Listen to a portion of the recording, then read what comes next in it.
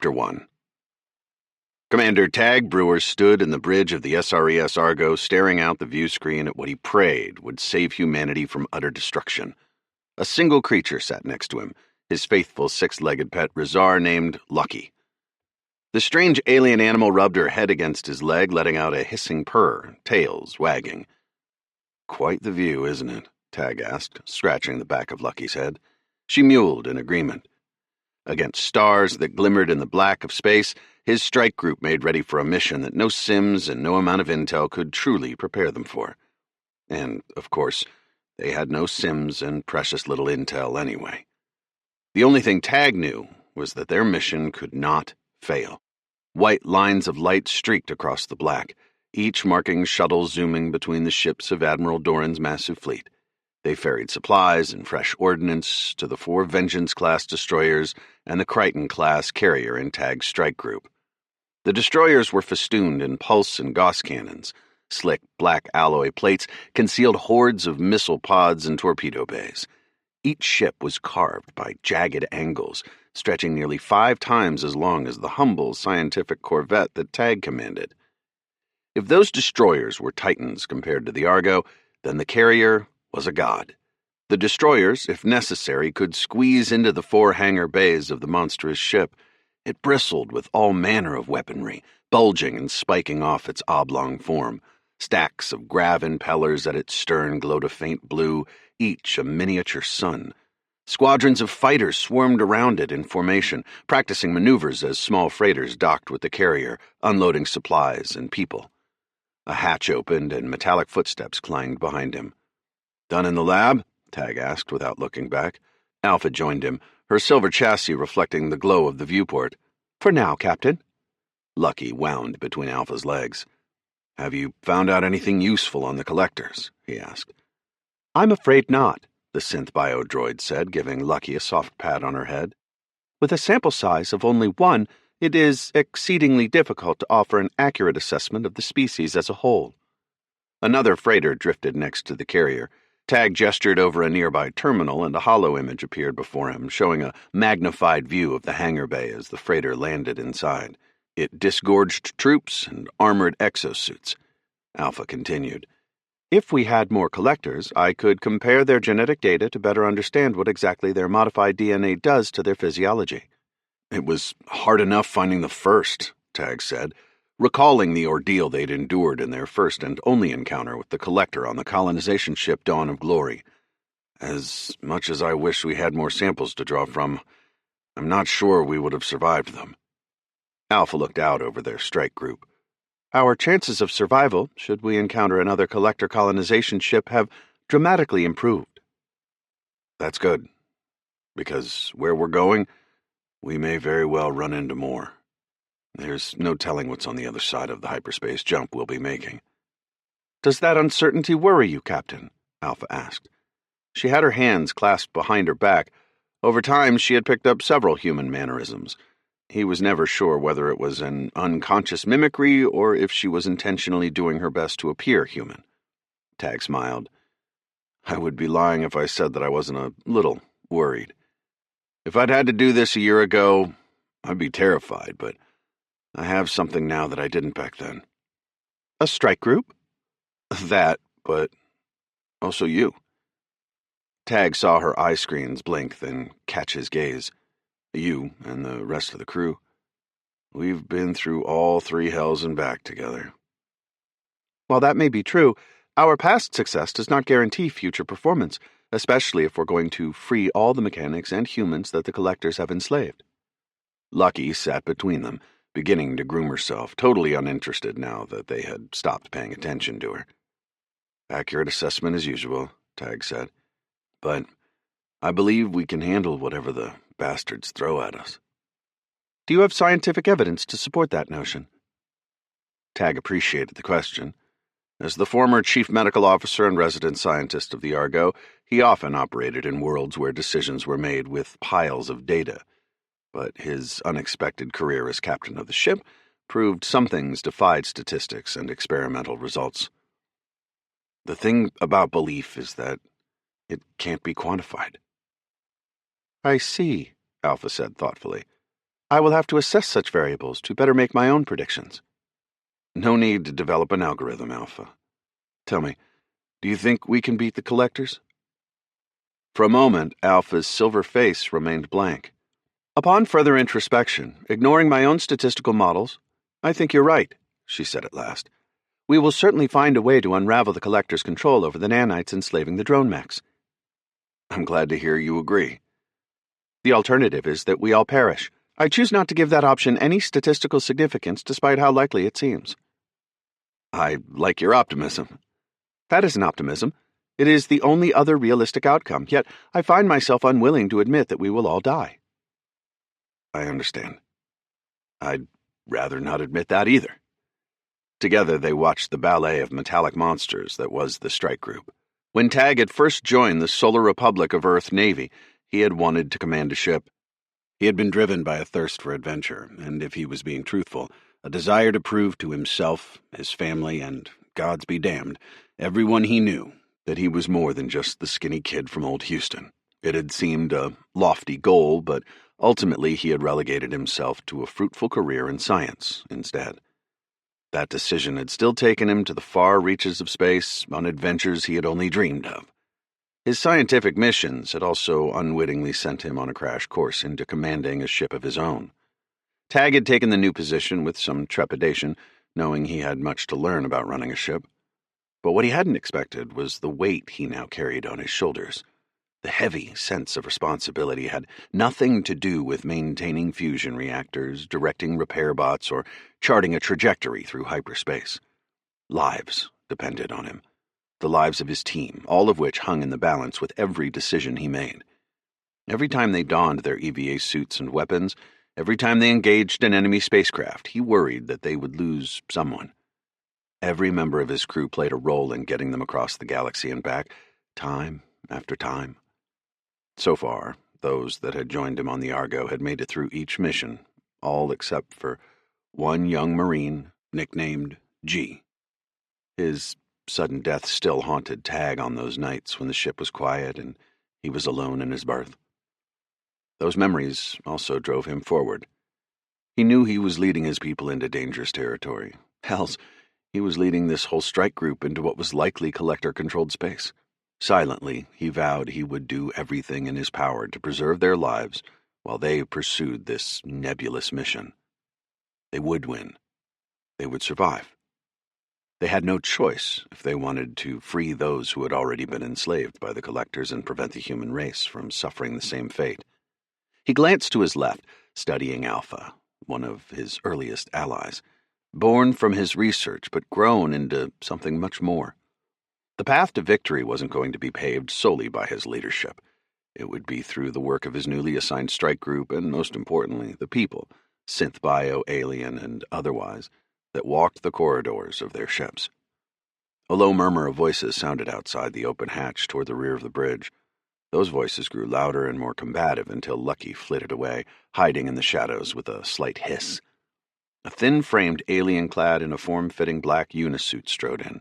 He had one slightly reptilian golden eye, the other was permanently closed, covered in scar tissue. The gentle flow of air from the overhead ducts caused ripples in the black fur covering his face and six-fingered hands. Corin, the Argo's engineer and weapons expert, was a gifted technologist.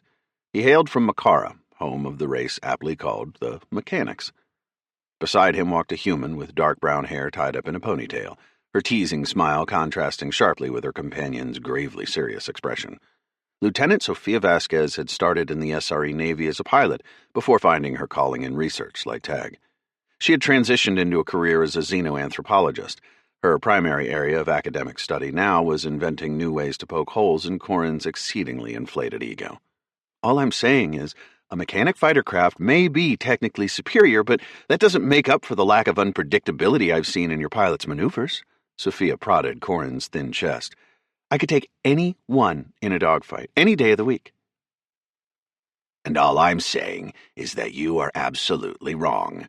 Your primitive primate brain wouldn't understand the maneuvers we've programmed into our fighter craft, eliminating the necessity for active interference from a foolish and arrogant pilot, like yourself. Arrogant? Sophia raised an eyebrow. Look, I'm alive, aren't I? And let me remind you, I survived damn near a decade on Eta 5 without losing an eye to an angry forinth. She pointed at his scars. Who in the three hells are you calling foolish and arrogant? Corin sighed, then looked at Tag. Can we please throw her out the airlock?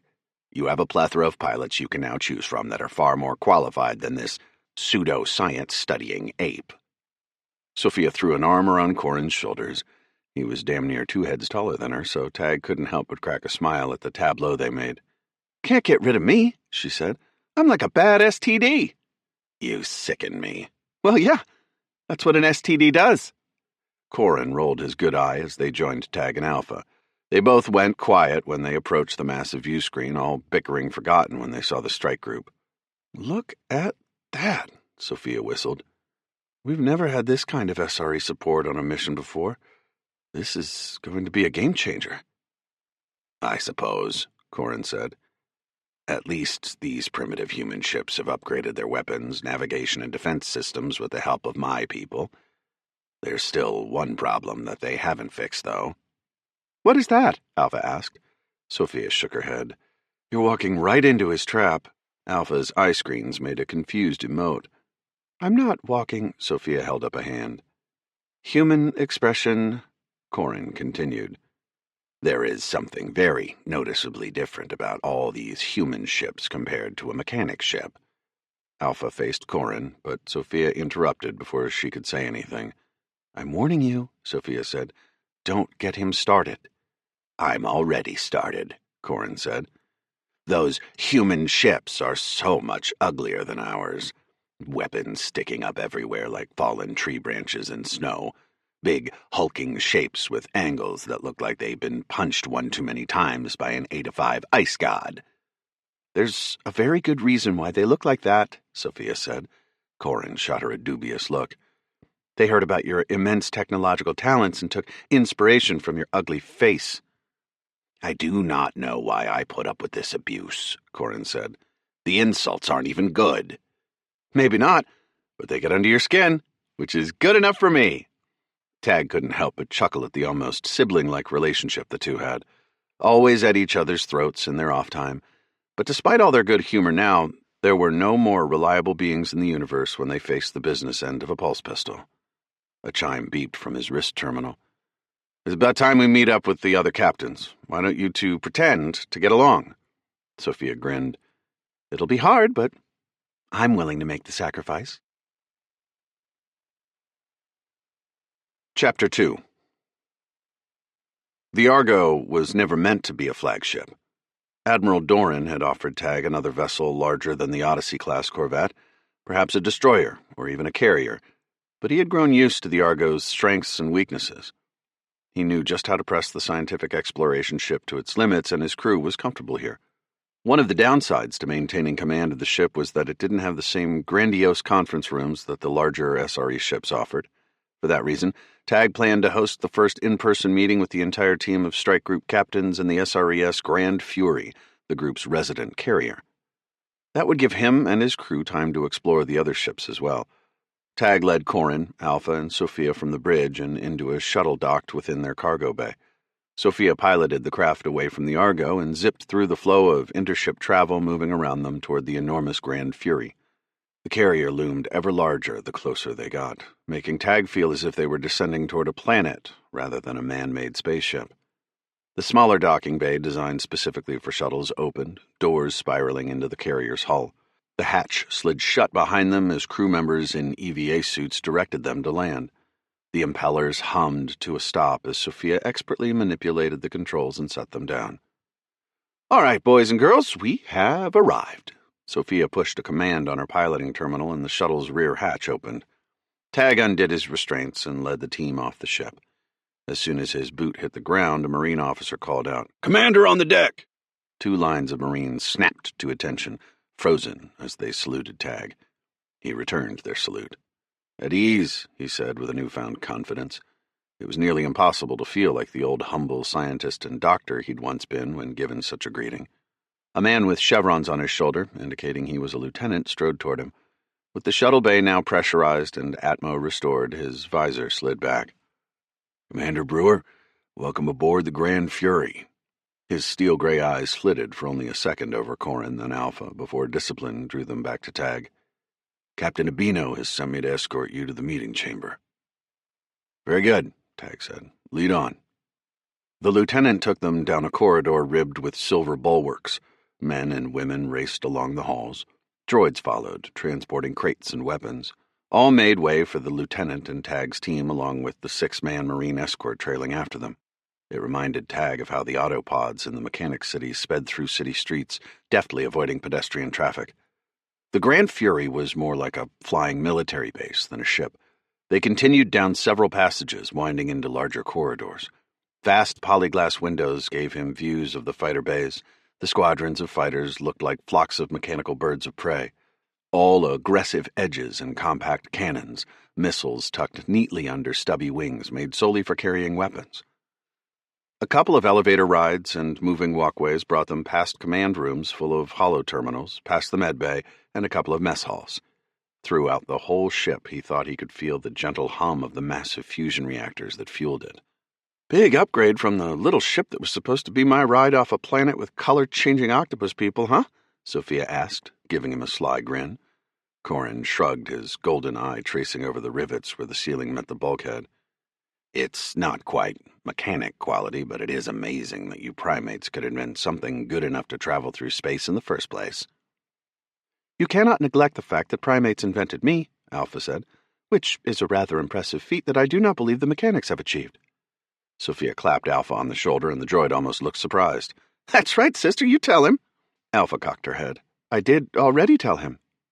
The corners of Corin's lips twitched, the closest thing the mechanic would ever get to a smile. That good humor didn't last much longer when they turned another corner to the Command Information Center. 2 Marines stood guard at the door of the CIC. They exchanged salutes with Tag, then opened a wide polyglass hatch. Inside was a scene Tag could best describe as controlled chaos. Officers sat or stood at terminals all over the wide U-shaped space, their voices carrying. Huge view screens surrounded the front half of the chamber, lending a view into the swarming fighters outside the ship. A plethora of holos displayed everything from maps of the star system to schematics of the ship itself. Toward the rear, a second platform overlooked the room. There was a crash couch there, situated so whoever sat in it had a view over the whole space. Standing at the railing overlooking the CIC, a woman in a white uniform stood with her hands clasped behind her back. Her black hair was tied in a tight knot at the back of her head.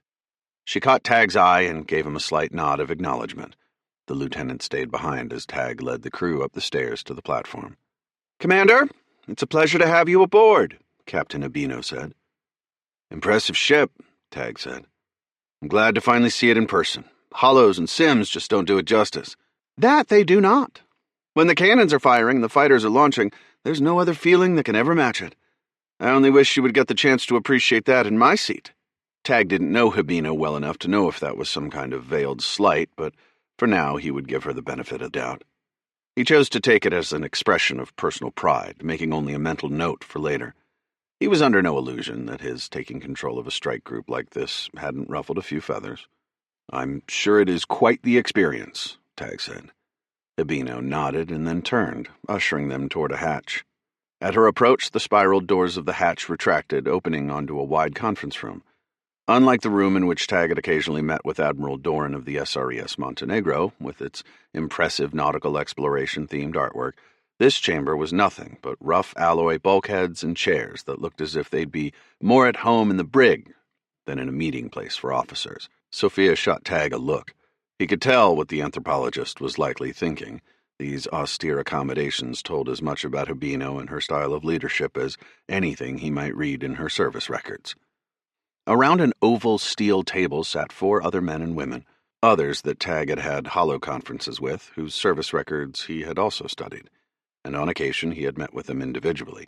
Never had all these people been assembled in a single physical location.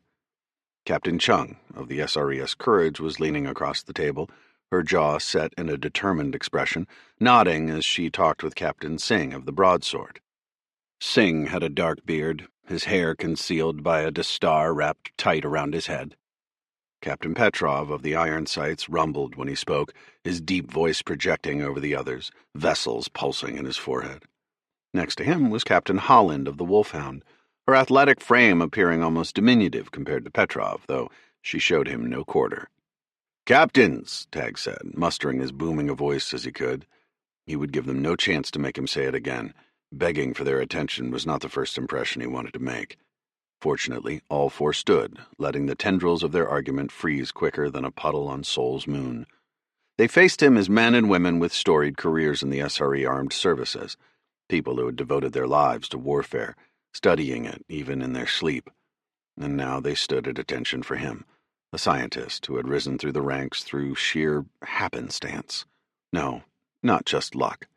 Tag could feel the warmth of Corin and Alpha and Sophia beside him. His crew had seen him through missions these four captains could only imagine in their most gut-fire-fueled dreams. He had already proven himself to their superior, Admiral Doran, and now he just had to prove to those serving under him that he and his crew were perfectly capable of dealing with the threats waiting for them on the other side of the galaxy. After facing a post-human, a collector, in person, saving the planet of Makara and stopping a rebellion on Orthod before it started, he had thought that would be easy. But as soon as he gave a nod to put his officers at ease, their voices erupted back into the arguments that he'd interrupted. He tried not to underestimate his enemies as a rule, but he had certainly underestimated his allies. Chapter 3. Alpha and Sophia sat down on either side of Corin. The captains seemed not to notice. At first, Tag said nothing, merely crossing his arms over his chest as he surveyed the four arguing captains. Petrov's face quickly turned red. Singh's nose twitched, and Chung shook her head, seeming to dismiss every idea out of their mouths. Holland let out an exasperated sigh. Standing beside Tag, Hibino leaned toward him. "Doran promised me these were some of the best captains out there, not compromised by the conspiratorial roots that have embroiled Starinsky Labs and the Collectors." "These were the best Doran could round up?" Sophia asked. "How many were compromised?" None of the other captains seemed to have heard her except Hibino. "The number is depressingly high. Nearly half the fleet was grounded." "Three hells. Half our people were collaborating with the Collectors?" Tag asked. Hibino shook her head. "It wasn't quite like that. There were handfuls of traitors on each ship. Those traitors infiltrated the upper ranks or were working to install their own versions of AI into the vessels. Many of those grounded ships and crews are being quarantined. We had very few, really, that had not been touched by the collaborators." "Any guarantee that we didn't miss any?" Tag asked, looking between the captains and Hibino. "In war, guarantees are as good as trying to predict the next solar flare. You can do your best, but in the end, it's still going to hit you when you least expect it and knock you on your ass." "I appreciate the honesty, Captain," Tag said. The four captains' voices clashed against one another like a storm of colliding torpedoes. They knew Tag was on deck, they knew he was their commanding officer, and yet they were too caught up in their own discussion to give him the proper respect owed his rank. Either they were truly passionate about whatever they were discussing, or they still did not see him as the commander of this strike group. Tag had a feeling it was a little of both. In the lab, he had worked with his fair share of disgruntled scientists or stubborn lab techs who thought they knew better than him. His teams had usually only consisted of small groups, never more than 2 or 3 people at a time. But he could recall the arguments well, and he had honed his own particular brand of dealing with interpersonal conflicts. He found when people were charging at one another like a pair of dreadnoughts in interstellar battle, the last thing you wanted to do was dive right into the fray with them. That only fanned the flames of conflict. A better strategy was to disrupt expectations, subvert their expectations, and throw off their momentum. So instead of engaging, Tag wandered toward the head of the table. There he stood looking at each of the arguing captains, silent, maintaining a stoic expression. Singh was the first to go quiet and look at him with bemusement. With him dropping out of the argument, Chung went next. Holland went after, and Petrov kept going, unperturbed by his colleague's lack of attention. "We must not hesitate. Screw a science mission. We should strike immediately. Level every—" "Hey, cue ball," Sophia said. "Eyes up there." Petrov looked like he was about to explode. His eyes met Tag's, fire still radiating behind them. "Thank you for your attention," Tag said calmly. He motioned for Hibino to have a seat while he remained standing. Usually he liked to be eye level with his crew, to treat them as equals, but he wasn't about to give this table of Scorpioids a chance to strike out at one another again. It looks like we have far more work ahead of us than I anticipated. Sorry, Commander, Holland began, green eyes sweeping the table. We've been under a great deal. Tag cut her off with a wave. Trust me, I know. You're trying to convince yourselves that Admiral Doran isn't nuts for sending you off under the command of a guy who, not long ago, was treating colds and playing with pipettes in a lab. Habino's lips curled ever so slightly into a smirk. Commander, if I may speak freely, Petrov said. Right now, you may not. Petrov looked like he'd been punched squarely in the chest. Tag was certain this was a man who wasn't used to being told no. You need to understand that all your years of experience have not prepared you for what you're about to face, Tag said. And I know this because, as a medical officer of the SRE, I underwent much of the same training as you.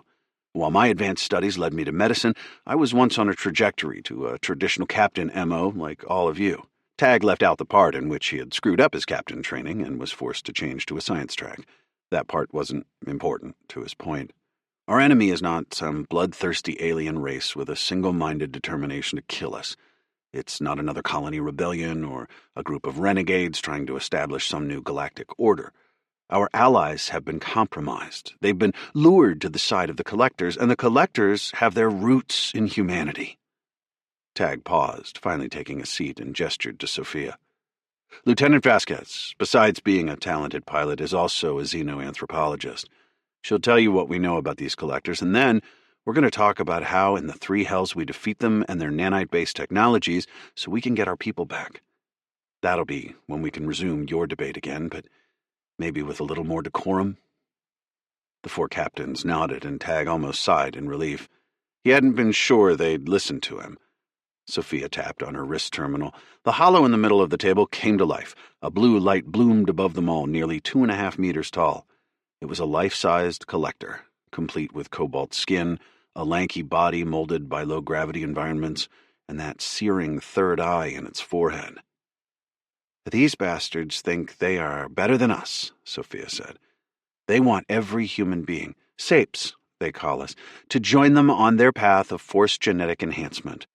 They believe the only way for humanity to survive in the universe is to ensure steady and directed artificial evolution through genetic engineering. Genetic engineering itself isn't entirely unreasonable, Petrov said, folding his bulging arms over his chest. The guy probably had a few genies himself. The issue isn't the genetic engineering, Sophia said.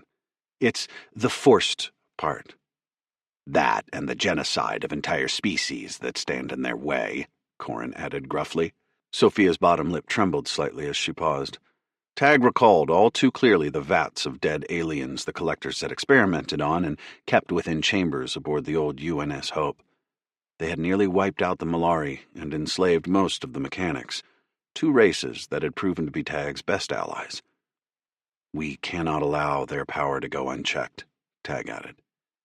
Chung's head bobbed with everything Tag and Sophia said. Absolutely. They've got to be stopped. It's why I'm here.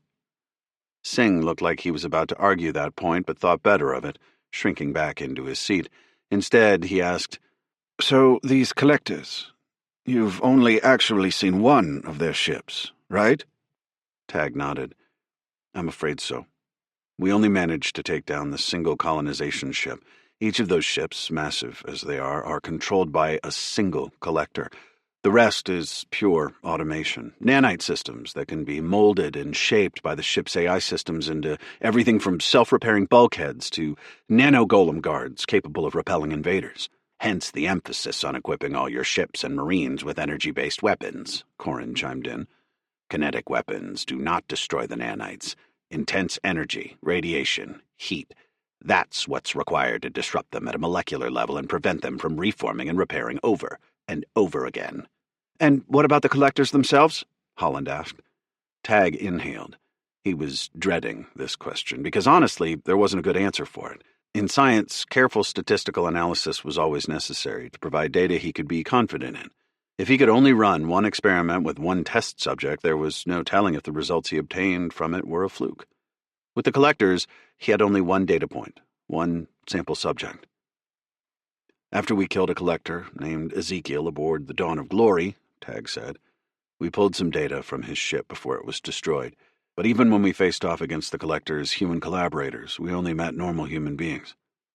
Then all the operational data we have is from a single collector and a single ship, Petrov said. It doesn't inspire much confidence.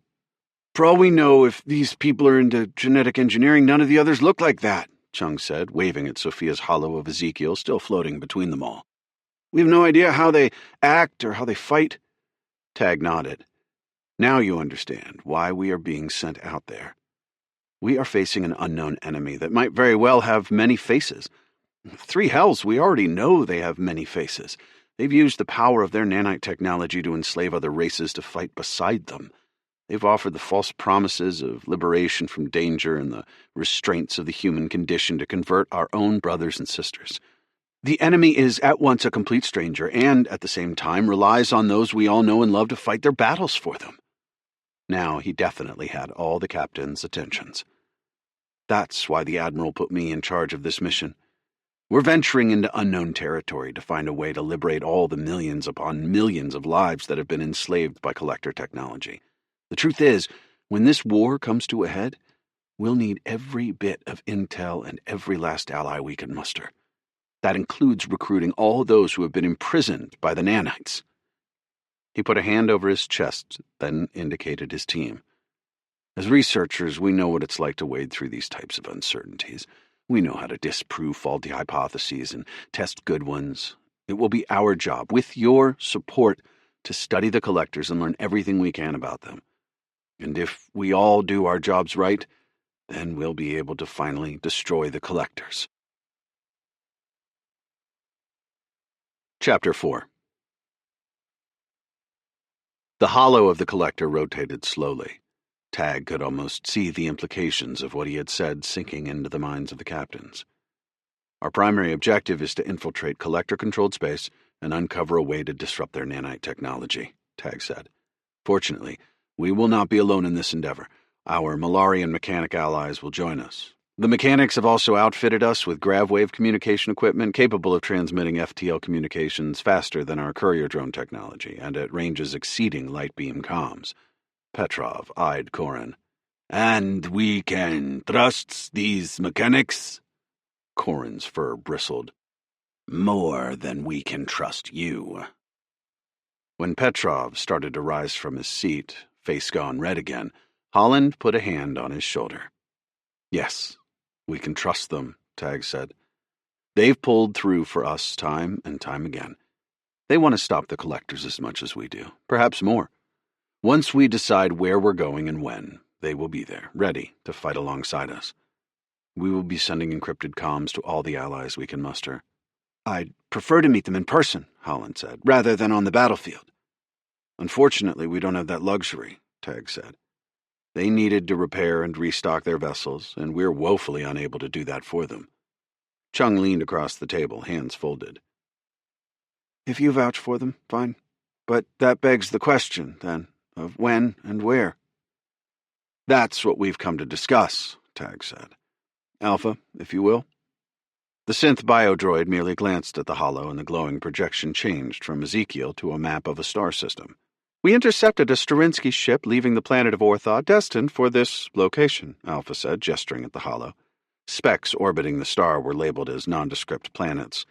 Very little information is available on this particular star system.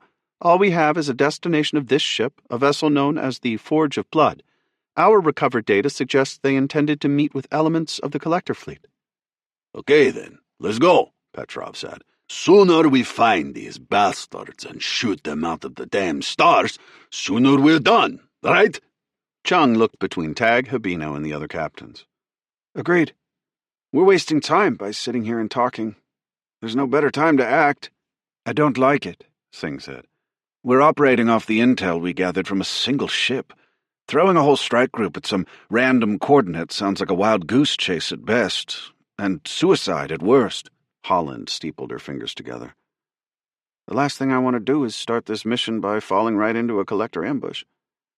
I have a feeling Doran didn't put us all together so we could slip through hyperspace only to end up like a planet in the middle of a meteor shower. Habino stared at the blurry hollow of the stars and planets slowly rotating around the table. We don't need to use the exact coordinates. Travel to a nearby point, then approach whatever is waiting for us more cautiously. And then risk missing whatever we're looking for by taking too long, Petrov said. He's right, Chung added. Say we're following that traitor ship and they're meeting up with the collectors only briefly. We could lose them. And if I'm understanding correctly, this is our only lead, yes? That is a correct assessment, Alpha said. We have no other indication where we might find the collectors or their allies. Sure we do, Singh said. We know they're working with Sterinsky. Why not press more of the corporate people there about it? Perform a couple interrogations, force them to talk. That's problematic in itself, Chung said.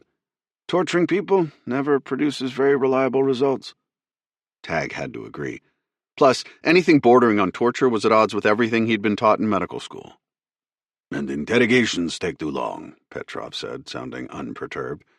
The more time we spend trying to find where these collectors are, the less time we'll have to catch them.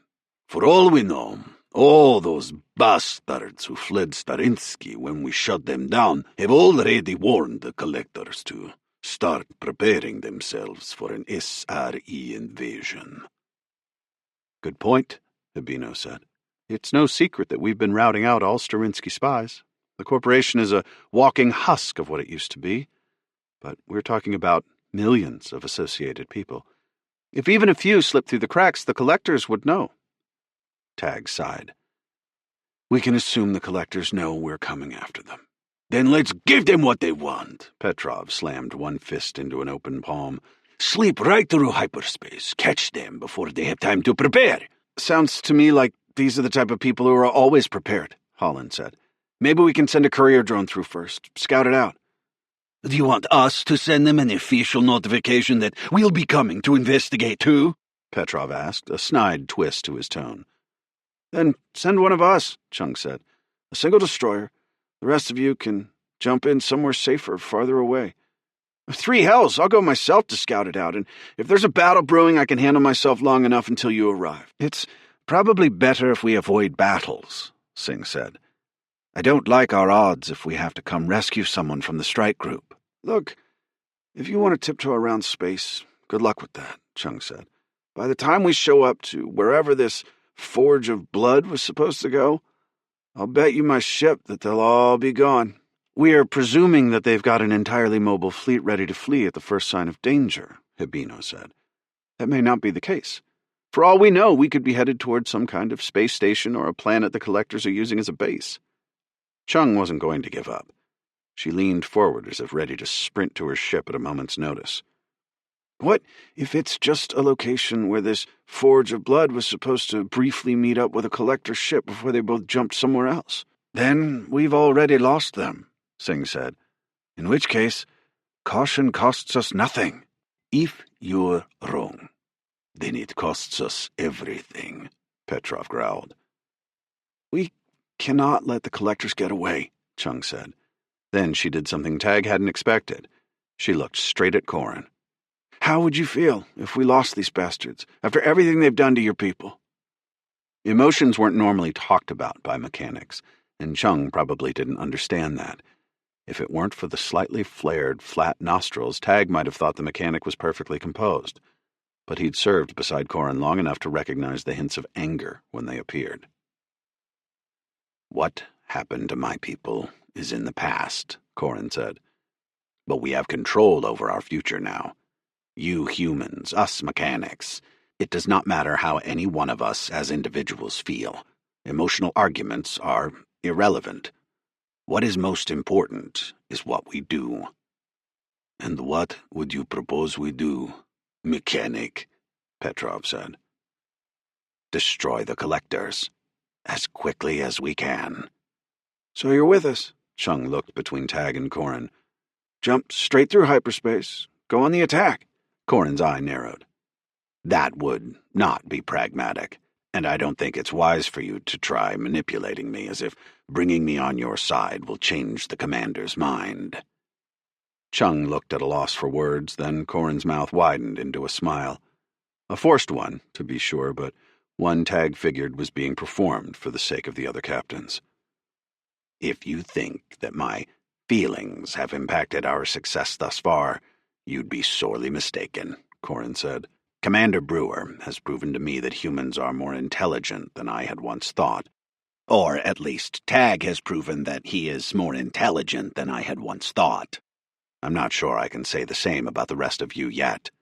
I have their intellectual assessment records on file from their service records if you are interested, Alpha said, doing her best to be helpful. I don't think that's necessary right now, Sophia said, but thanks, Alpha. Hibino gave a slight nod.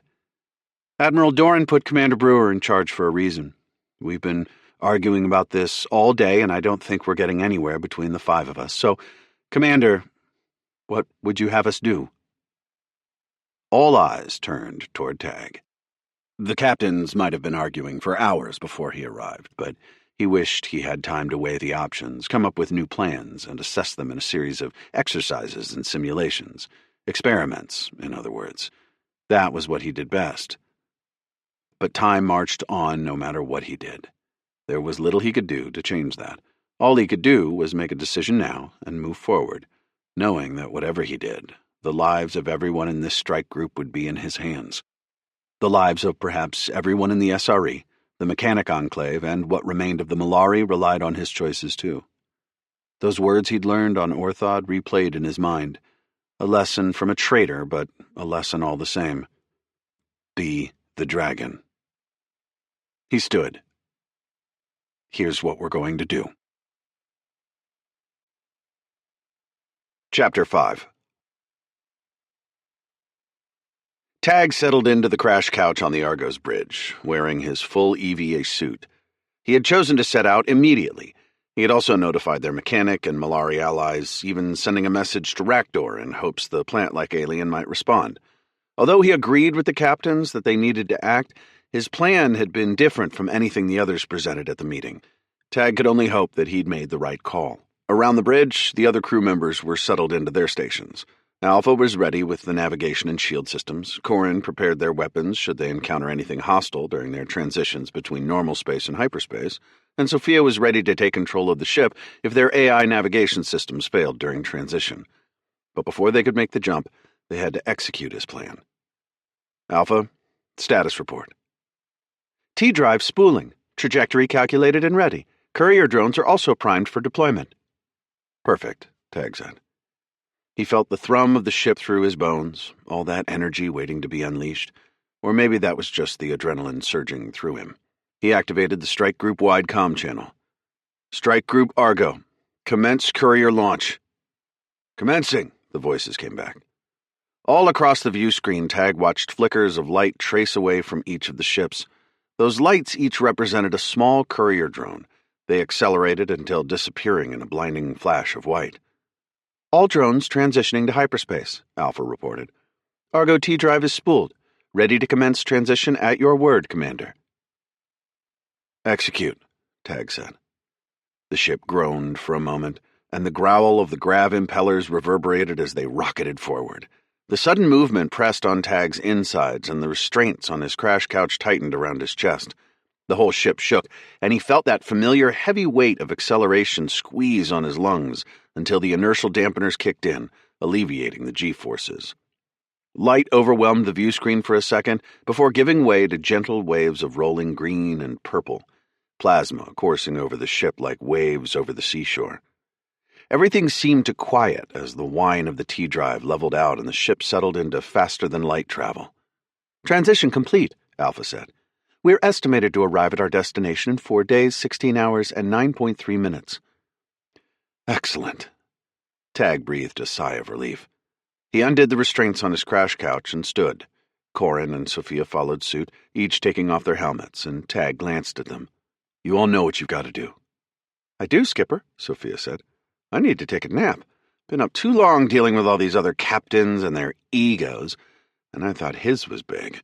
She used her thumb to indicate Corin. At least I am capable of admitting when I am wrong. I'm not so certain about these new friends of ours. Corin looked at the view screen. They could see the vague outlines of the other ships flitting through hyperspace. The vessels looked more like blurry ghosts through the waves of plasma than the mechanical monsters that they were. Especially that Captain Petrov. Quite a stubborn human. Chung isn't much better, Sophia said. You can tell they still want to go in with guns blazing. That would result in a highly improbable chance of success, according to my analyses, Alpha said. That's what my gut tells me too, Tag said. Sophia, go take your nap. Then maybe we can discuss logistics after dinner. Corin, work with the Marines to make sure weapons are set up. We need to be prepared for anything, whether that's a prolonged ship-to-ship battle or a boarding situation. Even in hyperspace, I'm not sure we're safe. Finally, he looked at Alpha. You and I will go to the lab later. We need to plan for what happens when we find the collectors. If we find them, Sophia said. You're starting to sound a lot like Singh, Tag said. Just trying to be realistic, she said. We'll need to think of alternatives in case we don't find anything out there. In that case, we might not need any alternatives, Tag said dourly. I've got a feeling if we miss out on this, the strike group is going to have my head. I like your head where it's at, so we better pray this works, Sophia said, stepping toward the hatch to the corridors. Prayers mean nothing, Corin said. It will be the machines that answer our commands. That is, if our plan works at all. I give it a... Alpha began. Tag waved her off. I know the chances, and I know they're slim. No need to go over it again. Corin walked toward the hatch. If you need me, I'll be with the Marines in the armory. Tag was left alone with Alpha. He joined her at the nav station, leaning over her shoulder as he studied the holo. The projected image showed the approximate locations of the courier drones. There was one for each ship traveling like a mirror image of their strike group, except these drones were headed to a location several 100,000 clicks from where Tag had set the strike group's destination. The drones would arrive at the Forge of Blood's exact destination, according to the data they had pulled off the ship. They would act as decoys, retreating at the first sign of danger to draw any potential collectors out, reporting on the enemy numbers while buying Tag and his team time. You do not trust other humans, do you? Alpha asked him. Tag put one hand on the back of her crash couch, leaning on it. It's not quite like that. Your argument for sending these drones was that the collectors would be expecting us. You assumed that even if Hannah Baker or one of the other traders we met on Orthod knew we were after them, it is very likely that someone in Admiral Doran's fleet would tell the collectors we are headed after the Forge of Blood. Yes, the odds of us having caught every traitor seem pretty low to me, In the human body, eliminating every bacterial cell from an infection can take an exceedingly long time, even if you've visibly recovered from a disease. Sometimes you never root out all of them, and that disease is always nesting in your body, lying dormant, waiting to reawaken. We have therapeutics for most diseases. I do not see this as a significant issue. It's a metaphor. I'm afraid we haven't rooted out every traitor, and our medicine for them isn't effective. The collectors will be waiting for us. They've toyed with us before. I have every reason to believe they'll toy with us again.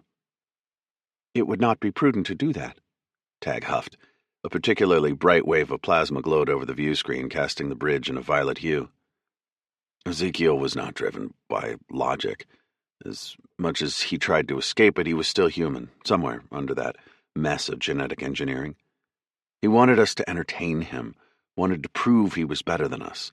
That's the human ego for you. The collectors know who took their colonization ship from Ezekiel, and they'll be more than happy to make an example of us, if not to save their own egos, then to show others in the SRE what happens when we resist. Alpha bobbed her silver head. I think I am beginning to understand. Irrational thoughts often seem rational to even the most logical of humans, and people will work to justify those irrational thoughts rather than to admit they might be wrong. Now you're getting it, Tag said. Alpha undid her restraints and stood, shutting down the holo at her station. I think you are acting pragmatically instead of emotionally. I noticed the other captains tried to bait you into their plans. They did, Tag agreed. Do you think ours is better?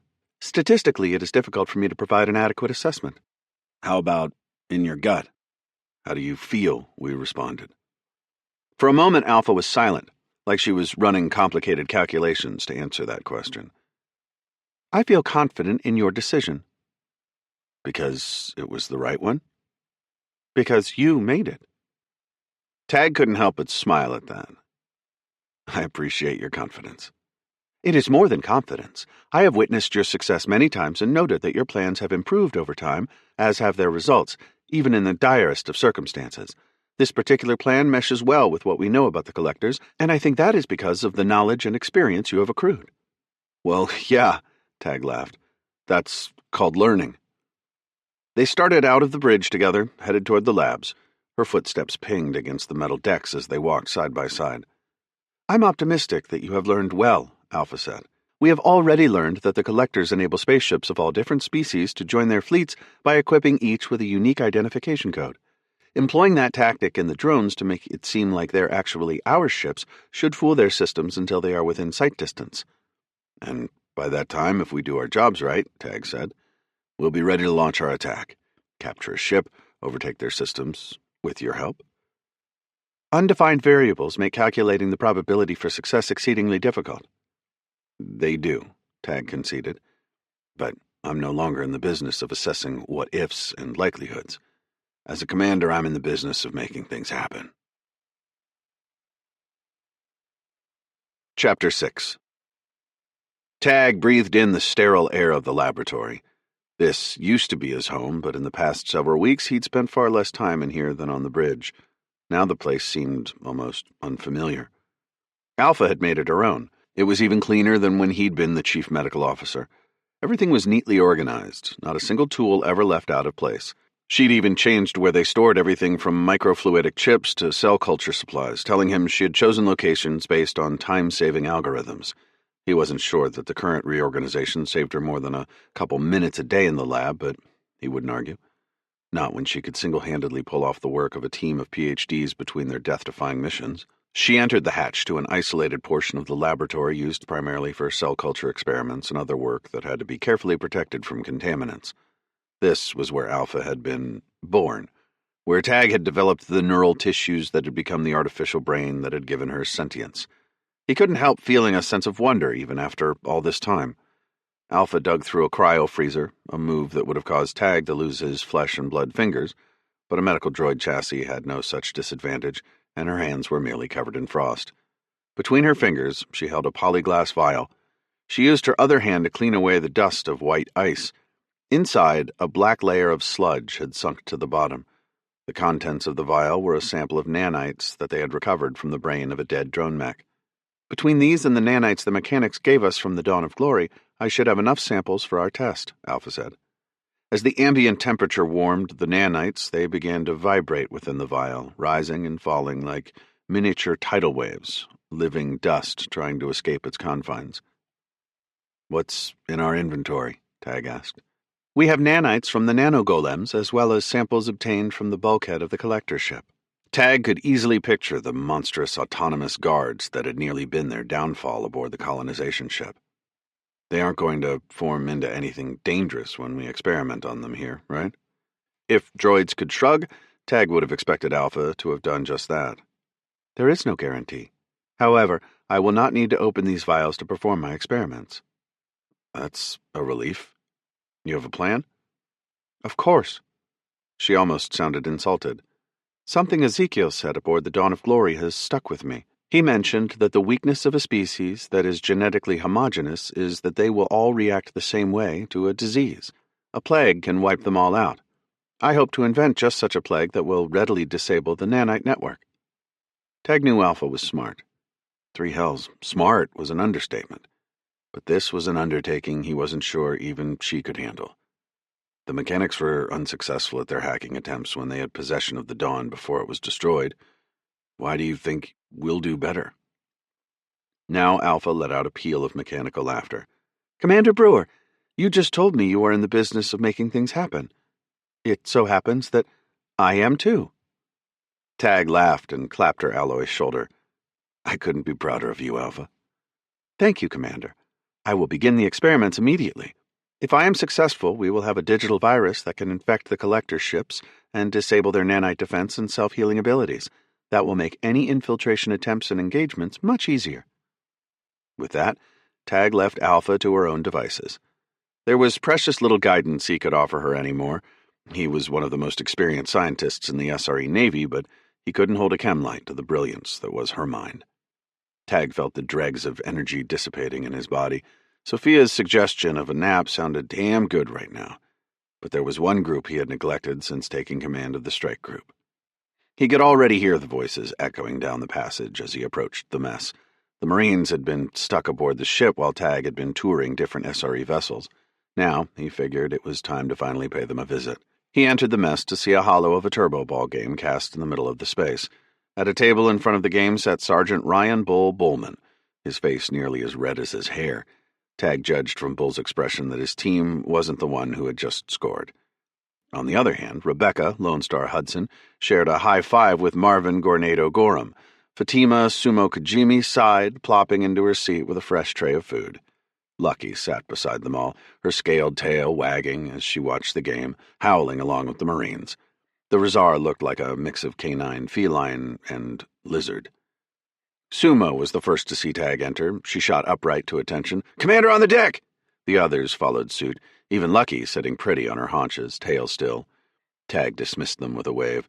"In public, maybe, but you guys know better than that." He grabbed an open seat next to Sumo. "Want a drink?" she asked. When he didn't immediately respond, she said, "It's not gut fire. We're not that stupid. At least, not yet." Bull grabbed an empty glass and poured a green liquid that smelled of oil and air recycling particles. He passed it to Tag when it was full. "There you go, boss." Tag sniffed it as Lucky pressed her body against his leg, letting out a mewling hiss. He scratched at the back of her head. "It's drinkable?" The others laughed. Lone Star rolled her eyes. "Come on, y'all. It's healthy. You need some vegetables to keep your blood flowing. Last thing we want is for someone to get a coronary in the middle of a firefight." "Last thing I want in a firefight is to get shot in the ass," Cornado said, shrugging his big shoulders. His sleeveless shirt showed the wounds still covered in auto-heal gels from Orthod. "Having been shot before, I can say firmly that I did not like it." "Then don't get hit," Sumo said. "Really simple solution." Lucky let out a hissing bark as if she was in agreement. "If you all got my back, then maybe I won't," Cornado said. "My hope is that we don't get in any firefights," Tag said. "Y'all don't actually believe we can get by without scraping knuckles with the collectors, right?" Lone Star asked. "We faced the drone mechs, we met that insane Ezekiel, and we saw the nonsense that Hannah Baker pulled on Orthod. Sorry to say, Commander, but we're gonna be in a firefight." "Hence the heart-healthy drinks," Sumo said with a look of disgust as she took another swallow. Then she held the drink up in a toast. All eyes were on her now, even as the recorded turbo ball game played in the background. "Better we live on to fight another day and honor those who didn't get the chance. Let's toast the kid." "To G," they all said, Tag included. That was the Marine they'd lost back on 8 of 5, back on Tag's first mission with the Marines. The Marines had been skeptical of him then, hadn't trusted him. But now here he was, drinking with them as easily as if he'd gone through boot camp on Fortico Station with them. The turbo ball game was forgotten as their conversation turned toward past missions, some long before they'd been assigned to the Argo. They often shared triumphs and tragedies during meals and between mission prep. Time passed like that on the ship, with Tag floating between Sophia and Corin and Alpha, helping out where he could, Lucky often at his heels. Everyone trying to throw themselves into chores around the Argo, whiling away the hours until the transition into uncertainty. When the moment finally arrived for transition to their target destination, Tag was in the bridge with Sophia, Corin, and Alpha in their respective crash couches. The Marines were secure below decks in theirs, and Lucky was in the special cage Corin and Alpha had designed for her in Tag's quarters. Everyone had donned EVA suits in case of an emergency, and their weapons were hot. "All power is being diverted in preparation for transition," Alpha reported. Tag nodded, glancing at the 4 destroyers and the carrier drifting through hyperspace with them. "Strike Group Argo, prepare for transition," he said over the comms. Soon they would find out whether the ploy with the courier drones had worked. It likely wouldn't take long for the drone mechs or collectors waiting on the other side to figure out those couriers were nothing but a diversion. But if it worked, it would buy enough time for Tag's group to catch up. Alpha tapped on her terminal. "Ready to transition." "Execute." A flurry of affirmatives came over the line. Tag counted them. All but one had come back as the ships began to blur into a bloom of white light heading back to normal space. "Iron sights, this is Argo," Tag said. "Execute transition, do you copy?" There was no response. "Captain Petrov, do you read?" Tag tried again. The other 4 ships were already disappearing, dropping out of hyperspace. But the iron sights still rocketed alongside them. Tag tried hailing them again, but was met with no response. They were running out of time to execute the transition themselves. If they waited too long, Alpha wouldn't be able to course correct in time, and they would leave the rest of the strike group stranded. "Iron sights, respond!" Tag shouted into the comms. "Captain, I'm receiving a data packet," Alpha replied. "It's coming from the iron sights. Accept?" "Yes." A flash of blue light cut across the orange and purple plasma lapping against their view screen. Tag had no time to see what was on the data packet. Corin stiffened at his weapons post. "Incoming fire, coming from the iron sights." Smaller glimmers of light launched from the ship. Missiles and torpedoes, cannon fire. "What in the 3 hells?" Sophia said. Then an orange glow bloomed around the iron sights' grav impellers. Alloy split and fractured, plasma venting out in waves. The ship pulling apart in 2 huge pieces. The ship was self-destructing. Tag had no time to contemplate the implications of this. He just hoped they had time to escape. "Alpha, execute transition." Chapter 7. A dark canvas studded with distant white stars bloomed across their view screen. The inertial dampeners kicked in and Tag's restraints relaxed. Ahead was the Grand Fury, with the remaining 3 destroyers drifting silently alongside it. Tag glanced at his heads-up display to see that all 4 had weapons hot, cannons and missiles primed to fire. Tag willed his thudding heart to settle. The wash of adrenaline hadn't yet slowed. He glanced around at the holodisplay in the middle of the bridge, trying to put together everything that had just happened. The holomap showed 4 blinking white dots signifying what was left of the strike group. Thousands of clicks away came the signals from their scouting courier drones, but so far there were no flashing dots to represent an enemy contact. No enemies except for whatever had destroyed the iron sights. "Contacts?" Tag asked the other captains. Just because there was nothing showing up on LiDAR or radar didn't mean there weren't stealth ships lurking in the darkness, waiting to ambush them. "Negative," came the replies. He heard the tension in their voices. He knew they were trying to hold it together for the sake of their crews, but there was an unanswered question on all of their minds. He steeled himself, still not believing what he had seen in those few seconds between the transition of the other ships and their own. "Alpha, any signs of the Crucible or Stalwart?" Tag asked. "Negative, Commander," Alpha said. "There have been no responses from my inquiries." Tag waited a beat. Now came the hard part of their transition. "Strike Team Argo, Iron Sights is gone." "What?" Chung asked. "What do you mean, gone?" "We're not sure yet," Tag said over the channel. Then, off comms, he told Alpha to start going through the data packet they had received. "How does a destroyer just disappear?" Singh asked. "I didn't see an SOS. No transition malfunction." "Neither did I," Tag said. "Commander, you were the last to see them," Captain Holland said. Tag didn't like that it seemed to be a subtle accusation. "They launched a fusillade at us, then the rear half of the ship began to disintegrate," Tag said. "We received a data packet from them before we transitioned. Alpha is looking over it now." Tag replayed the images of the exploding ship in his mind again, saw the missiles coming straight at them, enough to turn their ship into a flaming piece of space flotsam, killing everyone inside.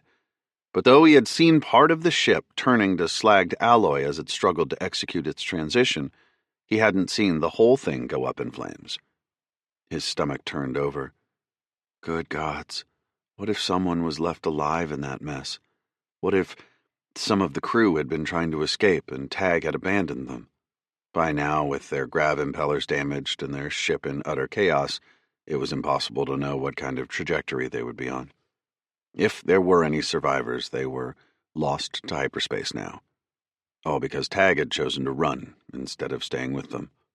"You said they fired at you," Singh continued, voice quaking in disbelief. "But I don't detect any damage to the Argo." "We transitioned right before impact," Tag replied. "The crew of the iron sights could still be out there," Holland said, echoing Tag's dark thoughts. "Gods." Sophia looked up at Tag from her station, as if she could tell what was going through his mind. We made the right decision.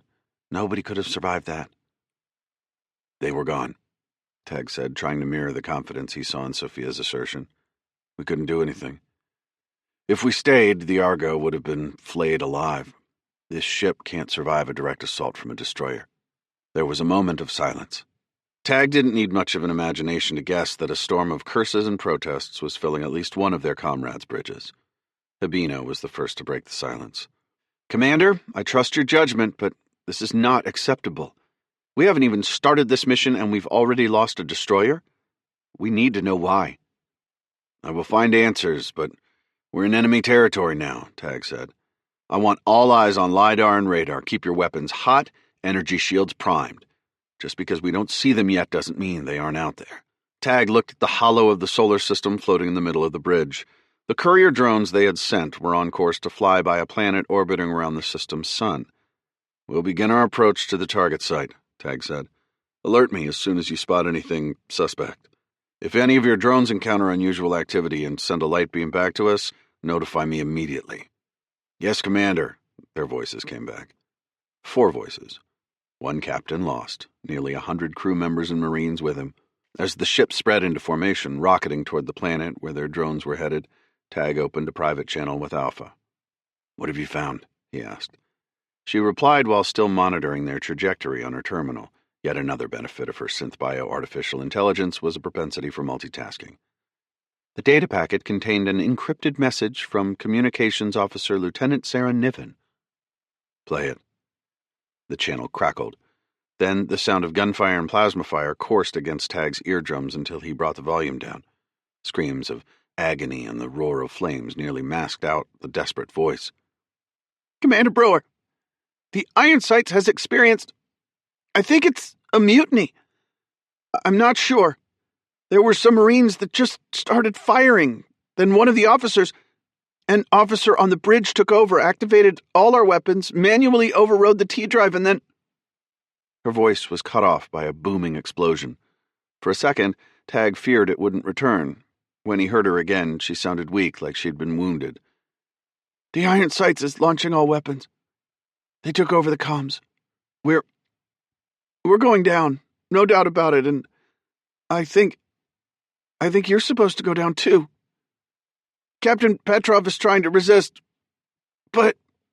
She started whispering. More Marines in the bridge. They are... A high-pitched screech, like malfunctioning electronics, cut through the channel. Alpha shut the recording off. That's it, Alpha said. The recording continues, but I do not detect any more human voices or any valuable information. Thank you, Alpha, Tag said. He felt like someone had taken a pulse pistol to his guts. Tag relayed the relevant information to Corin and Sophia, trying to sound calm despite the racing of his heart. He needed to keep it together for the sake of the mission, but this was a blow he had not anticipated. Doubt aided him, undermining his confidence. That is all very odd, Corin said once Tag had finished. Do you think those Marines were collaborators or drone humans? There's no way to tell now, Tag said. But whatever the case, we might very well have more conspirators in our midst. On the holomap, he saw the strike group flying in formation. Were more traitors aboard those vessels, too? Was each of them a ticking time bomb waiting for the right moment to go off? And why had the bastards aboard the Iron Sights unleashed their attack right before transition? He worried those questions would remain unanswered. For now, all we can do is carry on as planned, Tag said, with extra precautions. He couldn't help but remember how Lone Star had been duped into sabotaging them. All it took was one person aboard one of those ships to wreck their mission. The thought that there might be far more conspirators was enough to make him feel sick. Should I share this file with the other captains? Alpha asked. They seemed very curious about what was going on. Tag considered it, but if there was a conspirator among their bridge crews, he wasn't sure whether this would help or hurt. Even in the best case, the audio would be a distraction from whatever they were about to confront. Worst case, it would set off another chain reaction, causing more mutinies and disrupting the mission entirely as suspicions flared. Don't share it yet, Tag said. How long until we reach the target destination? ETA 30 minutes. We're already in weapon range of anything that may be there, Corin said. That sealed Tag's decision. Alpha, send a message to the other captains that we need to have an immediate private conference. Yes, Commander. Moments later, the hollows of the other captains appeared around Tag's crash couch. Habino appeared calm and collected. Singh looked like he'd just run a marathon, sweat coursing down his forehead, and Chung had her jaw clenched like she was ready for a fight. Holland leaned forward in her crash couch, fists tightened. Tag glanced at his HUD just to make sure every line was private and encrypted like he'd ordered. I'm going to share the data packet we recovered from the iron sites with you all later. Suffice to say, we may be dealing with collector sympathizers or nanite-enslaved humans in our ranks. I'm telling you this because you know better than me who you can trust on your ships. Be vigilant. We'll discuss more, but for now, let's focus on the mission, locating the collectors and figuring out where the Forge of Blood was heading. They all gave him their affirmatives, Singh and Chung perhaps a little less enthusiastic. Habino restrained as usual. Holland looked like she was already putting together a mental list of people to interrogate. Tag didn't like that they seemed preoccupied, but three hells, what could he do? If they flew headlong into a battle with the collectors, they needed to know their crews were loyal. The enemy might not just be out there. The enemy might already be aboard their ships. Chapter 8. Tag watched the holomap as the courier drones glided toward a large planet. There had been no ambush yet, no exploding mines or incoming fighters. None of the drones had reported so much as a drive signature from another ship. An itching sensation at the back of Tag's neck wouldn't let him relax, though. The system's sun flared before them, a glaring white spot on their view screen. Silhouetted against it was a solitary planet. Alpha, what can you tell me about that planet? Tag said as it loomed larger in their view screen. It is orbiting the system's sun in the Goldilocks zone. Sensors from the passing courier drones report the atmosphere is of a chemical makeup that should support life. Do we have any images of the planet's surface? Any potential collector activity? Tag asked. Alpha's metallic fingers clacked across her terminal. I'm not getting any imaging data from the courier drones. How is that possible? Corin asked, fingers poised over his terminal. The drones don't seem to be responding to any visual imagery data requests. They seem to be blocked. Oh, three hells, Sophia said. Someone's here. They're drawing us in, aren't they? Do the drones show signs of hacking? Tag's heartbeat accelerated as he studied the view screen, waiting for the glow of a distant energy cannon or the flare of a missile launching toward them. There's no evidence of external manipulation in the drone carrier subsystems, but I am seeing reports of camera failure in all 6 drones. Camera failure, my ass, Sophia said. It's the damn collectors. Undoubtedly, Corin said. But where are they? The imaging sensors of the courier drones were not altered by the collectors, Alpha said. You don't actually believe they just failed, Tag said.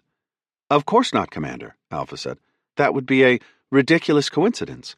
However, the time of failure indicates that it happened well before the courier drone's T-drives were activated. Now Tag thought he understood.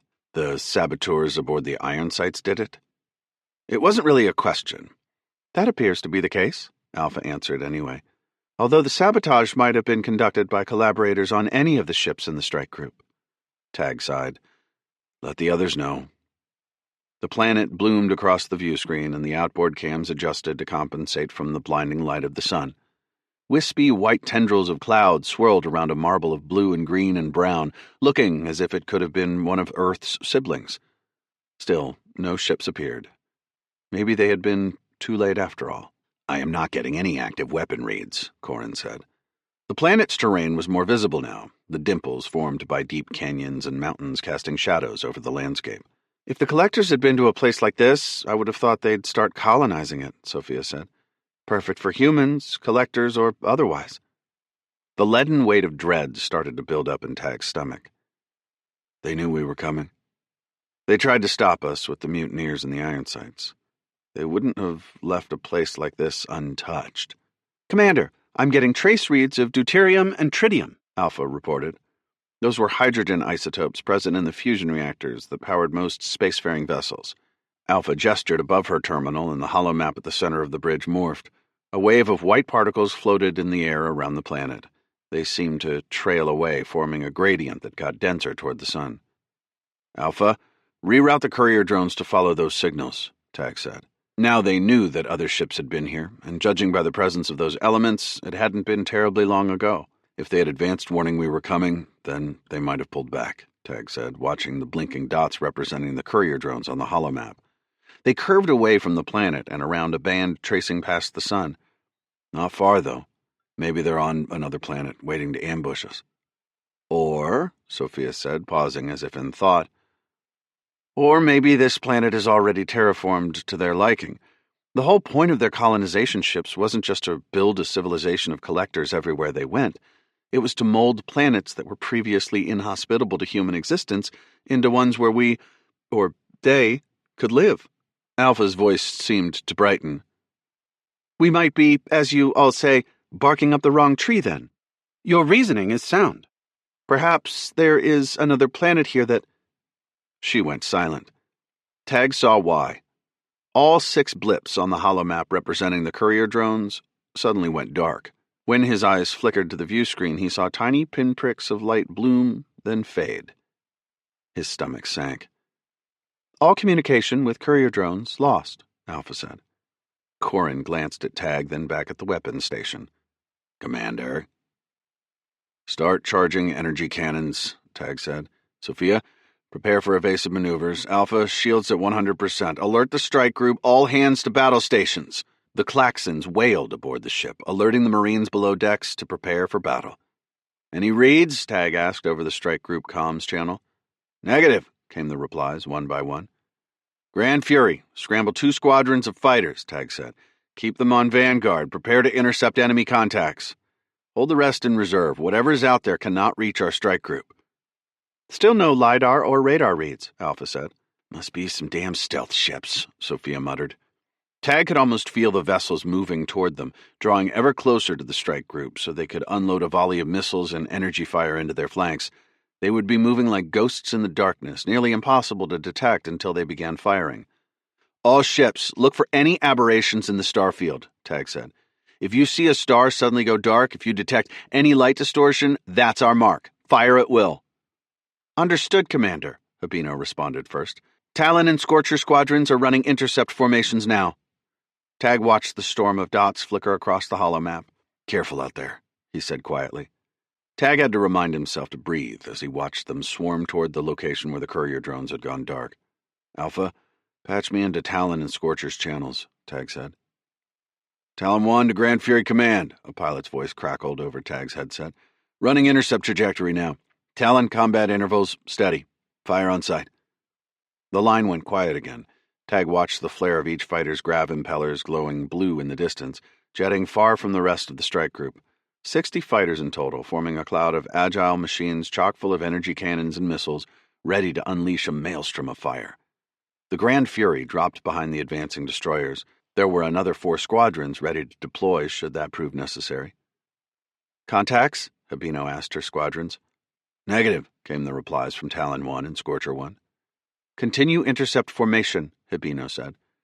The cloud of fighters were now only 100 clicks from the spot where the courier drones had been. The familiar sounds of the bridge seemed to fade away as Tag's focus flicked between the holomap and the view screen. Talon 1 reporting no sign of enemy contacts. Confirmed visual of wreckage from the courier drones. An image of twisted metal and globs of slagged alloy floated in the center of the bridge above the holomap. Continue advance, Habino said. Copy, Grand Fury. Current His voice was cut off. A flash of green light cut through the black of space. The dot representing Talon 1 on the holomap disappeared. A stream of pulse fire sprayed from the fighters. Energy rounds coursed into their ranks, a kaleidoscopic fury of weapons exploding to life. Engaging! Thought I saw... To your 6! To your 6! Voices screamed over the channel, panicked, desperate. Distant tongues of plasma sprayed from the fighters. Missiles lanced into the darkness. Some splashed against energy shields, their explosive force absorbed by the defenses of the enemy's stealth ships. Others were obliterated by point defense cannon fire. Each time the stealth ships opened fire, they were visible for a blink, barely capturable by the human eye. Luckily, Tag didn't need to rely on his eyes. Alpha, record their positions. Corin, fire missiles on our coordinates. This wasn't the most effective range for missiles, but he had to do something. The dots on the holomaps representing the fighters were disappearing. Every passing second, more were lost to the darkness. Destroyers, move in, Tag ordered over the comms.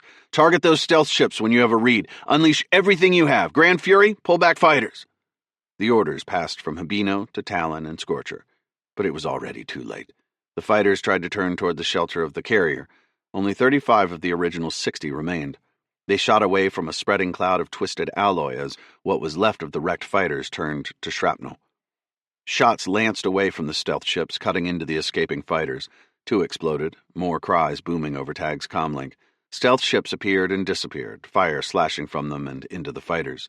Most of the Argo's missiles punched past where the stealth ships had been, gliding off harmlessly into the darkness. More fighters turned to ash and fire as they raced back. Now there were only 20 left, then 15. Another blast of energy rounds, and all were gone. Less than a minute. That was all it had taken. And now that they weren't firing, the stealth ships were again invisible. Tag didn't need to see them to know exactly what their next targets would be. Chapter 9. Pulsing cannon rounds from the 4 destroyers lit up the dark, reflecting through the bridge's view screen. The massive ships advanced like leviathans toward where the stealth ships had last appeared. But most of that fire was piercing nothing but empty space. The destroyers were lashing out in a defensive maneuver. Their fire wasn't concentrated and coherent like it would be if they had pinpointed the enemy's exact location. Instead, they were relying on chance. The hope that this scattershot approach would slam into a stealth ship's energy shields. If a single round hit, they could focus their fire on an enemy. But right now, the best they could do was send thousands of needling rounds into emptiness and hope something stuck. The stealth ships had ceased firing now that Talon and Scorcher were wiped out. They might have retreated or might have pulled up right next to the Argo, ready to fill the corvette's hull with gaping wounds. "Alpha, tell me you see something," Tag said. He was unable to keep the desperation from his voice. His palms were sweating, forming a sticky film in the inside of his gloves. "Commander, should I deploy another squadron?" Hibino asked. Her voice was no longer constrained and level. Instead, it shook with worry.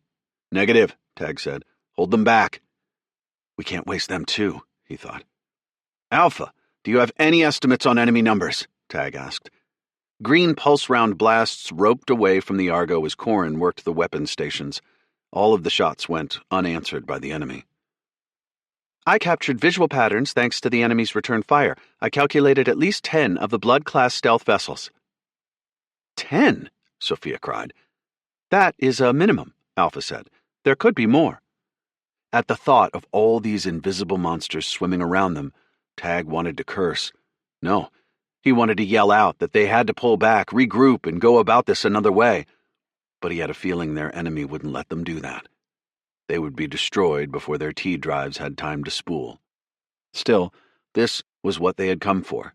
They had needed to find an enemy ship.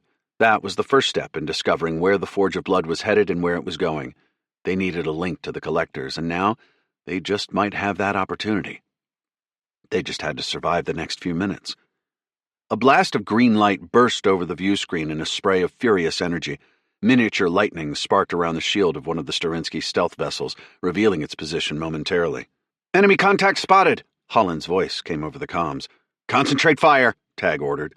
Kinetic slugs and charged energy rounds crashed against the ship's shields. The shields pulsed as they struggled to absorb the volley.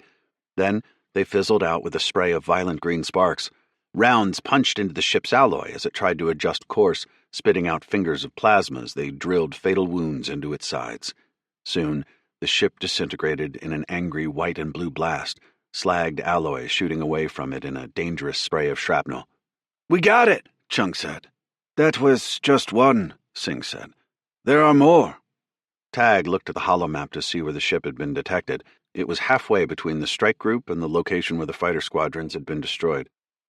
"Contacts advancing!" Tag yelled over the lines. "Continue defensive fire!" Moments after the words left his mouth, a barrage of rounds crashed into the strike group. The shields of the destroyers and the carrier sizzled and popped as they absorbed the incoming pulse fire. Missiles streaked toward the vessels. Pearly strings of PDC fire spewed from the strike group, desperate to prevent those missiles' impacts. "Deploy 2 squadrons," Tag said to Hibino. They had no choice now. Their backs were pressed against the proverbial wall. Maintain defensive proximity. Fighters joined the fray as if a hornet's nest had been kicked. As soon as incoming fire revealed an enemy ship, the fighters blasted after the stealth vessel. "Taking evasive maneuvers," Sophia yelled, pulling hard on the controls. The Argo lurched and energy rounds peppered the shields. "Shields at 60%, Alpha said. More rounds connected with their ship. "Who the hell is firing on us?" Tag asked, trying to make sense of the chaos. Voices from the other captains barking orders echoed in his ears. Once again, he heard the desperate cries of the fighter pilots struggling to maintain some semblance of control over their squadrons in the battlefield. Round after round pounded into the flanks of the destroyers. Their shields flickered, and Tag glanced at his HUD, watching the reports from each of the vessels. Judging by the rate of incoming fire, it would take only minutes for the shields to fall. Once they did, the ships would be nothing more than paper houses waiting to go up in flames. More worrying yet were the reports streaming from the carrier. The enemy seemed to have focused on the Fury first. The ship was absorbing more fire than it was putting out. Kinetic rounds pierced its shield, slamming into the ship's cannons, crippling a few of its mains. A stream of missiles punched into the struggling shields, creating a gap in the defenses. Another missile found that gap, slamming into a hangar bay. Fire engulfed the bay, and through the Argo's enhanced outboard cams, he saw the crew expelled into space from the resulting explosions, bodies cartwheeling as they froze. They were losing this fight. No matter how strong these destroyers were, no matter how prepared the ship's captains had been, they couldn't match the ghost-like capabilities of the Sterinsky ships. None of the SRE forces had ever faced an enemy like this, one that was as invisible as the grav waves coursing through space. Then Tag realized what he'd been doing wrong. They were playing this battle out of the SRE playbooks, going by the sims they'd been trained on. Doran had trusted him with this mission because he had faced the technology of Sterinsky Labs and the Collectors, not because he had aced his training or risen in the ranks like Holland, Chung, Singh, or Habino. No, she had trusted him because he broke the mold. Another rash of fire lit up their shields, rounds splashing across their aft. "Alpha, target that ship," he yelled as the Argo shook violently. "Activate grav tethers. We're going in." Tag undid his crash couch's restraints. So far, the enemy forces had paid relatively little attention to the Argo. The science vessel, even outfitted as it was with powerful weapons for its size, was still nothing but a small dagger compared to the broadswords that were the carrier and destroyers. The enemy could eliminate the Argo in seconds once they'd dispatched the larger forces. It was time for Tag to use that mistake in the enemy's judgment against them. "Captain, enemy location marked, estimated trajectory calculated," Alpha said. A route appeared on the holomap showing the likely location of the stealth ship. "Sophia, take us in," Tag said. Then, over the Marines channel, "Bull, prepare for boarding operation." The Sterinsky ship continued firing as they closed in. Rounds streamed into the Argo's shield. "Shield's down to 40%, Alpha reported. "Keep moving in," Tag said. "Corin, focus fire on disabling enemy weapons."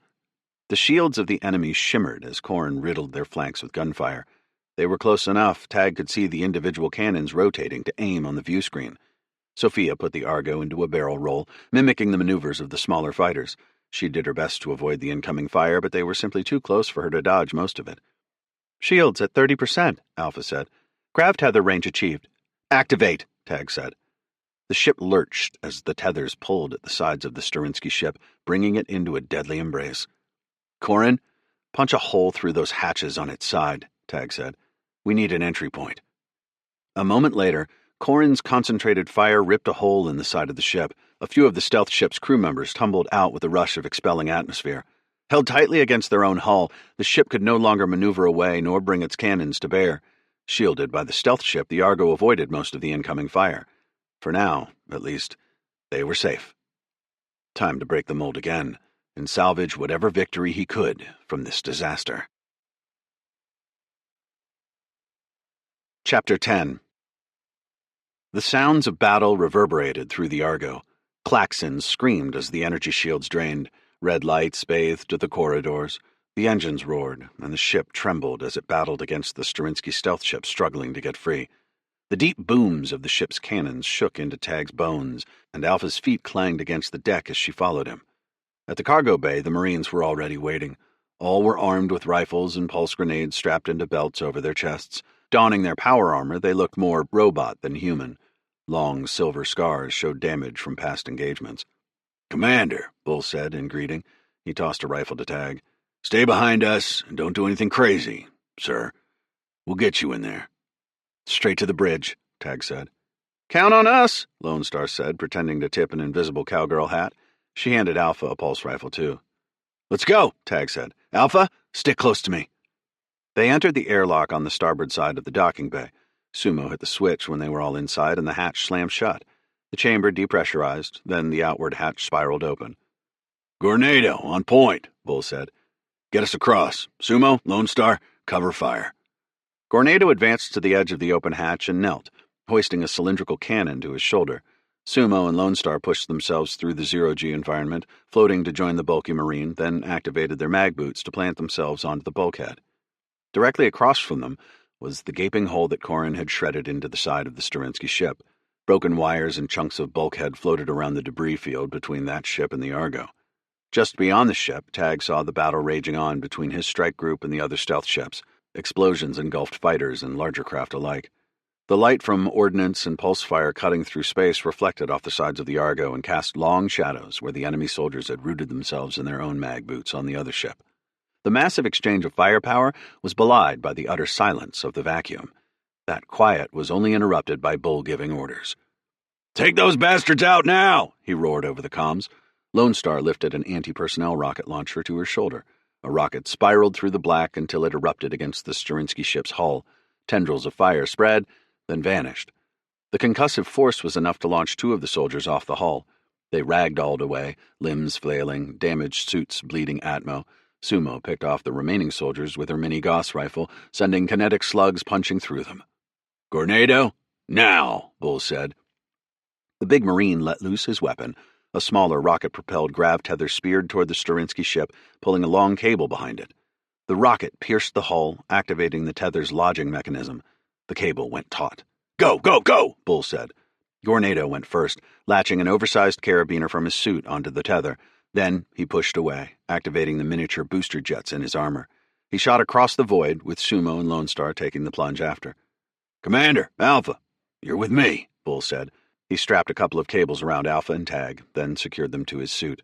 Ignobly scooping them both up after clicking his carabiner onto the tether, Bull launched them toward the Sterinsky ship. Tag had only a couple of seconds to marvel at the experience of jumping through nothingness. The soldiers that had been dislodged from the hull were still spiraling out of control, the escaping atmo from their suits propelling them deeper into space.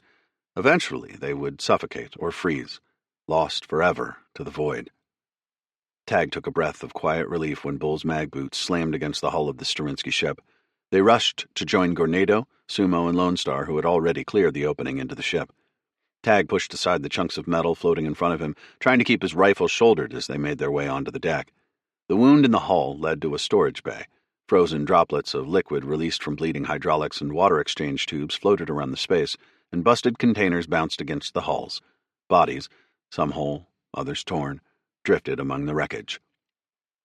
All the carnage hampered any chance of clear lines of sight. Tag couldn't see anything, but the Marines did not have that problem. "Contacts!" Gornado roared. 2 o'clock! Tag felt the shuddering thump of rifles reverberate from the Marines' weapons. "Another at our 10, Lone Star said. "Eliminated," Sumo said a second after. Tag crouched, following Bull. Alpha stuck close beside him. A sudden gout of plasma ripped through a floating shipping container. The container exploded into a spreading mass of melted plastic and metal, releasing stored rifles and other weapons that pinged against the bulkhead. 3 hells! Gornado cursed. "I'm hit," Lone Star said. An icy cold dagger of fear plunged through Tag's heart, only melting when Lone Star spoke again. "It's just superficial," she said. "Suit's repairing it now." They advanced through the swirling cloud of junk until they spotted an emergency hatch that had sealed shut to prevent the rest of the ship's atmosphere from escaping. "Get us in there," Bull said, shoving aside more floating junk to make space for the group around the hatch. Lone Star secured herself to the ceiling of the bay, like some kind of roosting alien vampire, with her rifle at the ready. Sumo planted herself right behind Gornado as he strapped his rifle over his back. Then he withdrew a plasma torch from his utility belt and began drilling through the seals around the hatch. "Stay back," Bull said to Tag and Alpha, using one of his big hands to shield them. "This is going to be a little rough." "Everybody clear?" Gornado said. Finished torching through the seals, he laid a small breaching charge. The Marines ducked back. A low explosion shook the deck, and the hatch burst away from the bulkhead, flipping past Tag and into the emptiness behind him. A sudden rush of air was sucked out, carrying with it more unsecured carts and a few repair bots that had been working on the other side. Tag counted 2 human shapes flipping past, but he did not have time to spare them a thought. "Quick! The next emergency hatch is shutting," Gornado said. Bull once again heaved Tag and Alpha up, then dragged them through the hatch, pushing against the hail of debris pounding his suit. Gornado and Lone Star were straining to hold open another hatch in the corridor until Bull, Tag, and Alpha cleared it. Then they let the hatch slam shut, and fresh atmos sprayed in around them, the pressure settling once more. Black and silver bulkheads reflected flashing red emergency lights down the corridor. The scream of klaxons pierced through Tag's suit. Once again, a generated gravitational field held them to the deck. They ran through the passage, cutting down anyone who stood in their way. "Ship schematics pair with the Forge of Blood," Sumo said. "We should be close to the bridge now." They turned down another, wider passage. A sudden blast of gunfire pushed them back. Gornado unstrapped a plasma grenade from his chest and activated it. He threw it down the corridor, and the explosive pinged across the deck. "Fire in the hole!" he shouted. A sudden boom was followed by a few agonized yells and a cloud of black smoke. Gornado and Lone Star peeled around the corner and cut down the survivors with gunfire. "Clear," Gornado said. "Move," Bull followed up. He constantly swiveled, watching to ensure no one snuck up on them. "Almost there," Sumo said. "Just one last turn, then we hit the bridge hatch." "It's going to be reinforced," Gornado said. "How much time do we have?" Tag glanced at the HUD in his suit. The shields of the Argo were fading fast. "I give us 5 minutes?"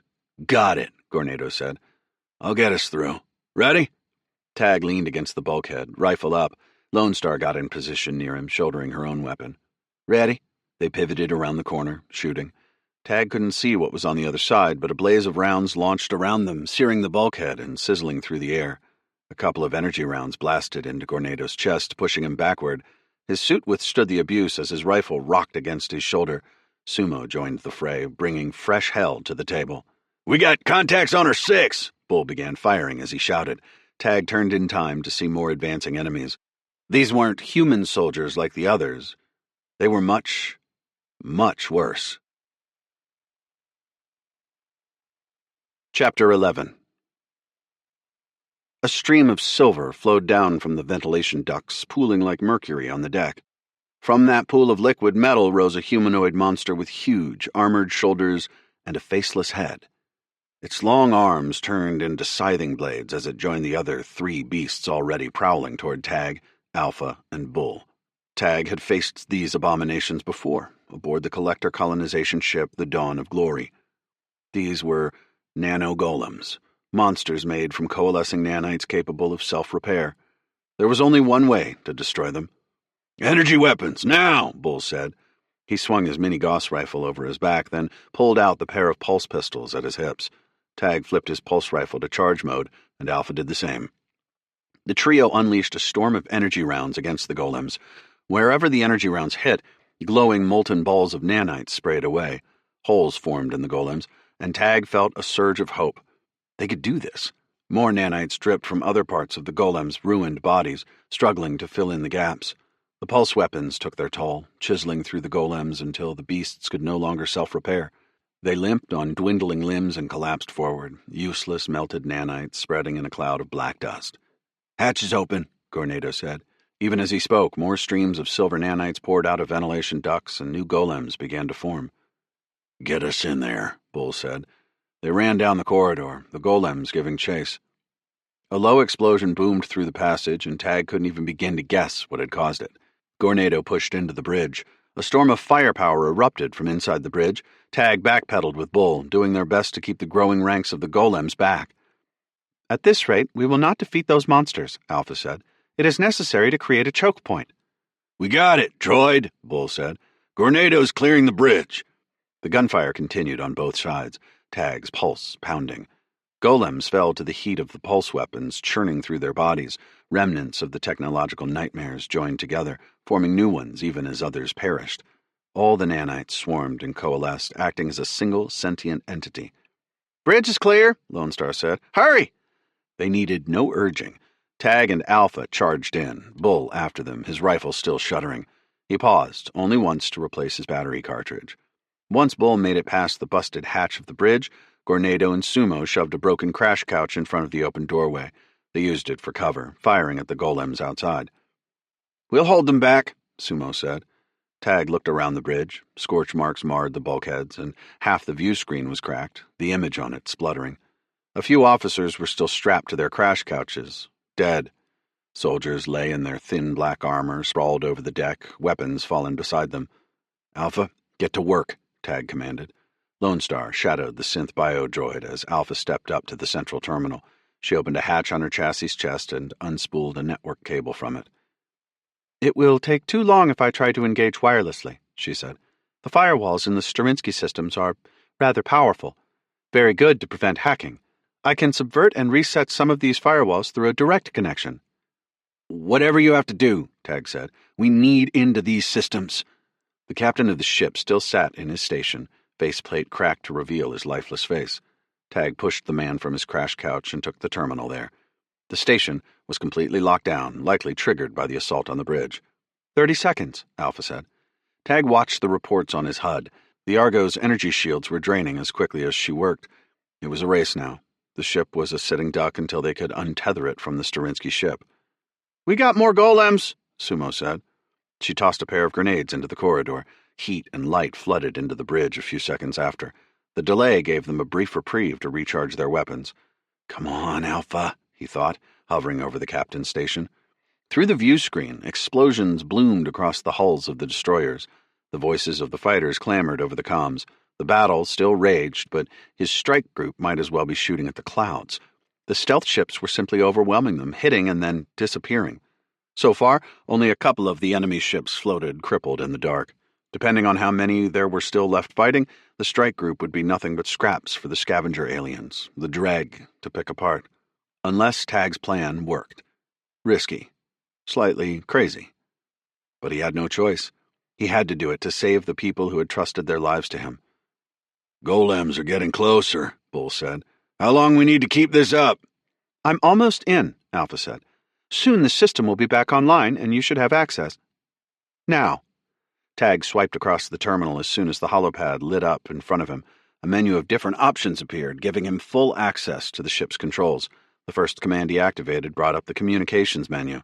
Before they had infiltrated the Dawn of Glory, back when they had uncovered the UNS Hope and the strange collection of ships from other alien races, they had discovered that the collectors had accumulated the ships of so many different species that they couldn't rely on visual confirmation of whether a vessel was an ally or not. Instead, they employed ID algorithms to create random numerical sequences to authenticate communications with allied ships. And now, aboard the Sterinsky ship, Tag had access to an updated version of that technology. He brought up the ship's holomap, showing a live holo of the unfolding battle outside. Another swipe of his hand revealed all the Sterinsky ships that were hidden in the shadows. His heart nearly stopped. "This far exceeds my estimates," Alpha said, taking in the same sight. "I count 24 remaining Sterinsky ships on the battlefield. Alpha, transmit the authentication keys for all those ships to the rest of our strike group. Then send the communications algorithm." "Yes, Commander," Alpha said, fingers tapping across the terminal in front of her. If this worked, then the strike group would not only access the same communication field the Sterinsky ships were operating on, but they would also be able to locate all the stealth ships. It would no longer matter if the enemy engaged their anti-LiDAR and radar masking methods. "Successful transmission," Alpha reported. "Commander, what is—" Habino paused mid-question. "Data received. Fighters being rerouted." "Very good, Captain," Tag said. Then he looked at Alpha. "Calculate which of these ships pose the greatest threat. Just like we're doing triage in the medbay. Which needs to be dispatched first?" "Understood," Alpha said. "And done." "Transmit that sequence to the strike group." Tag spoke over the channel to the other captains. "New targets provided. Coordinate fire according to prescribed sequence." The Sterinsky ships, perhaps too confident with their stealth capabilities, continued their assault, circling in predictable patterns. The first Sterinsky ship on Tag's list was hit by a barrage of fire, disappearing in a cloud of cutting plasma. The second followed soon after. Missiles, kinetic slugs, and energy rounds pounded the enemy forces. The Argo's shield was no longer being drained as the strike group cut down the enemy. Nearly half the Sterinsky ships were destroyed before the bastards caught on that the SRE strike group now had their positions. But while the battle outside had turned, the one inside the ship remained desperate.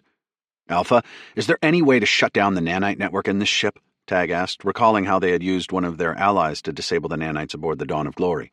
"I do not have quite the same capabilities as Raktor," Alpha said. "It will take some time." "How long?" "Perhaps 10 minutes?" "We don't got that long," Bull said. "More of these bastards are leaking into the corridors." "Shit!" Lone Star said, turning and firing. Nanites had permeated through the isolated air ducts of the bridge and were now streaming onto the deck near the ship's piloting station. "Alpha, scratch that," Tag said. "I want to know the location of any collector bases in this area. Colonization ships, satellites, whatever. Do you think you can get that?" "Yes, Commander. With the communications network already open, I should be able to decrypt those targets." A nano-golem formed from the nanites trickling into the bridge. Tag swung his rifle up and joined Lone Star in taking the monster down. They worked together to secure the bridge while the other 3 Marines did their best to keep more of the living weapons from entering. "Changing," Tag said, slamming another cartridge home. He fired on another nano-golem as it formed, shearing away its legs, then targeted its arms as it transformed them into serpentine blades. All it took was one of those monsters to hold itself together long enough for a blade or lancing limb to stab through his or Lone Star's suit. "Commander, I am getting something," Alpha suddenly said. "You got a fix on collectors?" "No, we are receiving a strange gravwave transmission. I am having some trouble with unidentified interference, as if there is something partially blocking the signal. It's unlike anything our ships can handle, but the Sterinsky ship can decode it." "What is it?" Tag sighted up another nano-golem and squeezed the trigger. "It's an SOS. There is another planet in this system, and they are currently under attack." Alpha looked up. "The report sounds as if they are describing a collector colonization ship, from what little I can understand." "Transmit the location where that signal is coming from, along with anything else we can pull off this ship," Tag said. "We can't hold these guys off much longer," Lone Star said as another 2 nano-golems appeared on the deck. "Then let's get out of here," Tag said. "Go, go, go!" Chapter 12. The Marines, Tag and Alpha, pierced the ranks of the nano-golems with a punishing fusillade of gunfire. They sprinted through the corridors as the beasts formed alongside them, turning to spike-covered monsters that took desperate swinging blows as they passed. One glanced off Sumo's armor, but she dodged enough that it didn't cause any catastrophic damage. Her suit clotted the resulting wound. When Gornado tore through the last emergency hatch, they all made it into the cargo bay again, in one piece.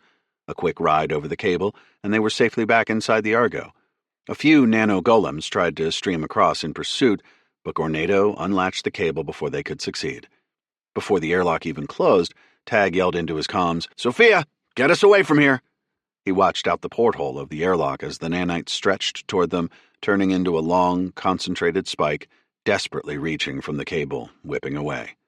But Sophia accelerated and the nanites dispersed. "Corin, tear that ship apart," Tag commanded as the airlock repressurized. The boom of the ship's cannons shook through the bulkheads. Tag watched the violent blasts of energy rounds and kinetic rounds punch holes through the vessel. Orange beads of fire from the PDCs opened up next, appearing like fiery whips as the rounds tore into the sides of the stealth ship. Jets of blue plasma sprayed from its sides. The airlock opened and the Marines began filing out. Tag followed, glancing back at the porthole for a second. An unholy flower of white light bloomed from the enemy ship, devouring what was left of the hull. "Hold on to something!" Sophia's voice barked over the comms. Tag grabbed the nearest handhold, and Alpha's fingers crunched into the lip of the hatch.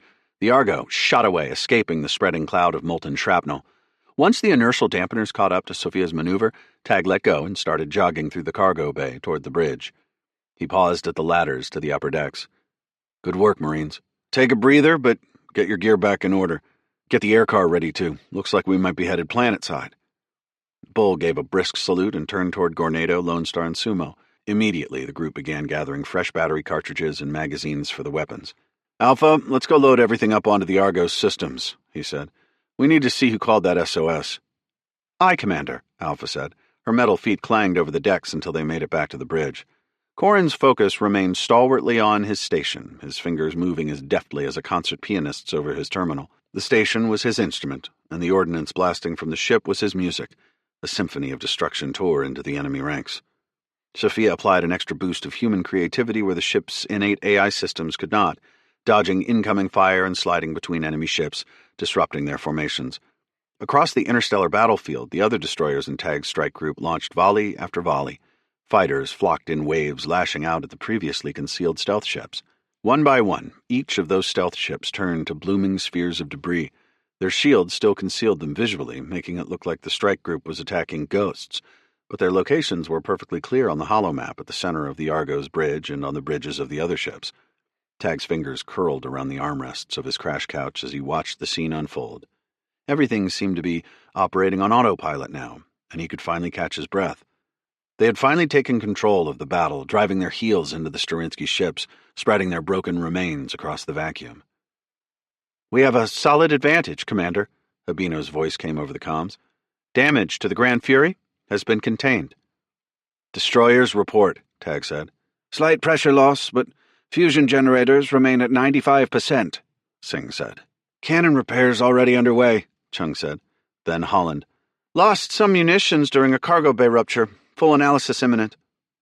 Fighters shot in toward a surviving stealth ship, launching a stream of missiles. Its shields sparked and shuddered, rippling until it finally gave way to reveal a damaged ship. Even as chunks of the ship sprayed out of its mangled hull, lost with the sudden depressurization, the ship fought on. The crews were fighting like noble warriors, fighting like honor was more important than their lives.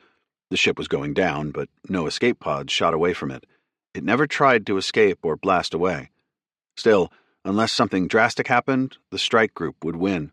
Another Sterinsky vessel exploded, and then another. The destroyers remained undeniably dominant, bolstered by the insurmountable might of the carrier. By now the crews of the stealth vessels had to know what was going on. They'd been made, and there was nothing left for them to do but pray to whatever gods they believed in.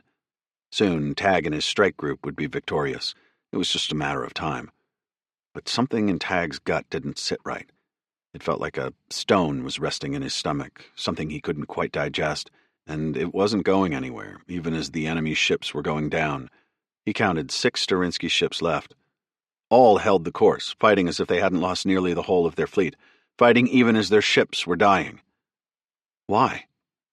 If Tag was commanding them, he would have pulled back by now, retreat from an unwinnable battle. All they were doing now was stalling the inevitable. A ship scorched past them, wings of plasma thrashing from its side. It shed panels of its hull as it careened toward the Grand Fury. Corin sent a wave of energy rounds plunging through it, and the vessel erupted even as its cannons pumped return fire at the Argo. Sophia kept the ship moving, deftly avoiding the incoming rounds. A second later, the Sterinsky ship was nothing more than slagged alloy. And still, the remaining ships were not letting up. Instead of zipping away, jumping into hyperspace, they were continuing the fight, prolonging it when they knew it was already over for them. Tag wasn't the only one who had noticed. "What gives?" Sophia asked. "These guys aren't giving up." "Every modern space warfare theory suggests they should be routing and regrouping," Alpha said. "They are operating against normal human strategies of self-preservation, unless they are intentionally suicidal." "I doubt it," Corin said. He paused a moment, focusing on launching another wave of charged plasma shots. "I may not have spent my life around humans, but it's pretty clear they aren't acting normal." "They appeared human when we invaded their ship," Alpha said. "Drone humans, maybe?" Tag said, hating the taste of the words in his mouth. "Damn it. That's gotta be it." "Even so, they'd be more valuable to the collectors alive, right?" Sophia asked. Alpha tapped on the terminal, monitoring the energy shields. "Much like the scientist Hannah Baker we encountered on Orthod, these people could very well be convinced they are the ones fighting for the right side. They may be zealots, religious fanatics intent on destroying us at all costs. Whatever's going on here, these people don't want us to leave this part of the solar system," Tag said, realization dawning. "They're trying to stall us. Alpha, locate the origin of that SOS signal." Alpha's metallic fingers worked across the terminal. "It's done." A red sphere glowed on the holomap. "Set a course toward the signal," Tag said. Then he spoke over the intership comms. "Strike Group Argo, set a course for the SOS signal we're transmitting now. Execute immediately." "Abandon the fight?" Holland asked, shock evident in her voice. "I have a feeling the fight will follow us," Tag said. He got back affirmatives from the other captains, though Chung did not sound particularly enthusiastic. He understood why. They were running from a battle they had every right to win. "Full speed ahead," Tag said. Aye, Skipper, Sophia said, pushing forward on the controls. The ship jolted forward, pressing Tag into his crash couch. The destroyers maintained speed in formation with the Argo, and as soon as the last fighter slipped into the carrier's bay, the Grand Fury caught up. As Tag had predicted, the remaining Sterinsky ships pursued them. No captain in their right mind would try to provoke a battle with the odds so stacked against them. One stealth ship accelerated, charging straight toward the carrier like it was going for a ramming maneuver. Target that suicidal ship, Tag said. Corin adjusted his aim. He set the energy cannons to charge. The bulkheads shook as the cannons built up a relentless storm of power. When the humming grew loud enough to drown out the roar of the grav impellers and the stressed fusion reactors, Corin fired. A column of concentrated green light lanced from the Argo and punched straight through the offending Sterinsky ship. For a moment, the ship continued onward. Then, explosions ripped through the hull. The ship fell apart, momentum carrying its fragmented corpse. Two more Sterinsky ships shared similar fates, buried by a barrage of gunfire from the racing destroyers. Contacts? Tag asked over the comms. Negative, Singh said. I'm not seeing anything but scrap metal, Holland added. Chung and Habino responded similarly. That was it. The battle was over. But Tag's gut still didn't unclench.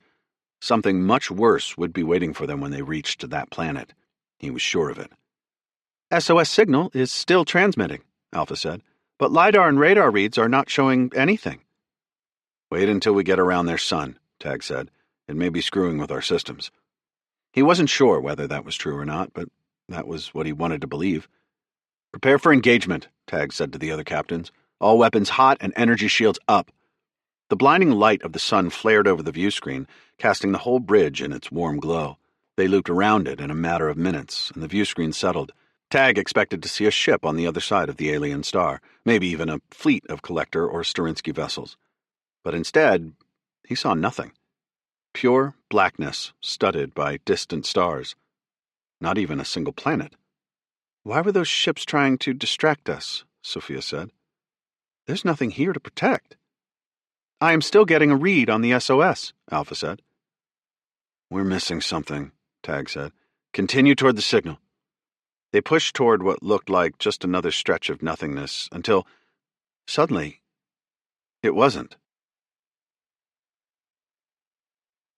Chapter 13. Alpha, is this real? Tag asked. Are we actually seeing what I think we're seeing? I do not detect any issues with our sensor arrays. LiDAR and radar are functioning as normal, she replied. What is that? Chung asked over the comms. And what just happened? Holland demanded. We don't know yet, Tag said. Cut speed and follow me. Alpha, keep shields up. Sophia, 50% speed. Corin, maintain cannon charge. The holomap was now filled with a litany of flashing spheres marking hostile forces. From what Tag could tell, they had entered some kind of alternate space. The blackness they had seen before had been replaced by a scene of carnage, as if it had all magically appeared the second they had passed some invisible threshold. Spaceships, like the Sterinsky vessels they had just fought, floated listless, trails of cargo and bodies leaking from them like the entrails of dying beasts. There were other alien ships, ones Tag vaguely recognized from his previous missions. A few were completely unfamiliar to him. Alpha, can you identify any of those ships? Tag asked as they drifted by the wrecked vessels. Back on the Hope, they had encountered a plethora of ships from species collected from disparate galaxies and welded together in a Frankensteinian space station. The data they retrieved had proved to be a treasure trove, and Tag hoped that it would once again offer them an insight or two. I have identified human ships in the immediate vicinity, along with drone mechs, Alpha said. A tap of her finger labeled the respective vessels on the holomap. However, these other ships are from a species we do not have in our data stores. The unidentified ships were angular and golden, nearly translucent, so that the network of corridors and chambers worming through them were visible. They looked like giant, jagged crystals that had somehow been made spaceworthy. Cracks fissured through most of them, and long singe marks scarred their hulls. Whoever these people are, the collectors don't seem to like them, Sophia said. Alpha replied, They appear to be warring with the collectors. Sophia didn't bother to clarify that much was obvious. She focused instead on navigating through the broken hulls and the meteor-like pieces of the crystalline ships tearing toward them. The battle might have been over, but the debris was still shooting through space on momentum alone, with no atmosphere to slow it down. The energy shields of the destroyers and carriers lit up each time a piece of space flotsam impacted them, rippling with green waves of energy. They could not nimbly navigate through the wreckage like the Argo could. Why was all this hidden? Tag asked. Why couldn't we see it until we got close? Stealth tech, Corin answered. It's the same technology we have on our mechanic stealth ships. In fact, it's the same tech the Collectors stole and gave to Sterinsky for their stealth ships. Only this is taking that technology to an extreme. From those SOS signals Alpha translated, it's so strong it even attenuates comms. Correct me if I'm wrong, but even you geniuses from Makara haven't mastered a sensor shield like the one we seem to have crossed, Sophia said. That is completely accurate, Corin replied. The power it would take to generate this kind of concealment field it's simply unfathomable. I can calculate the exact amount of energy required if that is desirable, Alpha said. Thank you, but it's not necessary, Tag said. Is this collector technology then? Sophia twisted the Argo hard to their port to avoid a crystalline ship flipping end over end. Sunlight permeated the vessel, making it look like it was one big tongue of fire. Tag tried to look for bodies within the ship, but he saw nothing. Strange. Commander, we're getting a better read on the SOS, Alpha said. It is still actively transmitting, but I cannot visualize an actual source. Three hells! This place is like an onion, isn't it? Sophia said. An onion? Corin asked. Is that some kind of weapon? Alpha was only too happy to provide an answer. An onion is a vegetable commonly used in human food. It's got layers, Tag said. You can peel them back, one after the other. Corin's single golden eye widened. I understand now. The concealment isn't just a single active shield. It gets more powerful the closer we get to its core. Judging by the perceived power gradient of this concealment shield, its core is precisely where the SOS is emanating from, Alpha said. Corin activated the PDC, and a sudden string of orange rounds whipped out against the monstrous hull of a drone mech dreadnought. He used their weapons to bore a hole straight through the vessel. Sophia jockeyed with the controls as the energy shields and their hull dragged against some of the melted bulkheads inside the huge vessel until they made it to the other side. Times like this, I wish we had the Melchiorri's matter transmutation tech, Sophia said. Would make navigating this wreckage far easier. Alpha, you haven't gotten any word from them or the mechanics, have you? Tag asked. No, Alpha said. But as Corin indicated, the concealment field appears to be interfering with our gravwave communication system. Strike Group Argo, we've entered a concealment shield unlike any we have seen before, Tag said over the comms. It's more powerful than anything Sterinsky or the drone mech ships have used before. For all we know, it may not even be collector technology. Advise caution. The sheer number of dead ships they passed filled Tag with the cold drip of dread. What do the collectors want out here? Tag mused. Once again, we're looking at complete slaughter, Sophia said. And for what? How many lives need to be lost before they're satisfied? Corin spoke with a slight hiss as if he was forcing the words through clenched teeth. Do you see any dead collector ships? Negative, Alpha said. Exactly, Corin replied. The loss of life is nothing to the collectors if it isn't their lives. They would bend entire civilizations to their wills. They've brought genocide and enslavement to countless races across the galaxies. It should come to no surprise that they would send those people into war against this race here, too. The mechanic was livid, and Tag didn't blame him. His species had nearly gone extinct at the collector's hands. I don't completely disagree, Tag said. But even the collectors wouldn't waste resources like this if it weren't worth the effort. After all, if they're going to sacrifice a pawn or two, they're doing it for their own benefit. This is more than a pawn or two, Corin said. Either way, if the collectors want something here, if that's what the SOS is about, we cannot let them have it, Tag said. Our mission isn't to destroy the collectors, Sophia reminded him. You're right. This is primarily an intelligence-gathering mission, but if we have an opportunity to stop the collectors' conquest, we have to take it. We may not have a chance like this again. You're the boss, Skipper. Just keep us in the air and we'll be okay. Tag wondered what they would find as they delved deeper into the concealment shields. They had already lost 2 squadrons of fighters. Was the intel buried in this corner of space worth the cost? What if all they discovered was 100 powerful energy cannons firing in their direction? Commander, Alpha said, breaking Tag from his thoughts, I find it strange that the SOS signal is piercing the concealment shield even when our gravwave comms cannot. If I were to guess, it's because the people who are transmitting that SOS are also the ones responsible for the concealment shield, Tag said. Maybe that's it, Corin said, fingers tightened around the weapon controls. Has to be. What? Sophia asked. The collectors want this technology, whatever it is. The concealment shield was undoubtedly designed to stop any other race from finding these people. They must have all manners of tech that would aid the collectors' campaign. Or maybe they're just afraid of outsiders, Tag said. This concealment tech might be their only crowning achievement.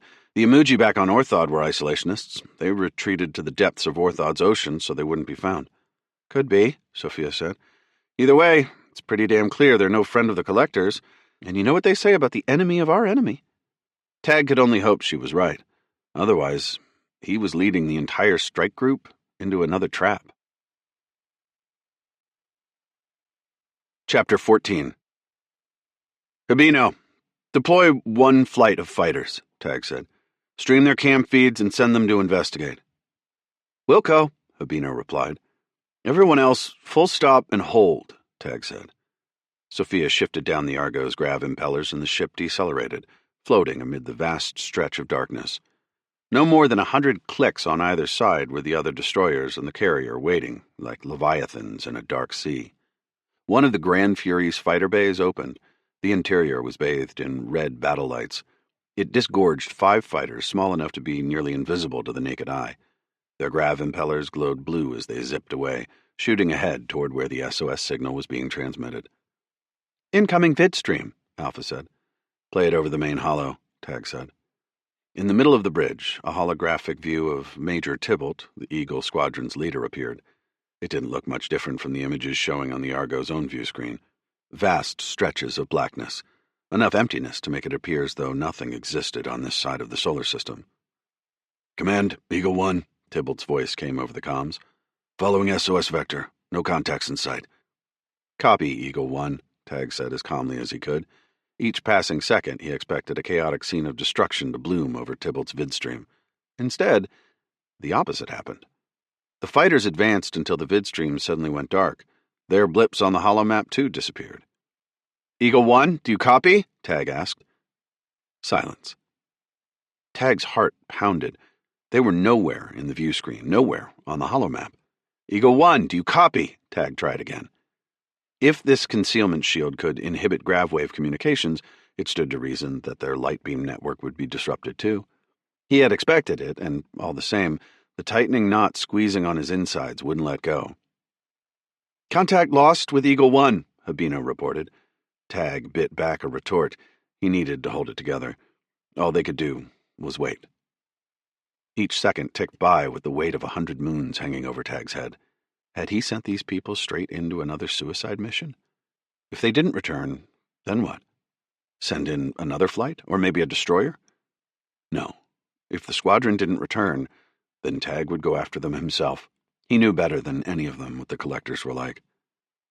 Sophia, prime the engines, Tag said when another minute passed. Alpha, bring energy shields back up to 100%. Prepare to overcharge them. If that flight doesn't return, we're going in. Tag watched his wrist terminal. Another 30 seconds. Another minute. 2. Sophia, take us. A comet suddenly blazed across the view screen. Alpha, what is that? Tag asked. The comet glowed a fiery orange, but as Alpha magnified the view screen, the sharp edges of one of the fighters grew clear. The ship looked like it was on fire, but fire didn't burn in the vacuum of space. The glow was coming from inside the vessel. Tag's stomach twisted. The image was close enough that he could see the pilot trying to engage the emergency release, but the cockpit had been welded shut by what must have been incoming fire. Habino immediately activated an emergency intercept flight of 5 more fighters that blasted out of the bay to meet the burning fighter. They used grav tethers to guide the vessel back into the Grand Fury. Seconds later, 3 more Eagle fighters pushed through the concealment shield. They all appeared in better shape than the first, but the 5th fighter was nowhere to be seen. "Eagle 1, report," Tag said. Tybalt's voice came over the comms, nearly breathless. "Enemy contacts. Sending vid now. We lost Reynolds." "Thank you, Major," Tag said. "I'm sorry to hear about Reynolds." The day's casualties continued to pile up, a stack of bodies in the back of Tag's mind. One day, maybe soon, it would be too much to bear. For now, he tried to ignore the burgeoning guilt threatening to sabotage his mission. "Alpha, put up that vid from Eagle," Tag said. The hollow at the center of the bridge was replaced in a flash of light. Once again, the stream showed what Tybalt had seen through his view screen. The battlefield of debris they had waded through before was a light snow compared to what was now an avalanche. Broken and charcoaled ships pirouetted in a storm of spreading debris. Tybalt's vid took them past more of the golden, crystal-like ships and a veritable wall of human and drone mech vessels. Beyond them were other ships that Tag didn't recognize. "Any idea who those belong to?" Tag asked Alpha. "Negative," she said. "They do not match anything in our databases." "You think they're allies of the Collectors? Or on the side of whoever is sending out that SOS?" Sophia asked. "It is very difficult to tell," Alpha said. "But, judging by the formation of these ships interspersed among known Collector vessels, I would say they likely belong to the side of the Collectors." The field of devastation grew until Tag saw something that drew his breath away. They had finally identified where the SOS signal was coming from. An enormous golden planet glowed in the middle of the hollow. It looked almost as if it was constructed from the same materials as the crystalline vessels. Tybalt's vid stream took them closer to the planet, where a hulking Collector colonization ship orbited. The ship was large enough to be the golden planet's moon. From it, destroyers and other vessels emerged, like a swarm of dreg flying toward Carrion. "It looks like whoever is on that planet hasn't given up yet," Sophia said.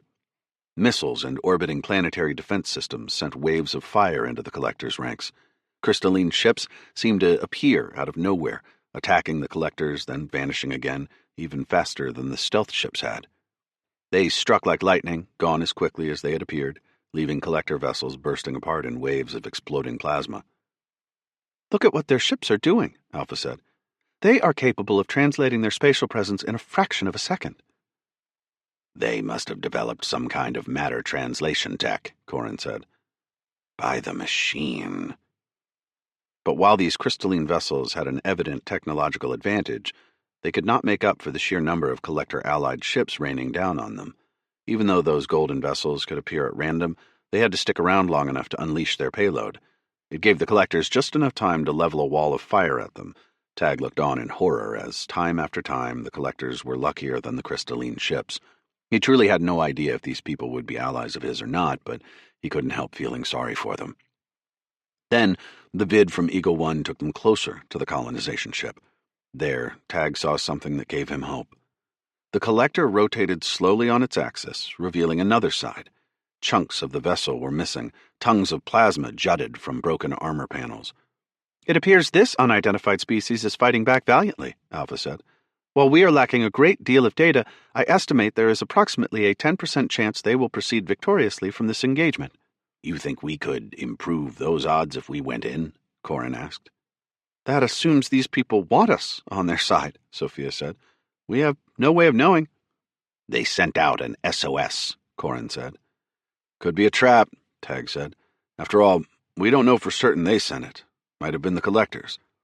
"Why would the Collectors do that?" Corin asked. "Draw in any reinforcements in the area, so they can finish them all off at once," Sophia answered. "Both scenarios are plausible," Alpha said. "I cannot draw an inference over which may be more likely." Tag waited a beat, watching the vid continue. A handful of smaller craft peeled off from the main contingent of Collector forces. The vessels launched a volley of rockets and lasers, and the vid went wild as Tybalt pulled stomach-dropping evasive maneuvers. Tag had a hard time tracking what exactly happened during those few seconds that the dogfight continued. One of the Eagle fighters was hit by a missile, instantly vaporized. Voices from the remaining fighter pilots screamed out, filling the comms. Tybalt pulled a barrel roll, then sliced hard to his left. For a moment, the view cut back to the colonization ship, and then panned across the planet. The enemy fighters came in for another strafing run, pulse rounds spinning toward Tybalt. Then something caught one of the fighter's flanks, and it erupted, fragments of the craft spreading every direction. A flash of sapphire bloomed across the hollow before Tybalt called the retreat, and the Eagle Squadron raced back toward the edges of the concealment shield. It was hard to believe that all this insanity had happened right in front of the Argo, and yet they couldn't see it, thanks to that concealment shield. His first instinct was to consult with the captains of the strike group, see what they think would be best, take their opinions into account, and derive a new plan of action. But time was not on their side. At least it wasn't on the side of the people down on that planet, whether they were responsible for the SOS signal or not. Alpha, rewind the vid, he said. He had her pause it right when the collector fighter was exploding. Inching through the vid, frame by frame, he saw the ordnance that had sent the fighter to oblivion. An almost bubble-like round had surrounded and crushed the craft in a fraction of a second. He knew exactly who used that type of weapon, and when the vessel responsible made it into the frame for only a second, there was no denying it. That's a Melchiorri ship, Sophia said, seeing it too. Did Jaroon and Bracken enter the concealment shield? Tag asked. Is that why they didn't respond to our comms? Alpha's fingers tapped across her terminal. I'm sifting through the communication data that Tybalt sent us. It appears that the Melchiorri ship did try to hail him, but he did not respond. I assume his comms were not properly synced like the Argo for interspecies comms. Yeah, that's pretty typical for fighters, Sophia said. Not exactly their job to be geared up to communicate outside our fleet. Can you translate the signal so we can hear it then? Tag asked. Completed, Alpha said. She poked a button on her terminal. SRE fighters, this is Captain Jaroon of the Crucible, a Melchiorri-designated vessel. Do you read? SRE fighters, do you read? Please respond. Requesting assistance. Mechanic ship Stalwart has been downed responding to SOS planetside. We repeat, we are requesting assistance. Bracken and Jaroon made it, Corin said, pushing against the restraints of his crash couch. They're mired in that mess. Three hells, if we go in there now, it could be suicide, Sophia said. But we can't let them die. I do not understand why they went in or why they stayed in, Alpha said. This is contrary to their orders and expected course of action. Perhaps this is some kind of elaborate trap? Tag weighed the options, but he had already known what he was going to do before the crew had voiced their concerns. There was no going back now. Chapter 15. Strike Group Argo, we're going in, Tag said. Confirmed sighting of Melchiorri vessel Crucible and mechanic vessel Stalwart. We will mark friendlies as soon as we enter. Do not fire on them. Avoid firing at the unidentified crystalline ships as well. Alpha will send new ally-enemy targeting protocols once we breach the concealment shield. Commander, are we to assume those crystal ships are friendly? Singh asked. I'd feel safer just taking them down, Chung said. I don't want to eliminate any potential allies just because they're different than us, Tag said.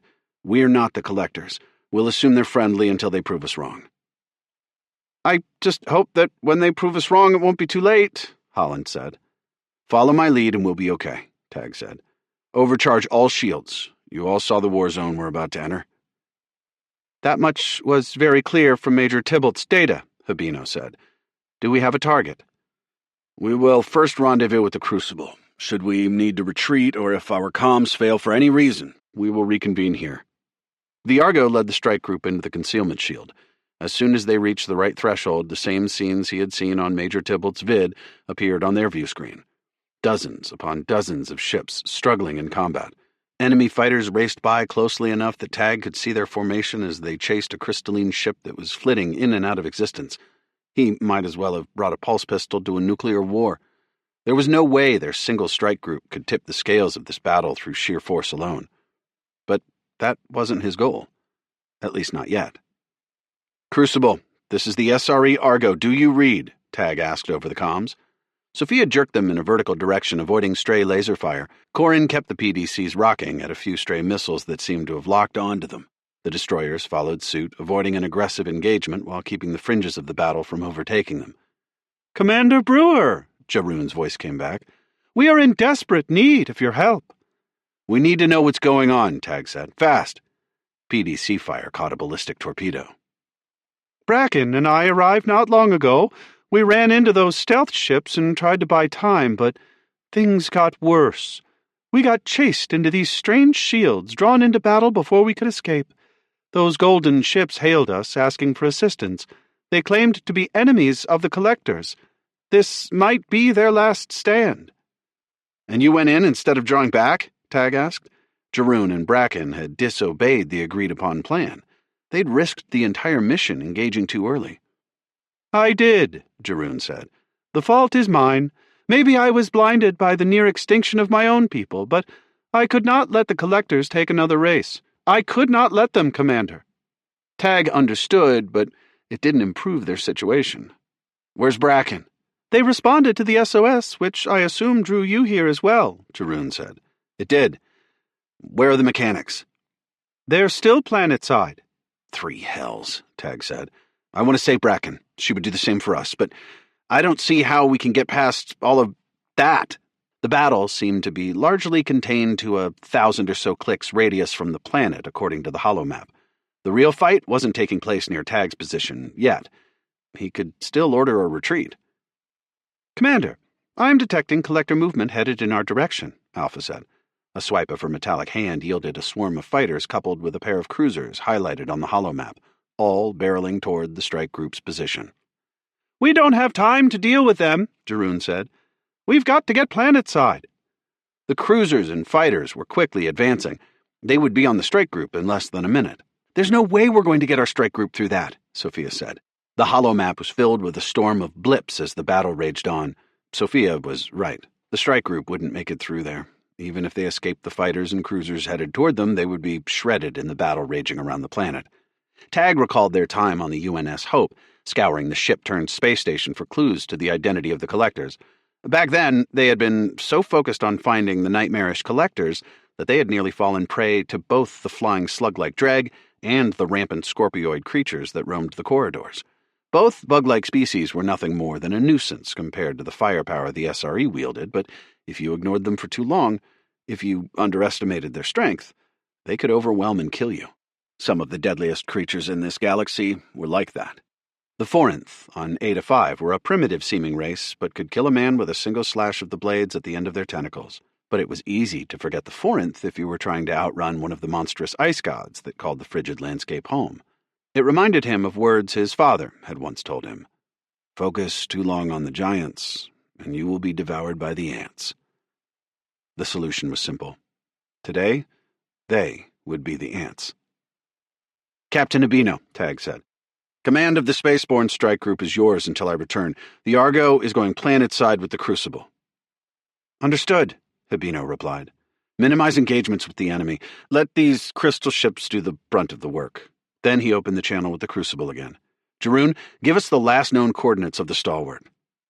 The location appeared on the holomap, a glowing dot on the planet. "Sophia?" Tag said. She nodded, and the Argo accelerated, pressing Tag against his crash couch. He felt the restraints dig in as she pushed the ship to its limits, bulkheads and hull tremoring. Grav impellers pushed them through the wrecked ships as the cruisers and fighters drew near. Habino deployed several squadrons that rushed to meet the incoming craft. The destroyers began pummeling the incoming collector ships with kinetic rounds that punched through their hulls, impacting with swirls of escaping gas. The Argo put all that behind them as Sophia skirted next to a larger drone mech dreadnought that was stalled in space, its engines and weapons no longer working. They used its bulk as cover. Soon they spotted the familiar swan-like form of the Sapphire Crucible. "Jeroen, when I give the word, I want you to envelop us with your matter transmutation shield," Tag said, "just like we did in that asteroid field outside the UNS Hope." "Our power to do that is limited. Perhaps 20 seconds. "That should be enough.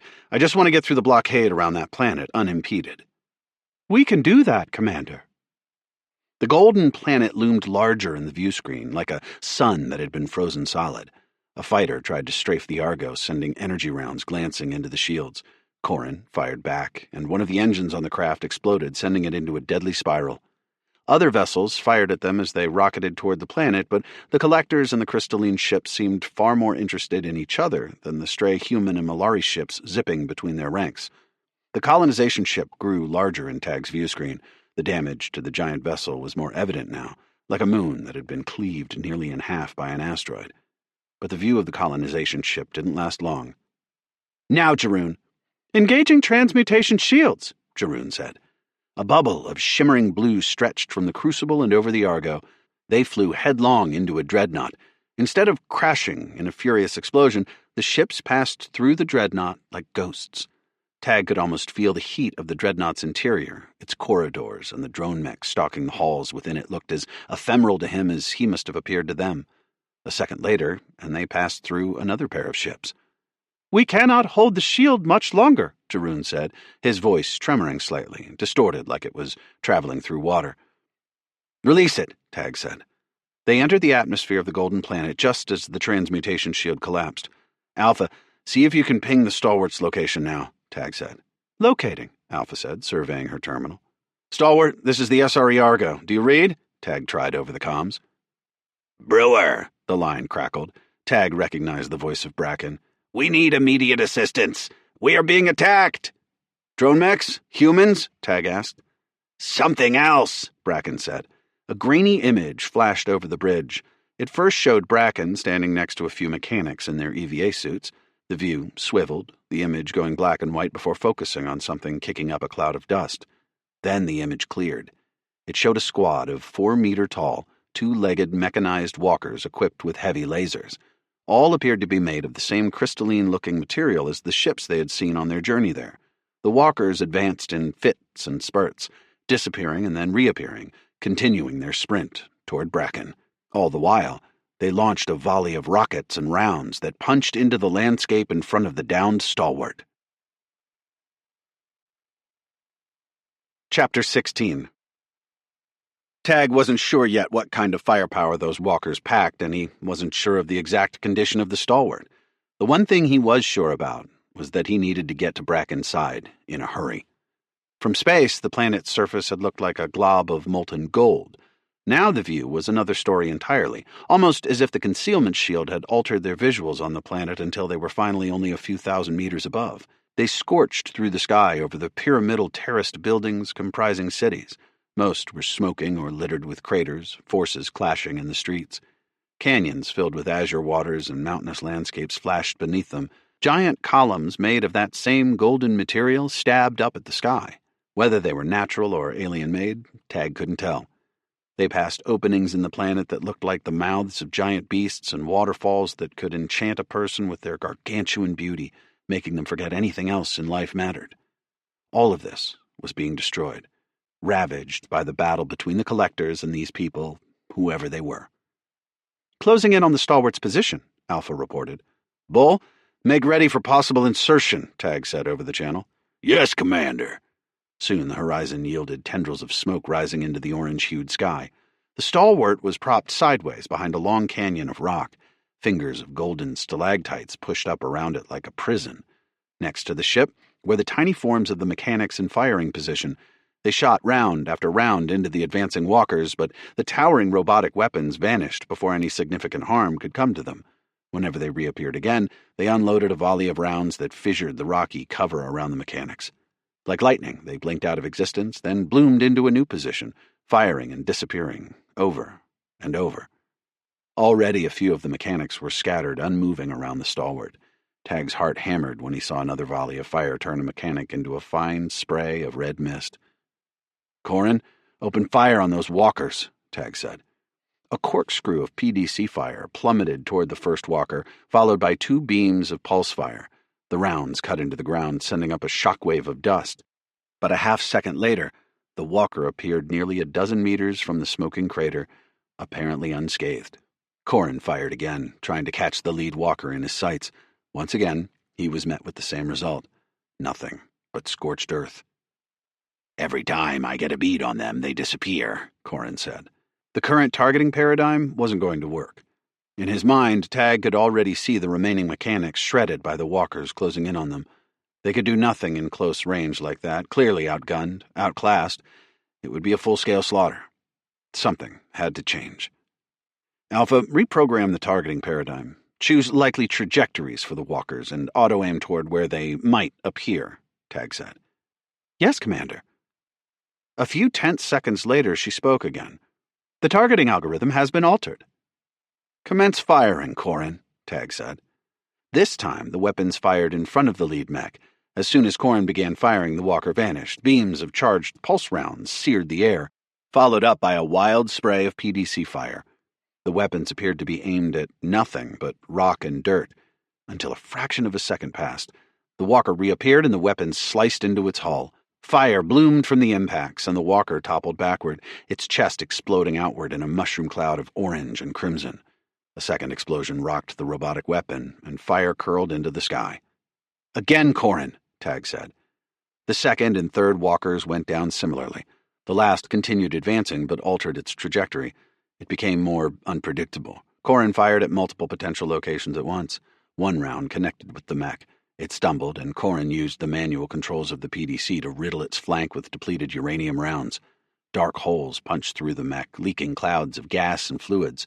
The machine toppled sideways, growing still. "Good work," Tag said. "Sophia, bring us down next to the stalwart. Bull, open the airlock. Let the mechanics in and assist in moving any injured." They descended toward the ship, the adjustment thrusters blowing waves of dust from their landing site. When they hit the ground with a resonating thud, Tag switched the bridge's hollow to a live stream view from Bull's headset onto the bridge to monitor the extraction. "Lone Star, Sumo, grab those two," Bull ordered, pointing toward a pair of mechanics holding their sides. "Gornado, help me with these ones." The shaky image showed Bull charging between the scattered debris from the stalwart toward the mechanics' ranks. A few of the mechanics swayed, walking unsteadily toward the Marines. Others leaned against chunks of bulkhead or rocks. Several clutched gaping wounds in their suits, blood dripping over their fingers. "Thank you, Commander Brewer," Bracken said over the comms, sounding weary. "We could not have held out much longer." She waved at Bull as she lugged one of her injured comrades toward the Marines. Two more mechanics followed Bracken, helping another limp along between them. A flash of red burned toward one of the injured mechanics. The alien went down, burned alloy puckering from his suit, screams of agony bleeding over the comms. Another mechanic stood, bringing his pulse rifle to his shoulder. More rounds caught him, sending him tumbling backward. "What's going on?" Lone Star yelled. Gornado let go of the mechanic he'd been helping and lugged his mini-Gauss up, firing rounds into an enemy out of Bull's line of sight. Bull swiveled then, aiming back and forth. Flashes of yellow lightning were striking, drawing ever closer to them. "What's going on?" Tag asked. "Alpha, why'd we miss this? Corin, fire!" Corin's terminal glowed with the aiming reticules of the dorsal PDC as he adjusted the cannons, shooting into the oncoming soldiers. "They're too small," Alpha said. "They evaded our sensors, coming in under the coverage of the wreckage from those mechanized units." Rounds slashed around the incoming soldiers, but hundreds of them suddenly flashing into existence around Tag. His father's words echoed in his head. "You'll be devoured by the ants." His own strategy coming back to bite him. As these people advanced, thundering toward the Marines and Bracken's wounded soldiers, Corin sent waves of fire into their ranks, but they proved to be harder targets than the lumbering walkers, and even as their bodies cartwheeled into the air, hit by direct shots from Corin, what they lacked in firepower, they made up for in pure numbers. "Skipper, you know what these are?" Sophia's voice rose, and she stood in her seat, the glow of the firing cannons reflecting through the view screen over her form. "The beings the collectors warned us about, the ones that they saw invading the UNS Hope." Tag's stomach twisted. The collectors were animals, responsible for genocide, but the beings that had provoked them down this path were the Luminols, people that Tag had only glimpsed in an old holo taken on the UNS Hope. The Luminols had appeared on the Hope, appearing as if they were angels sent by the gods. They had massacred half the crew aboard the Hope. Others that had survived the onslaught went crazy. Only a small fraction had lived with their minds and bodies intact. That initial exposure to the Luminols, however brief and mysterious, had inspired the human crew of the Hope to venture down the path of conquering other species, aggressively pursuing all manner of engineering to rewire their own bodies and ships, entire planets even, to suit themselves and to protect them against beings like the Luminols. And now Tag feared Sophia was right. They had put themselves in between the stalwart and what looked like those infamous creatures. These beings had not hesitated to kill hundreds of innocent humans for seemingly no purpose. It turned out the enemy of his enemy was also his enemy. "Son of a bitch," Tag said. "Corin, unleash everything you have on that army. Take them—" A flash of golden light sizzled across the bridge. Tag drew up a hand instinctively, trying to shield himself from the blinding glare. Blinking, he reached for his pulse pistol. Something cold wrapped around his wrist, and he looked up. A massive body towered over him, all slender limbs and a face that seemed to morph into an unrecognizable mass the longer he looked at it. Eyes reappeared, then vanished. A mouth opened and closed. The being released its grasp on Tag's wrist, and 5 more of the aliens flashed into existence around the bridge, securing Corin, Alpha, and Sophia before any of them could fire. The Luminols were here. Chapter 17. "Put down your weapons," the Luminol nearest Tag said. Its voice seemed to come from every direction at once, echoing in Tag's skull. "We mean you no harm." Behind the intruder, the view screen and the stream from Bull's helmet still showed advancing Luminols sending waves of troops firing weapons at their position. Even now, that small arms fire slammed against the hull of the Argo, most of it absorbed by the energy shields. "No harm?" Tag asked. "What do you call that?" He motioned to the view screen behind him, then undid the restraints from his crash couch. The Luminol made no attempt to stop him, and Tag reached for his pistol. He whipped it out, aiming straight at the center of the Luminol's mass. The being flickered like a light about to go out, shifting back and forth, giving Tag no clear target. When the Luminol stopped, it was right beside Tag, holding a long blade that looked like frozen lightning across Tag's throat. "If I wanted to kill you, I would have already," the Luminol said. "Understand?"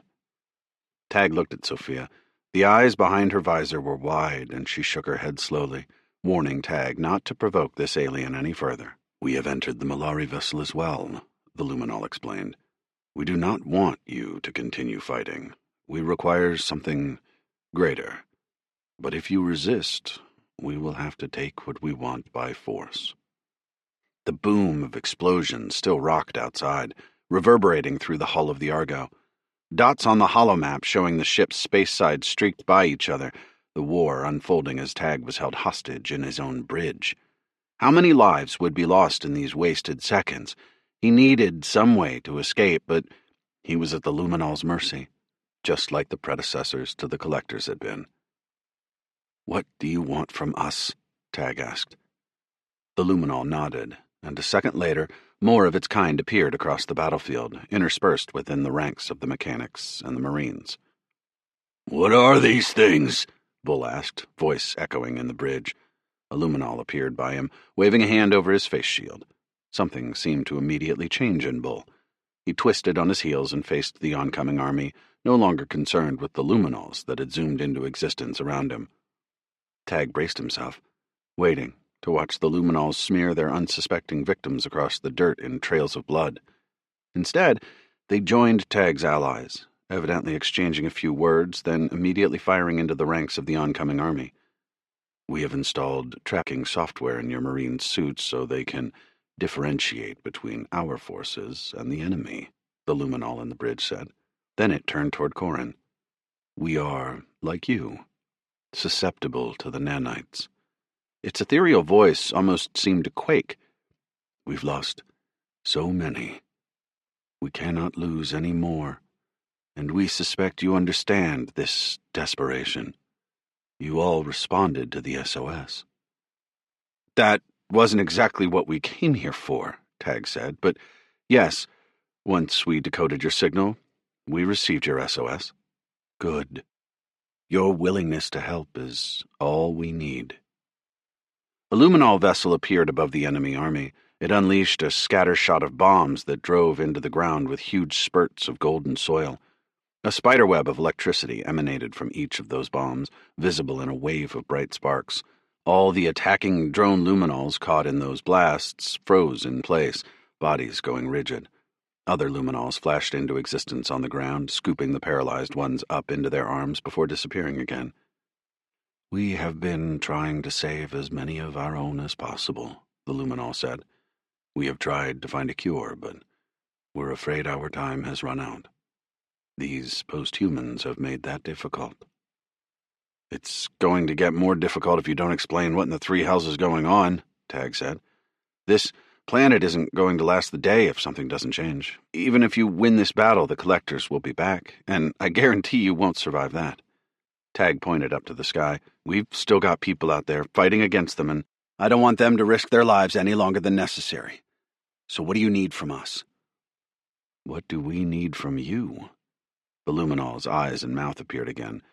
Those eyes were dark as a black hole and the mouth a gateway to nothingness. But even in the luminol's exotic features, Tag could read its despair. "We need your help to reach our salvation." "I don't follow," Tag said. The luminol flickered in and out of existence, each time sparking closer to Tag until it was in his face. "We can win this battle today. We can push these people back." Then it disappeared again. The lights in the bridge flashed, and Alpha jumped back as the hollow projector in the center of the bridge shot out a shower of sparks. "The luminol is accessing our internal servers," Alpha cried. Then the luminol appeared again in front of Tag. "Collectors. That's what you call them. We will stop them together. Then you and I will have a very long talk about how you plan to resurrect your drone humans and drone mechs. We share that goal, do we not?" "That is certainly our goal," Tag said. "Whether or not it's yours, I can't say." "Let me prove it to you." The luminol held out its long, glowing fingers. "You can call me Shore. I will lead you to the Citadel." The luminol flickered again. Another shower of sparks, and a gigantic palace constructed of golden crystal appeared on the hollow, floating in the middle of the bridge. Ships encircled it. Explosions bloomed all around the structure, and ordnance lanced into the side of the Citadel. Showers of golden shards crashed to the ground where walkers and foot soldiers battled, bodies and machines clashing. "Look around you, Shore," Tag said. "This is my entire crew, and my allies are injured, their numbers weakened. Why would we risk everything to go in there, especially after the aggression you've shown toward humans in the past?" Shore flared brighter. "Aggression? You have much to learn about us and your own civilization's past. But we don't have time to discuss this now. Right now, you have a single choice to make. You can choose to help us, to presume us allies for the time being." Explosions boomed outside, shaking the Argo. The walkers and soldiers Shore had brought with it were struggling to hold back another influx of drone luminols. "Or you can presume us enemies, in which case we will return the favor." Tag surveyed the other luminols in the bridge. There was no way he could take them. A terrifying thought crossed his mind. What if the collectors had been right all along? What if they had only been doing what was necessary to protect themselves and humanity from the luminols? Shore took another flickering step closer to Tag. The smell of ozone seemed to permeate Tag's suit, as if the internals were burning up, just being close to the strange alien. "What is your decision, Captain Brewer?" it asked. Chapter 18. Another explosion resonated through the ground. Tag wasn't certain if he could trust these people, but he certainly didn't trust the collectors. At least, that was how he felt until that tiny worm of doubt had dug itself into the back of his mind. Maybe the collectors were right. Maybe these luminols would try to stab him in the back later, but maybe they wouldn't. Later was at least not now. It gave him time to figure a way out of this mess. He could see looks of uncertainty pass between Sophia and Corin, but he didn't have time to consult with them as much as he wanted to. "We'll help you," Tag said, biting back his own hesitation. "Or at least try. But how are we getting to the Citadel?" "You'll never make it in your human armor and vehicles," Shore said. "I could have told you that," Corin said, sneering. Shore ignored him and held up a finger. A moment later, more luminols jolted into existence around Alpha, Sophia, and Corin. Through the hollows streaming from the Marines' helmets onto the hollows, Tag saw the luminols had appeared in front of them as well. Each of those luminols held out their spindly hands, displaying a golden cube. "Take these," Shore said. "And do what with them?" Tag asked. Shore's cavernous mouth twitched, almost as if he were smiling. "That is not for you to worry about." Tag worried anyway, but took the cube between his finger and thumb. Tiny arcs of electricity coursed over the cube and danced over Tag's gloved fingers. Then, those miniature lightning bolts shimmered up his arms and around his chest. The cube seemed to melt into his EVA suit. "What's going on?" Sophia asked, her suit glowing. Corin's black suit had turned a similar golden hue. Alpha's entire chassis burned like she'd been swallowed by the sun. "Alpha?" Tag asked, unable to withhold the fear creeping into his voice. "Are you okay?" "Yes, Captain," she said, holding her arms out. "The luminol cube is automatically altering the molecular structure of my chassis. I can feel the changes in my mind." "What is it doing?" Tag asked Shore, glaring at the luminol. "Giving you our powers," Shore said. "It won't harm you. And it is only temporary. Transitioning like we do costs enormous amounts of energy, which that cube will not sustain long term. However, it will be just enough to get you to our citadel." "How do we transition?" Tag asked. Again, do not worry about the science. All you do is think about the transition, the flicker, and the suit will do it for you. Do not overextend yourself, though. Do not try to jump ahead of us. If the bursts are too long, you will shatter your molecular structure. "What about Bracken's crew?" Tag asked. "We will take them all with us," Shore said. "It is not safe here, not with the drone luminols descending on this position." Another squad of enemy walkers appeared alongside the stalwart, lobbing fire into the ship and the luminol forces around it. Fires raged from one of the stalwart's thrusters and grav impellers. Smoke plumed from its open cargo hold. "Quickly, we must move," Shore said, flickering and then reappearing on the nose of the Argo just outside the view screen. The other luminols vanished and reappeared beside him. "How do we do this?" Sophia asked. "You must think about where you want to go," Alpha said.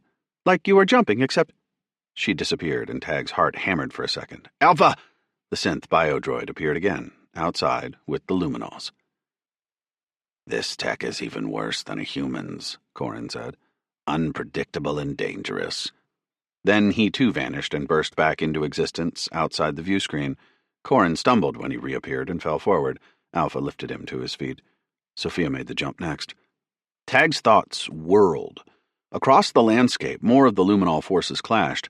Incoming ordnance turned some into pillars of rising infernos, explosions filling the atmosphere. Stray rounds slammed into the Argo, shaking the ship. Then he felt it. A slow, tingling sensation rose through him, starting at his core and spreading to the tips of his fingers and toes. Enough heat enveloped him to let him know something was happening, but he didn't feel uncomfortable. In fact, the sensation that overcame his body reminded him of those seconds before the ship's inertial dampeners kicked in, right when the Argo was launching itself into space. The sounds of battle hit him first, resounding through the air, his feet, his bones. Bright light flashed as pulse rounds and lasers seared the sky. The ground tremored with the quaking feet of an advancing walker as another ball of fire bloomed upward from the destruction. Shore and the other luminols surrounded Tag and his team, sending a wave of fire into their aggressors. He couldn't tell the difference between their enemies and the supposedly friendly luminols. "Who in the three hells are we fighting?" Tag yelled at Shore. "That should be clear." "Now!" Shore pressed his wrist, and the HUD on Tag's suit came alive in a flurry of colors. "The firmware we installed in your suits allow us to connect with your systems," Shore explained. "You didn't tell us they'd give you that kind of access," Corin said. Tag understood the mechanic's fury. What else could the luminols do with that kind of unfettered access? "Time for apologies later," Shore said. "We need to move." Shore led them away from the Argo and over the battlefield, zipping around the enemy troops. Tag ran, looking back occasionally to see glimpses as the drone luminols swallowed the stalwart's position. Their luminol allies fought back for every centimeter of ground near the Argo. Some of the drone luminols split off from the main contingent of forces and gave chase. A fusillade of fire pounded around Tag like miniature lightning strikes. One of the friendly luminols was hit. It let out an agonized scream as its body turned to ash. Shore flitted ahead, and Tag followed, willing his body to disappear into the ether, only to reappear another 20 meters ahead. His legs seemed to twist over themselves as he tried to start running again, the jump throwing off his cadence. Alpha seemed to have no problem keeping in stride with the luminols when they took another jump forward. Again and again they leapt and flickered, dodging out of blooming explosions or falling stalactites. Spires of the strange rock crumbled as Tag leapt ahead, starting to catch the hang of this running and jumping gait. He turned around briefly to see a cloud of dust and fire swallow the spot he'd just flickered away from. "Do not look back," Shore said. "Forward." As they disappeared and reappeared, taking flight over the battle-scarred landscape, other groups of luminols descended on their positions. These ones were marked as allies. Among one group he saw Bull and the rest of the Marines, taking to the luminols' technology as quickly as Alpha. Another group seemed to be escorting the mechanics from Bracken's crew. "Look out," one of the Luminols in Shore's group called. A barrage of rockets tore trails of gray smoke through the yellow sky. Tag leapt ahead with his crew, pumping his limbs as fast as he could. The rockets started to descend like a shower of meteors. "Push your jumps to the limit," Shore yelled. Tag focused on leaping as far as he could. His body seemed to protest, as if the technology imbued into his suit knew better, but it was either death by those incoming rockets or his body giving out from pushing himself too hard. He'd take his chances. His mind focused on making a leap longer than any previously, pushing himself through the fabric of three-dimensional space. It felt as though his cells were tearing apart, every sinew in his body whipping free as the suit took over, the luminol's powers sparking through every molecule of his body with unbridled ferocity. Then he flickered again, safely out of range of the rockets, which slammed into the ground behind him. A concussive force rolled over him, carrying with it a wave of heat and rock. He nearly fell, but caught himself. He was still alive. But was he the only one who had made it? He couldn't see through the maelstrom of fire and smoke obscuring the world around him. Alpha appeared next, followed by Corin. His heart hammered. The Marines finally appeared close to them, no more than 30 meters away now. "Sophia!" Tag yelled, looking at the cloud of dark smoke, embers floating in it. "Here!" she called. He didn't breathe a sigh of relief until he finally spotted her. Not behind them, but instead ahead of the group. Typical. "Thank the gods," he said as they continued bounding away. But the more they jumped, the more he realized what pushing the Luminol's tech had done to him. His head pounded. He felt a sticky wetness in his ears, and the taste of blood danced across his tongue. Ahead, he saw the flashes of battle over the Citadel. Fighters still circled overhead, and ground forces met in combat with violent ferocity. "We can avoid all of that," Shore said. They flickered away again, the groups merging so Tag was running beside the Marines and mechanics now, all of them lunging for the promise of safety. A massive explosion rippled into the sky above them, pillars of blue plasma punching into the sky.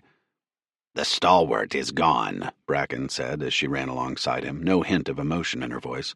A pit formed in Tag's stomach. He wondered how long it would be until the drone Luminols took out the Argo, too, and he found himself stranded here with his crew on this strange planet. "Grand Fury, Argo 1 here," Tag called into his comms between leaps, nearly breathless. "How's the situation up there?" "We're holding them back, but the collectors aren't letting up," Habina replied. "Their colony ship shits fighters faster than we can kill them." "Stay strong. We'll stop this soon." Tag hoped he was right. They continued jumping ever closer to the Citadel, but Tag and his allies weren't the only ones who had pushed themselves to their limits. Through the smoke and fire behind them surged the drone Luminols, walkers and all, bearing down on them. And with each leap Tag took forward, the enemy seemed to take two. Chapter 19. The enemy forces tore through the crater-pocked landscape and launched another fusillade. Allied Luminols vanished in a burst of fire. Others were caught by the fingers of electricity from the drone Luminols' strange weapons, turning to ash, their cries haunting the comms. "We're not going to make it," Corin yelled. "Keep going," Sophia said. "We have to make it." Alpha's voice broke over the comms. "The odds are just run, Alpha," Tag yelled. The Marines turned and let loose with their mini-Gauss and pulse rifles, sending a meager rain of covering fire back into the enemy. The Luminol foot soldiers escorting the group launched their own weapons, blinding flashes of light blooming from the soldiers before they disappeared and reappeared. A few drone Luminols went down. "Hold your fire," Shore yelled. "We have no choice," Tag yelled. He knew the Luminol wanted to protect as many of its kind as possible. That the drone Luminols were nothing but slaves to the nanites, unwitting accomplices to the atrocities they were committing. But if they didn't defend themselves, if they spared the drone Luminols' lives, the bastards would merely kill Tag, Shore, and the others. Then the drone Luminols would never be free, and the collectors would reign victorious. "Trust me," Shore said. "Do not fire." The Luminols' words pounded in Tag's head like thunder. There was a fury there, like a sun going supernova, that Tag didn't want to tempt. "We have reinforcements incoming," Shore said. Tag didn't see anyone running from the Citadel. No one was coming to their rescue. Nothing but fire and smoke lay ahead, raw carnage in a world torn asunder by its own people. "Where are those damn reinforcements?" Bull roared before flickering ahead. "Focus on getting to the Citadel," Shore bellowed. The walkers drew closer. The drone Luminol foot soldiers flickered after them in waves. Then came a deafening crack, like the sky itself had split into two. A half-dozen egg-shaped vessels, each nearly a third the size of the Argo, sparked into existence. Nearly 100 luminol ground troops in power armor appeared just behind Tag. They must have been deposited from those egg-shaped vessels. Arcs of electricity sizzled off their armor, and they launched a volley of fire into the enemy. Wherever their rounds hit, the enemy forces froze, paralyzed. Another round of luminol troops burst into existence around them. These ones used a second set of weapons that launched pulsing nets and tethers over the paralyzed troops. A moment later, all the paralyzed troops and the ones that had come to intercept them disappeared. 5 of the egg-shaped vessels flickered away with them, leaving only one behind. "Jump into that ship," Shore said before vanishing. Tag and the others followed suit. A flash of gold, and Tag found himself in the belly of the egg ship, nearly a half-meter above the deck. Gravity tugged him back down. The Marines and the rest of the crew appeared around him, each hitting the deck like he had, nearly tripping over themselves. The Allied luminols fell more gracefully, absorbing the landings. "What is this thing?" Lone Star said. "Standard Lum transport," Shore said. Its vacant eyes surveyed the ragtag group appearing around them. The mechanics came next, with Bracken in the lead, followed by the others, both healthy and wounded. Those who were injured were wrapped in golden bands that held them in what looked to Tag like a comatose state, a stretcher of sorts based on the flicker technology. Seats rose from panels in the deck, and the luminols each found one.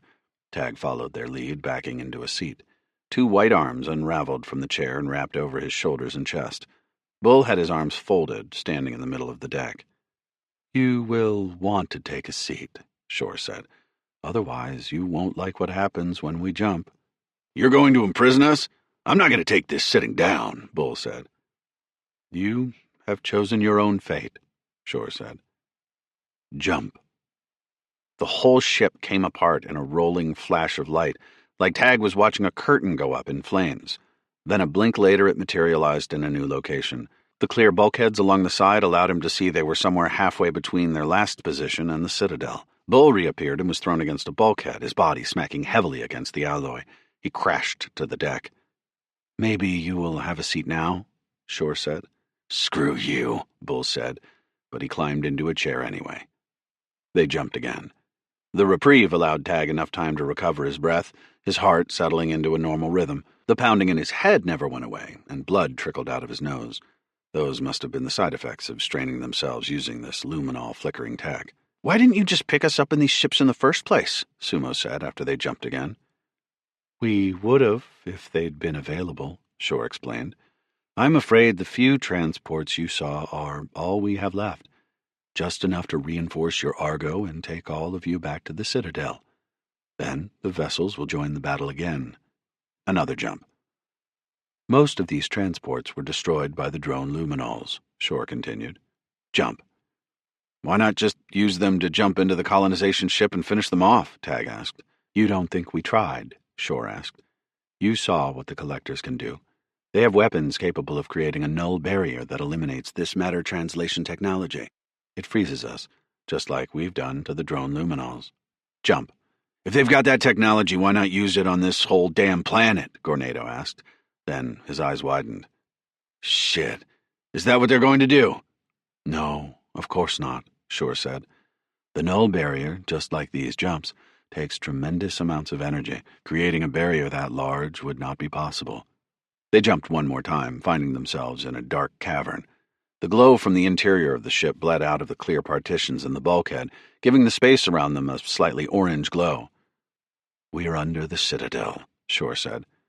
"Everyone needs to jump out so the transport can be used to evacuate more of our forces." Tag leapt out immediately and found himself on the rocky floor of the cave. He flicked on his helmet-mounted light. As the others appeared around him, their lights pierced the darkness. The transport disappeared. "Now, we go up," Shore said. "What about our injured?" Bracken said, gesturing to the cocooned mechanics. "We can't just leave them here." "We won't," Shore said. Then it gestured toward its people, and a small squad separated from the main group. They gathered up the injured and began flickering away. "Where are they going?" Tag asked. "We have a medical facility within these caverns, a triage center of sorts. I swear my oath on the light that they will be protected and healed." The last of the injured disappeared with the luminals. "You will have to explain this flicker technology in more detail to my people and me," Corin said. "It's intriguing, to say the least." "If fortune favors us in today's battles, we will have that opportunity," Shore said. "I have no qualms sharing our secrets with proven allies." "Machine willing, we will reign victorious against the Collectors," Bracken said. "I have heard of the technical prowess of your people," Shore said. "I have no doubt you can offer us improvements to this technology. Our current flickering paradigm requires tremendous amounts of energy, which we have not been able to reduce. It's why we still must rely on conventional hyperspace travel to cover long distances. We have not mastered flickering beyond proximal lengths." "I see," Bracken said. Tag imagined an arrogant grin crossing Corin's face under his face mask. Then Shore looked at Tag. "But all that will have to wait. We are most interested in human technology now. I believe it is the only thing that can save us." Corin, practically deflated. "How?" Tag asked. Shore looked at Alpha. "She is the answer." "Me?" Alpha said.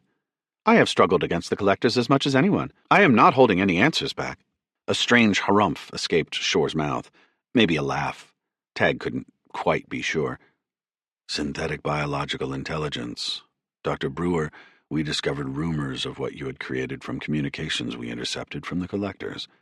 If this symbiotic relationship you have created between the neural and digital networks is as powerful as it seems to be, we think we can adapt it to free all of those who have been bound by the nanites." "Trust me, we've considered it," Tag said, "but neither my people nor the mechanics have been able to find a workable solution." "Precisely," Shore said, "which is why we brought you here to us. Together, we will find that solution." Chapter 20. Another group of luminals flickered into the cavern, each armed with the strange weapons Tag had seen them use on the drone luminals. "It appears we are ready," Shore said. "Gather around and stay with me. There is no flickering inside the Citadel." "Why not?" Alpha asked. "Would it not be more efficient?" "Efficient, yes," Shore said. "But to protect our leadership, we have null fields of our own that would kill anyone flickering in and out above these caverns." "Ah," Bull rumbled. "Assassination prevention." "Yes, that's one way to describe it." Shore led the group through a narrow stairwell carved into the cavern. Tiny droplets of gold were spread over the cavern walls like dew, illuminating the passage. Low rumbles shook through the walls. Occasional explosions boomed above them, and thin streams of dirt and pebbles fell from the ceiling. Tag's heart thumped with each step, his mind never leaving his comrades embroiled in battle around the planet. He sent a comm request to the Grand Fury again. "This is Commander Brewer, requesting a situation update." Habino's voice came back over the comms, relatively calm. "We've received direct communications from these luminals and are coordinating offensive operations with their help. We've lost another squadron of fighters, and the broadsword experienced a contained fusion reactor failure." "Understood," Tag said, hating that his people were sacrificing their lives while he traipsed around in relative safety. "I do think we're pushing them back, though, Commander," Habino said. "The Collector's colonization ship appears to be recalling their warships. Fighters are providing cover for the retreat, but little else." Sophia gave Tag a knowing look. "That's good news," Tag said. "But don't get too confident in case they're setting up a feint." "Of course, Commander," Habino said. "Don't worry," Shore said. "Now that we have you all here in the Citadel, we will divert more resources toward the aid of your strike group." They continued up the stairwell, surrounded by those glimmering stones in the rock wall, until the cave-like environment gave way to a vast chamber. Crystalline gold walls rose on either side of them. Shore's team of luminals spread out around Tag's meager crew. More luminals rushed out of corridors. Some carried weapons and others carried their wounded. Shouts filled the air. Tag hadn't expected the vacant faces of the luminals to express much emotion, but he thought he saw looks of worry and fear in their dark eyes as they ran past. Maybe it was just his imagination getting the better of him. "You think we can actually win this?" Sophia asked Tag. Another luminal wrapped in one of the med cocoons cried out in pain as two of his comrades transported him down a stairwell. "I think we can," Tag said. Habino seems confident, but the biggest question is what happens to us and the Luminols afterwards. They need our help to stop the collectors, Corin said. But once we beat them back, we are severely outnumbered. We'll be in no better a position than your people were on the UNS Hope when the Luminols attacked them. As much as I respect their technology, I do not yet know if I respect them. I hope we can come away from this with more allies, not enemies, Tag said. There was so much about these people that Tag didn't know, and it might be a tactical mistake to follow them straight into the Citadel from a traditional military perspective, but Tag had always followed an unorthodox path. He had learned to trust his intuition, and sometimes venturing into the unknown, even when you didn't have the luxury of comprehensive intel, was the only way to learn something new, for better or worse.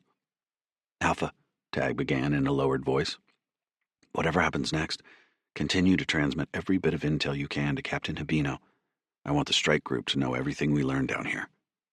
That implies we may not make it up to them ourselves, Alpha said. That's correct, Tag said. We have to prepare for anything. An explosion resonated through the Citadel. Fiery light refracted through the crystalline walls and the ceiling shook. Lone Star and Gornado ducked as bits of crystal fell around them. Bull took a chunk of fallen crystal to his shoulder. The Marine almost fell until Corin grabbed his upper arm. Thanks, mechanic, Bull growled. Somewhere above, a laser glanced into the side of the Citadel, violent red light absorbed by the crystal. Then Tag heard the whoomp of the Luminol's cannons fire back in response, the heavy thuds of pulse fire and flashing lasers bursting out from the building. Are you sure we're safe in here? Sophia asked, a tinge of worry in her voice. This is the safest location on all the planet, Shore replied. And yet, it seems to be falling apart, Corin said. That is not very reassuring. I am not trying to provide reassurance, Shore said. All I need to do is get you to the Sovereign. Who's the Sovereign? Tag asked. He who leads us, the one who keeps the Citadel in the light, Shore said. That didn't exactly satisfy Tag, but he didn't have time to press for a better answer. Another quake shook the Citadel, nearly deafening as the floor buckled slightly. Follow me, Shore said, charging ahead. They sprinted up a spiraling pathway to a wide-open space.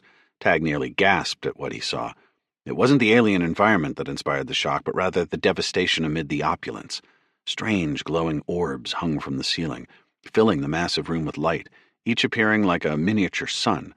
The middle of the vast floor was filled with a pool of silvery liquid, a fountain sprayed in the center of the pool.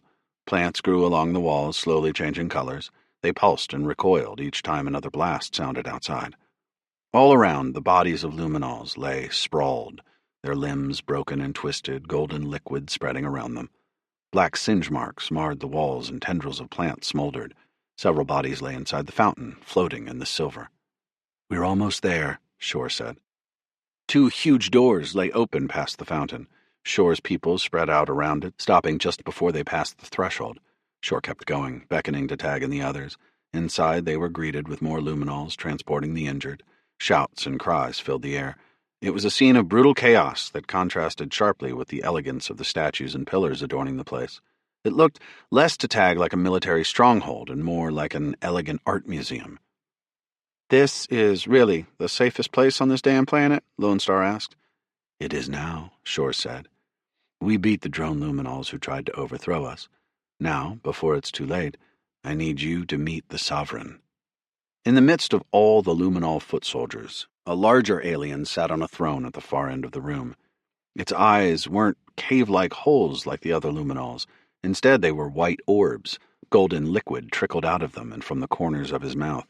Black singe marks covered his body, his robes shredded and burned. One of his arms was wrapped in the cocoon material, and his long fingers lay broken on his lap. Translucent vines stretched from machines in the ceiling into the back of his neck. Other Luminols milled around the Sovereign, talking in hushed voices. A convulsion shook through the creature's shoulders, and it let out a long, pained gasp, as if struggling to breathe. Tag wasn't an expert in Luminol physiology, but it didn't take his doctoral training to know that this Sovereign wasn't long for this world, or any other. Chapter 21. We need you and Alpha to integrate with the Sovereign before it transitions into the light forever, Shore announced. Integrate? Tag asked. We need to connect your neural networks to ensure a rapid upload and dissemination of data, Shore said. It is a painless process. Does this require our death? Alpha asked matter-of-factly. Shore let out a grating noise that Tag took for laughter. Of course not. This is similar to how you access the human net for information. The difference is your virtual immersion. What about the battle outside? Tag asked. I can't abandon this fight. Shore gestured to another luminol officer.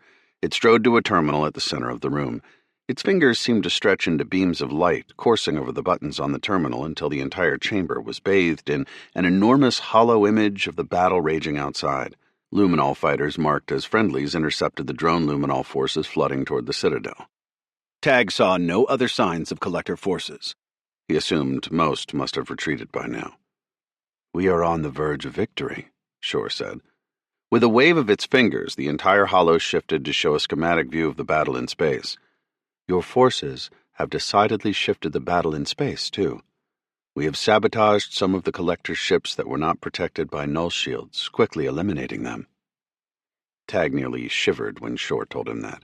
The mere fact that these luminols, with just a little help, could so handily beat back the collector's forces told him these people were as powerful as the ancient humans of the UNS Hope had feared. Hold on a second, Sophia said. You people had no problem accessing our ship's data with that crazy light tech of yours, and you're telling me you need the skipper and Alpha to tie into this mind-sharing thing with your sovereign?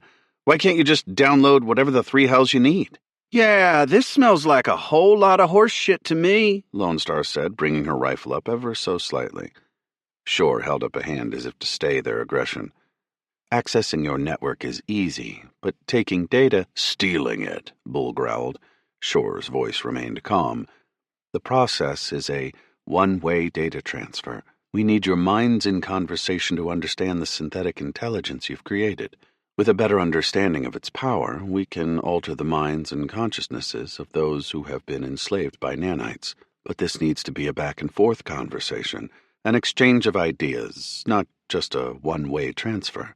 You're telling me that all your technical knowledge isn't enough, and you need our captain's mind to connect with your sovereign, Corin said.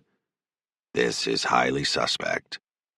A fire seemed to boil in the vacant cavities where Shore's eyes and mouth would be in another race.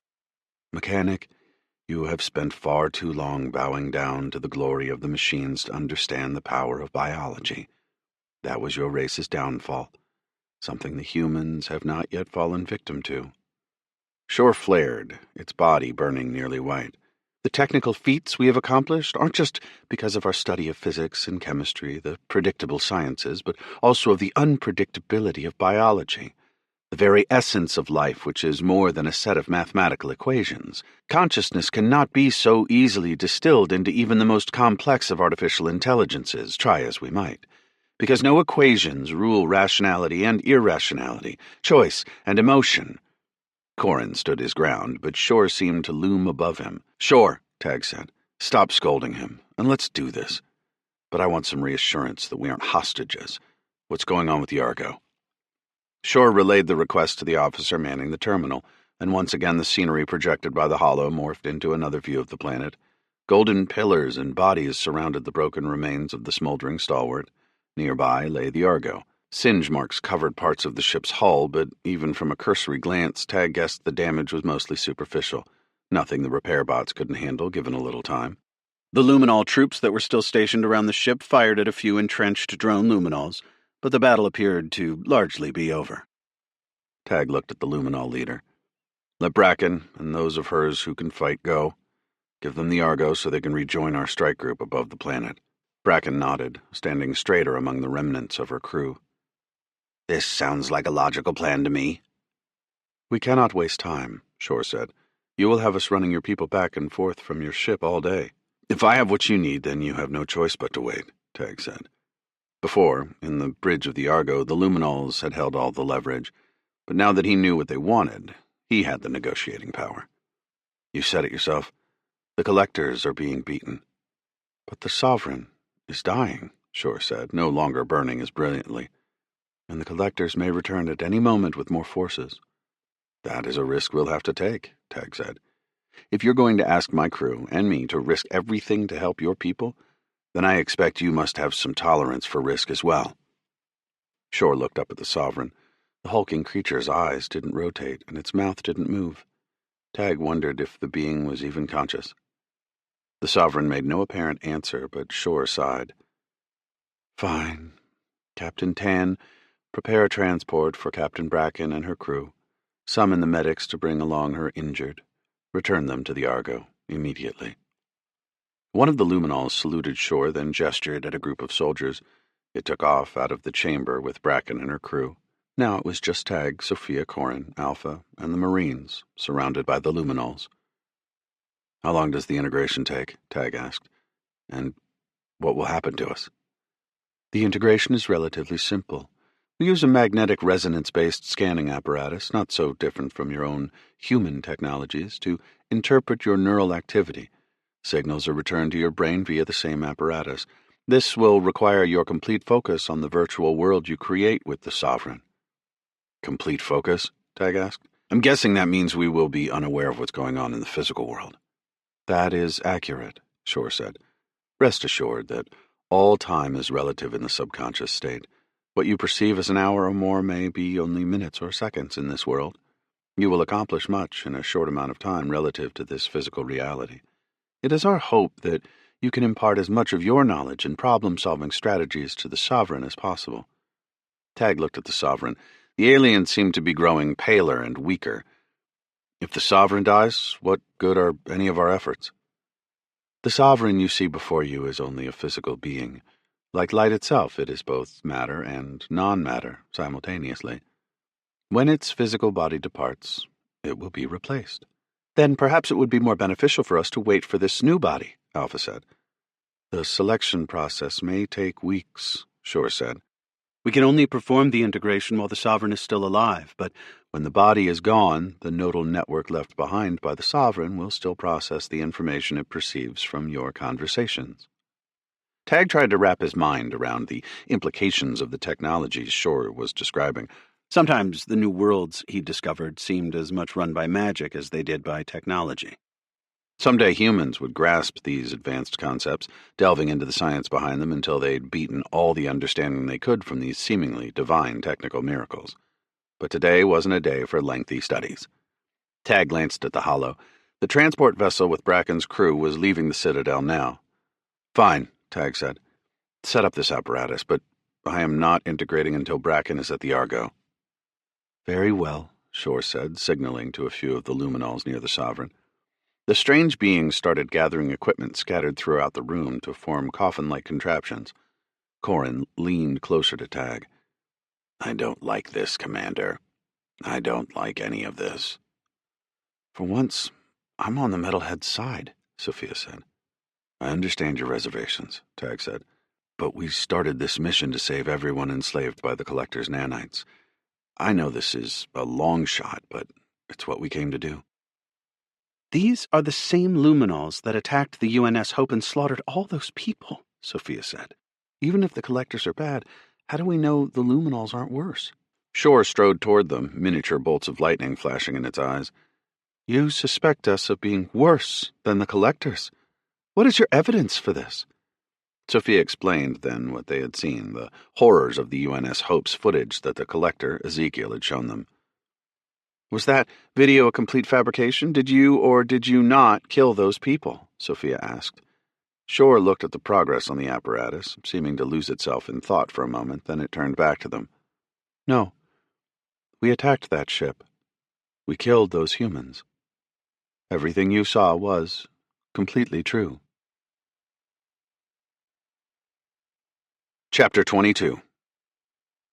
The Marines raised their rifles, not quite high enough to be threatening, but the gesture was clear. Corin and Sophia both reached for their pistols. Tag's fingers prickled with adrenaline. "Do not be alarmed," Shore said, holding out its hands in a placating gesture. "What you were shown was no doubt carefully edited to weaponize you against us." "Explain," Sophia said. "When your species sent those generation ships, like the UNS Hope, to explore the galaxy, our own exploration ships came in contact with them," Shore said. "At first, we kept our distance. We are not a species accustomed to attracting attention, and we have the resources we need to survive in our own solar system. Exploration to us was simply a matter of expanding our understanding of the universe. We are very interested in stretching the bounds of understanding and our own biology. What we are today is very different than what our species looked like centuries ago. So, you're not that different than the collectors, Sophia said. They designed their own evolution, too.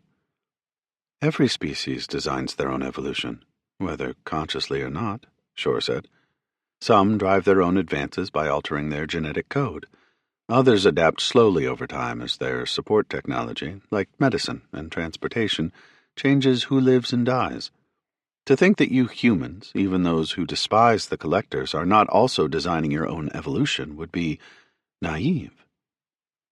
Tell me how that justifies your attacks on the humans of the UNS Hope, Tag said. I don't want to debate the ethics of species-wide bioengineering. You're right, Shore said. This does not justify our attack on the Hope. But what you didn't see were our first attempts at contact with your ancestors. We first ignored the Hope and its inhabitants, choosing to steer clear of them. We were not concerned that they were a threat to us, but we assigned our own observation ships to follow the Hope should the situation evolve. Unfortunately, things deteriorated rapidly. Our scouts observed the Hope making contact with their first intergalactic sentient beings on a planet where the indigenous populations had only just planted the seeds of civilization. The Hope sent their own foraging parties to the planet. At first, we expected they were simply on a scientific expedition of their own, or that perhaps they had mismanaged the supplies on their generation ship and were looking to top off their supplies. We were wrong. So wrong. They extracted resources from the planet, and we would not have acted if that had been all. But what we found unacceptable was how they treated the sentient population on that planet. Now those abysmal cavities that served as Shore's eyes turned red. They attacked the indigenous settlements and kidnapped individuals, taking them back aboard their ship. Sophia's features seemed to soften behind her visor. And that's when you attacked? Not quite, Shore said. We would never do this to a sentient species, but we also did not want to attract any undue attention. Perhaps they had good reason to extract these other beings from their home planet. We continued to track them as the Hope lingered near this particular solar system. At that point, we still had not attempted any form of contact. However, other scouts of ours reported human exploration vessels and generation ships in other sectors of the galaxy. Our interest in them was piqued. We wanted to know what these humans planned, whether they would threaten our existence as they had come increasingly closer to the planet you are on now. Then, our scouts saw the humans return some of those beings they had kidnapped back to the planet. We thought perhaps we had assessed the situation wrong. Maybe the humans had decided to help these people, advance their technologies and civilization. Again, we would not normally interfere with the species in such a manner, but we recognized that our races have different ethical codes. Spare us the ethics discussion, Tag said. Get to the point. Shore gave a slight nod. You are awfully aggressive, human. Not so different from those relatives of yours. We watched the newly reintroduced beings slaughter their brethren. It made no sense to us, and we had to understand why this had happened. We retrieved the corpses of the slaughtered individuals as well as some of the reintroduced specimens that had been killed. What we found was a rudimentary precursor particle to the nanites that have infected our people, the mechanics, and so many others. There was no doubt these particles had come from the humans, and at that time they had sent out drone scouts that were easing closer and closer to this planet. We feared this nanite technology because, despite the primitivity of the humans we had observed, this type of mind enslavement was something we were utterly unprepared to face. We assumed the best way to head off any danger was to introduce ourselves to the humans and create open lines of communication. Now Shore hung its head low. We underestimated the crew of the UNS Hope, I'm afraid. When we appeared to them initially, it was in a similar scene that played out on your SRES Argo. We flickered into existence in this ship, requesting a meeting with their commander. Instead of being greeted with words, they slaughtered most of our people and took others prisoner.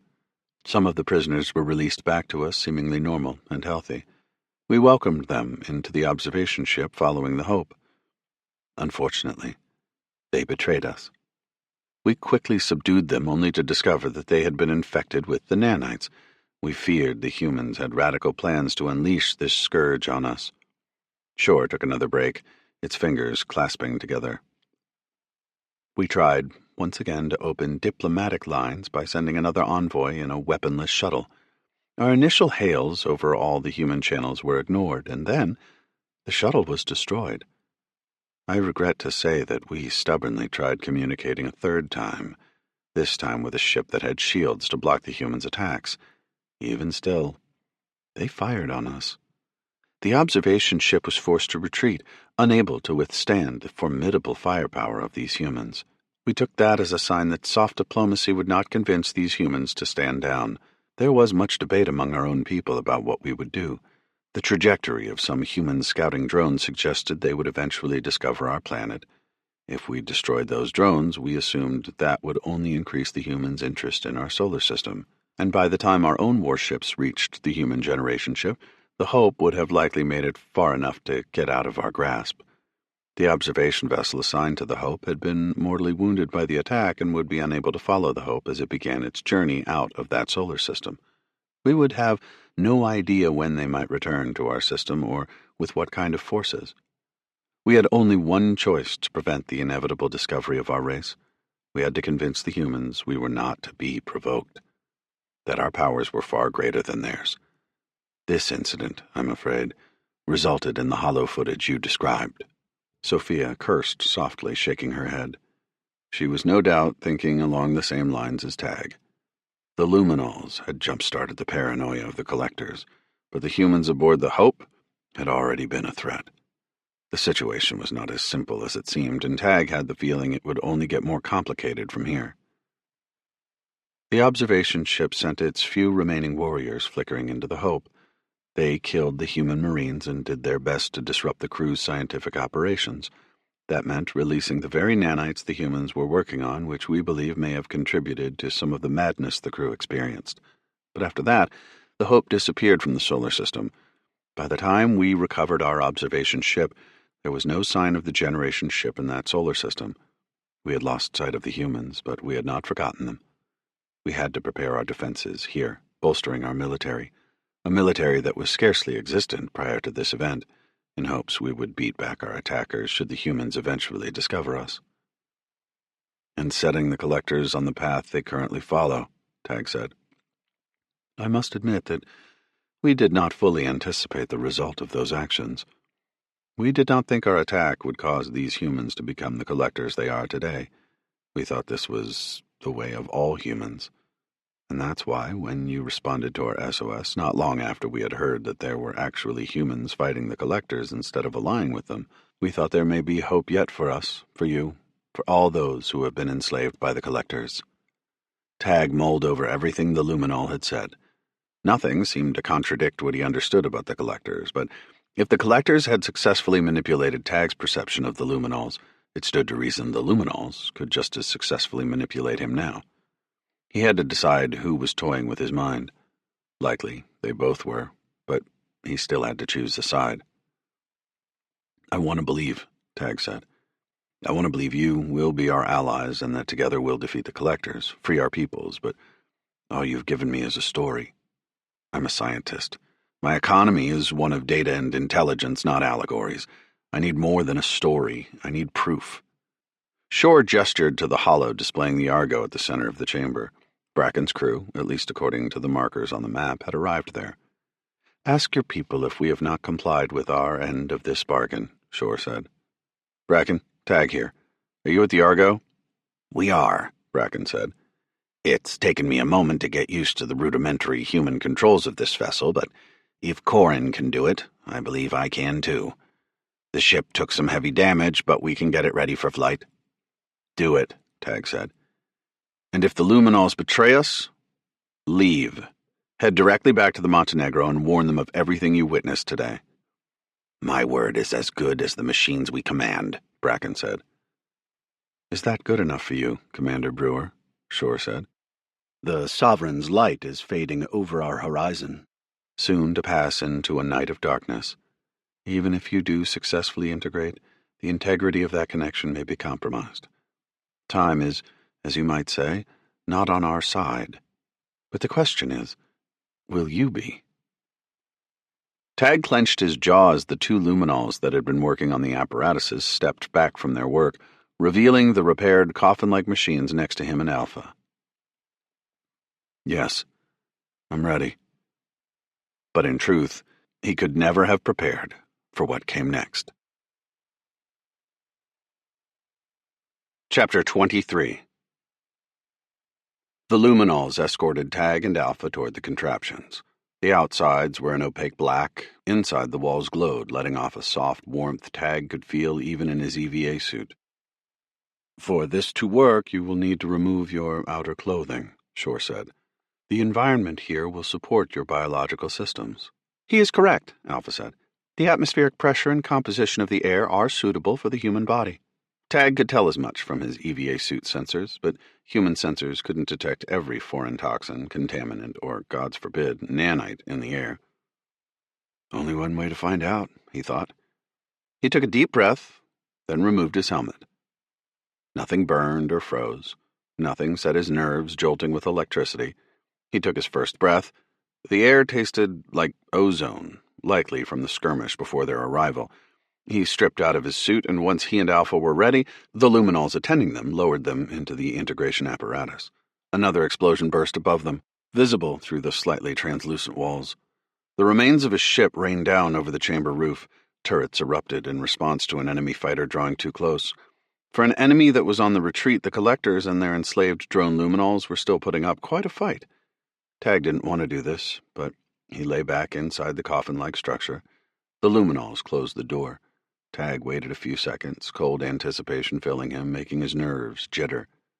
Then the light inside exploded with all the power of a sun going supernova. He closed his eyes, but the radiance pierced his lids. Images suddenly filtered into his mind as if the light had found his optic nerves and begun playing a movie directly on them. He saw a rush of gray and white. It began to coalesce into a landscape filled with choking dark smoke. Tag felt a slow tingle of electricity travel through his body as he, or rather a projection of himself, materialized in this new world. He smelled the smoke, tasted the burning air on his tongue, and even heard his heart thumping. He sensed something looming behind the screen of smoke and started to walk forward. Then the tapping of metal against the ground sounded to his right. From the mists, a female figure began to coalesce, her body seeming to be formed as much by smoke as it was by metal, constantly shifting. "Alpha, that you?" Tag asked, just to be sure. "Yes, Commander Brewer," she said. "To borrow an expression, I feel as though I only have one foot in the door." "What do you mean?" "Part of me is here," she said. "Another part still feels as though it is in the other world." Tag guessed he had some idea of what was going on. Maybe the biological part of your consciousness is here, and the part of you that is nested in your internal computer is still in the Citadel. Alpha seemed to think about that. "You are probably right, Commander." "Come on," he said. "I feel like we should keep going forward." They walked, side by side, just Tag and Alpha in a world clogged by acrid smoke. It reminded him of the early days when he'd first created her. So much of what they had faced together had been an unknown. She was growing accustomed to a new world, and he was her guide, doing his best to describe to her what it was to be human. She had grappled with every new sensation, every new emotion and thought, and they both had come face to face with worlds and species that neither had been prepared for. "We've gone through a lot," Tag said, the words feeling like an understatement. "Yes, Commander, that does seem like an appropriate way to characterize our relationship. Do you think we will live through this?" "Do you mean this integration or this war?" "Both," Alpha said. Somewhere in the deep distance he heard a hollow boom, perhaps back at the real Citadel. "I think we will survive," Tag said. "At least, I believe we will." "Is belief enough?" Alpha said. "I cannot calculate the probabilities of how belief impacts the outcome of our mission."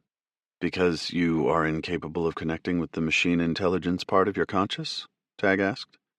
"No. Even if I were connected, it would not matter. Belief is an inconsequential variable. Now on that, I believe you're wrong, Tag said. Alpha gave him a quizzical look as they continued. Soon the smoke gave way. They entered a space that reminded Tag of the Sovereign's chamber in the Citadel. Only this one was burning, fire dancing across the crystalline surfaces. At the far end of the room loomed a massive being. It looked nothing like the Sovereign's physical body, but the creature's presence conveyed wisdom and command. Unlike the other luminols, this magnificent alien had eyes that glowed a bright yellow. Its flesh was aquamarine, almost as translucent as water, vaguely reminding Tag of the Melchiorri. Its mouth was filled with teeth. No cave-like orifice here. Muscles rippled beneath the surface of its partially translucent flesh. "Commander Brewer, Alpha, you have arrived," the Sovereign said. It beckoned them into the chamber. Tag looked the Sovereign up and down. "You seem to be in good health, but that smoke—" Yes, the Sovereign rumbled. "The corridor you traveled is, in a sense, a symbolic representation of my physical form's nervous system. My mind is always intact, so long as soul shines on this planet. I will always exist, whether a corporeal representation of me lives or not. Such is my blessing and curse, forever trapped in this world of light, a purgatory of sorts, and— Let me stop. Rambling is easy when you have too much time for thoughts and not enough companions to dole out the punishment of listening to me." "Shore told us we might be of help," Tag said, hoping to get the strange being back on mission. "That if we integrated with your consciousness, there was a chance you could use our minds to develop a cure." The Sovereign put its hands over its stomach, shaking for a second. Tag thought the alien was in pain until he realized it was laughter. Yes, it did, didn't it?" it asked. "Shore is an ardent believer in the light of all things, but I'm afraid belief often overshadows reality." Tag didn't like the insinuation. If they were wasting their time here— "You speak of belief, just like him," Alpha said, gesturing to Tag. "It's not a concept that a machine-based intelligence would grasp, is it?" the Sovereign asked Alpha. "It is not," she replied. "But I am more than machine." "Exactly why you're here. In fact, the only reason you're able to be here." "Our people are dying out in the real world," Tag said. "Let's cut through the ambiguous chatter and get to the point. We're running out of time." "Time is quite a— There I go again." The Sovereign shook its head. "We're here to solve the problem of our peoples." "Yes. What's your plan?" The Sovereign grinned, displaying all of its teeth. "I have no plan." Now Tag thought of the Crucible and Grand Fury, and all those other ships still desperately in the fight against the Collectors, the slaughter that he'd seen across the Luminol's planet, and his people, still waiting for the enemy to descend on them in the Citadel. He bit back his frustration. "Then why call us here?" The Sovereign floated across the floor toward Tag and Alpha. He stopped before them, his eyes gazing over Alpha. "I may not have a plan, but I do know the key to everything." He pointed at Alpha. "It's her." Chapter 24. The alien peered at Alpha. The thing was like a statue come to life, its movements unnatural and its physique too perfect to be mistaken for anything real. The damn Sovereign had dragged them into this altered state of consciousness and so far hadn't offered a clue to how they would win this war. All it did was speak in riddles. Tag took a step toward the alien. This whole world was a simulation, and yet he could smell a floral scent drifting off the Sovereign. The closer he got to the alien, the more his skin tingled, as if electricity were sparking in the air between them. It was enough to make him gasp for breath, and he felt his mind flutter as if he were teetering off the cliff into unconsciousness. He staggered, then caught himself. The Sovereign stepped back from Tag and Alpha, and its overbearing presence lessened, giving Tag room to breathe. "Give me something," Tag said. "Tell me one thing to make me believe you aren't just toying with us." "Tell you what, Tag Brewer?" the Sovereign asked, its eyes filled with sorrow. "Tell you how I know Alpha is the key?" How we're going to free our people who have been enslaved by nanites? How we are going to win this war? Yes, all of that, Tag said. Tell me. The sovereign wandered back to its throne, dropping into it with a heavy thud. It laid its huge head into a monstrous open palm, its body shimmering in golden radiance. Suddenly, the sovereign no longer looked so impressive or frightening. It looked old, its skin wrinkling, the yellow glow fading like a light bank on the last legs of its life nearly blinking out. We've tried to resurrect the consciousness within those who have been enslaved by the nanites, the sovereign said. We have tried so very hard to bring back the people and personalities buried within their nanite-laden brains, and from the intelligence we have gathered, you have been trying to do the same. Tag recalled the mechanics' efforts back on Makara. Images of rows and rows of bodies in stasis chambers floated through his mind. They were not so different from the images from the human ships either, where the SRE military had rounded up humans who had mutinied against their commanders, enslaved by the nanites. That's true, Tag said. We haven't figured out a way to remove the nanites and bring people back. Once they've been turned to drones, it seems like even successfully taking out the nanites does nothing to restore their minds. Yes, that has been our experience as well, the sovereign said. We have removed the nanites, only to watch the previously infected die. We've tried to ease them back into consciousness, doing everything we can to isolate them from any grav wave signals that may be directing their actions through the nanites. We have tried transmuting the chemical composition of the nanites, rendering them inert within the brain. And none of it has worked? Alpha asked. None of it. Tag's heart sank. The Luminals possessed technology he had never dreamed of, and they were just as hopeless. Nothing has worked, but you still think Alpha is the key, Tag said. Why? I believe we've all been clinging to a false notion. The mechanics are pragmatic, but you humans are emotional.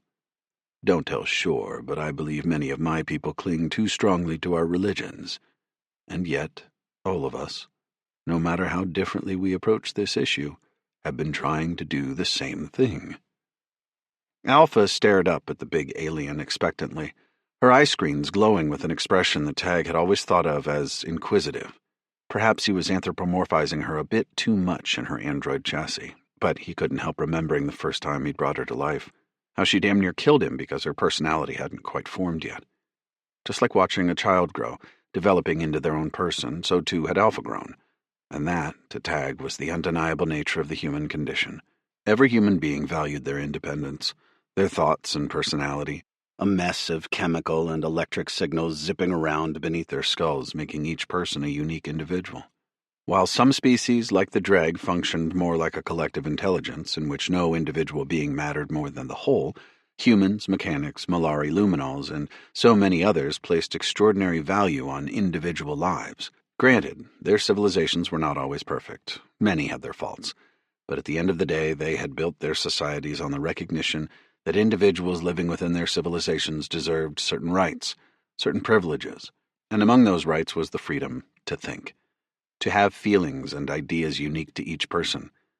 The nanites erased that free thought, reprogrammed the brain, turned people into automatons no more individually sentient than the Dreg. And that was what had been strikingly obvious, yet completely ignored the entire time the mechanics and humans had struggled to find a solution to free the people infected with nanites from their deep unconscious states.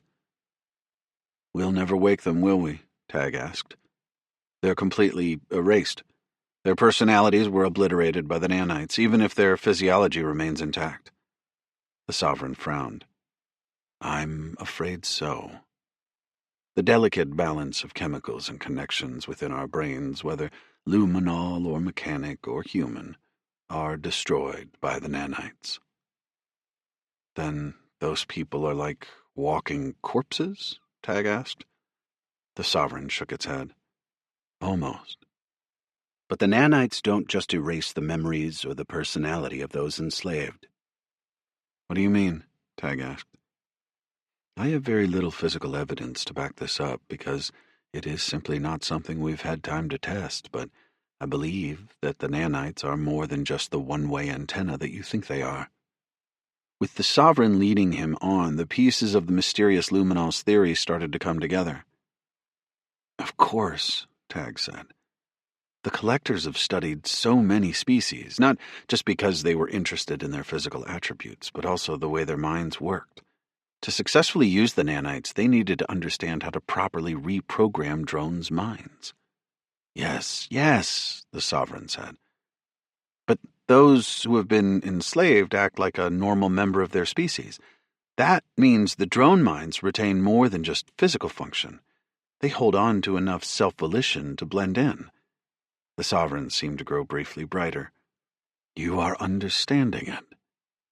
So, if the nanites do indeed erase the memories and personality of the host, then maybe they transfer those things into a computer somewhere. Into the nanites themselves, perhaps, Alpha said. The Sovereign gave them a toothy smile, its body burning brighter every second. That is what we believe. Deep within the nanites are stored the personalities of these people, but the collectors have restricted access to the storage of those personalities. These theories all sound plausible, Tag said, but how is Alpha the key to your plan? It's not just Alpha who can help these people, Commander Tag Brewer. The Sovereign let out a laugh. Its body seemed to be shrinking again. Tag blinked to make sure his eyes weren't playing tricks on him as the glow from the Sovereign seemed to weaken further. It's... The Sovereign pointed at Tag. Is something wrong? Alpha asked. The Sovereign tried to speak, its mouth moving, but no words came out. Tag stepped forward. A lightning strike of pain stabbed through his skull and he crumpled to his knees. Commander, Alpha said. Then she fell to a knee beside him. She tried to push herself back up, but sparks flew from her joints. Her fingers stretched toward his. Agony coursed through his insides, every nerve in his body exploding with an unholy fire sent straight from the three hells. Commander, help! Alpha cried. The pain in her voice was worse than anything his body felt. He grabbed her metal fingers, feeling a warmth in their touch, a brief sensation of relief that they had found each other through the fires of hell. Then everything vanished. Chapter 25. Tag woke with a start. Pain still throbbing through his skull. Someone pulled him from the integration chamber. He blinked to clear his clouded vision. Sophia and Corin were holding him upright. The Sovereign remained statuesque in its throne, but its head was drooping against its chest. 4 luminals crowded around it, checking over its body. From the integration chamber next to Tag, Bull, Sumo, and Lone Star were helping Alpha out. She staggered, unsteady on her metal limbs. Her eye screens faded in and out. Alpha, Tag said, breaking from Sophia and Corin. He reached the droid, and she held out a hand to him. Commander, what happened? She asked as he steadied her. Tag had no answers, but Shore did. The collectors have broken through our shields, it said. How? Tag asked. A thumping boom shook through the citadel. Streams of dust fell from the ceiling and cracks formed along the massive windows. A dark shadow seemed to swallow the citadel and the landscape outside. A new collector colonization ship just transitioned outside Atmo, Sophia explained. Corin's normally emotionless face was a mask of worry. They weren't running. They were just regrouping. We can't hold them back any longer. Shit, Tag said, trying to think past his burgeoning headache. The building shook again, and the shriek of pulse fire sounded somewhere within the bowels of the citadel. Bull primed his rifle and took a defensive position with the other Marines and the Luminal soldiers. Tag looked at Shore. What happened to the integration? The Sovereign was telling us how we could win, but we got yanked out. The enemy is destroying the citadel, Shore said. And as the citadel falls, so does the Sovereign. He could no longer sustain your integration and his hold on this physical shell. In order to preserve his spiritual integrity, we had to pull you from the chambers. He was going to tell us how to stop the nanites, Tag said. Another tremor coursed through the floor. We had no choice, Shore said. Patch us in again, Tag said. I need to talk to the Sovereign. Don't know that we got time, Bull said as another gout of gunfire burst down the corridor. Fighters streaked overhead, a few falling apart in blazing fireballs, their glow refracting through the crystalline walls. We need answers, Tag said. We were so close to finally understanding. That will not be possible, Shore said. Not until we can defeat the enemy and restore the Citadel to ensure the Sovereign's survival. I'm not so sure anyone's surviving if we stay, Sophia said. She held her pulse rifle, glancing around nervously at the Luminols and Marines. The smell of smoke and ozone drifted in through the chamber, and a series of explosions shook the Citadel. Cracks formed in the heavy doors at the chamber's entrance. "They're getting close," Sumo said. "Commander?" Tag hated to leave now. Not when they had nearly gotten some kind of answer about the nanites, but then again, all the Sovereign had really offered were philosophical platitudes and riddles. Nothing substantial that he could use to stop the collectors. Sure, he could stand his ground beside the Luminols and his crew, but did the Sovereign really have something worth Tag's time, and worth the risk of all their lives? The answer to Tag was blindingly obvious. While they stood a chance of continuing the mission if they left now, dying beside these Luminols wouldn't get him any closer to saving anyone, much less his crew. "We've got to move," Tag said. "Sure, we need to get back to the Argo. You'd do well to get your people out, too." Shore looked around the room. A few of the Luminols were watching it, clearly waiting for an answer. Others kept their rifles trained on the door as the gunfire and screams grew closer. "If we abandon the Citadel, we will lose the Sovereign," Shore said. "Its body is already gone," Tag said. "But its mind is still within these walls," Shore said. "We cannot give him up." A few of the Luminol guards cheered, zealous fire in their voices, but others looked more uncertain. "This Sovereign of yours hasn't helped us, so why should we die for him?" Corin asked. "You must have faith," Shore yelled. Its armor burned brighter. "I believe he already has helped," Alpha said calmly. Before Tag could ask her to clarify, a heavy bang against the massive doors sent a spiderweb of fissures through them. Tag saw shapes moving behind the crystalline barrier, hundreds of them by his count. They would be overwhelmed in seconds. "Can't we just blink out of here?" Lone Star asked. "We are still maintaining the null shields in this chamber," Shore said, and its voice started to break. "It's all we have left." "You're going to lose this place too," Corin said. "There must be another way out." The only exit Tag saw was burning a hole through the enemy forces waiting outside that door, but even if they managed to shoot their way out, there was no doubt they would suffer heavy casualties. "Drop the null shields so we can flicker out," Tag said. "If I drop the null shields, then they will flicker in," Shore said. "We'll be faster," Sophia yelled as more heavy fire pounded against the outside of the doors. "I doubt it," Shore said. It looked at the Sovereign, then Tag. "If the Sovereign trusts you, then so must I. There is a way out, but we will be abandoning the Sovereign." "It's either abandon your Sovereign or abandon all of my people, and any hope I have of helping yours," Tag said. Shore pointed at one of the Luminols who had helped reconstruct the integration apparatus. "Zadra, take them through the blessing passage," Shore said. "You would desecrate the purity of our history with their presence there," the other Luminol said. "There is no other choice," Shore yelled. One of the doors started to buckle inward. "The Sovereign invited them to integrate. It will forgive us." "They are not like us. They are not—" The top of the buckling door gave way, plasma fire coursing into the chamber. "No!" Shore roared. The other Luminols let loose a volley of fire. Plasma bolts exploded against the walls. Zadra raced toward the Sovereign's throne. Tag followed it at speed. "Let's move!" Tag yelled, to be overheard over the din. Already the Marines were covering their retreat in a blaze of fire, cutting into the drone Luminols outside the door. But as Tag glanced back, he saw it wasn't just drone Luminols out there. There were mechanics and other species Tag had never seen before, creatures of all shapes and sizes, an indomitable army from across the galaxy, all churned on by a single powerful signal telling them to enact the Collector's will. Tag felt a pang of guilt for every one of those people who fell. Their corpses singed wrecks of burning flesh and armor. They would never be saved, even if Tag and Alpha succeeded at whatever the Sovereign thought they could do. But he couldn't let those thoughts distract him. Not now. "This way," Zadra said. It placed a hand on a panel near the Sovereign's throne, and the floor in front of the throne gave way, transforming into a series of steps leading into the dark maw of a tunnel. "Do not touch anything. It is already bad enough Shore sends you through this place." The Luminol disappeared into those shadows.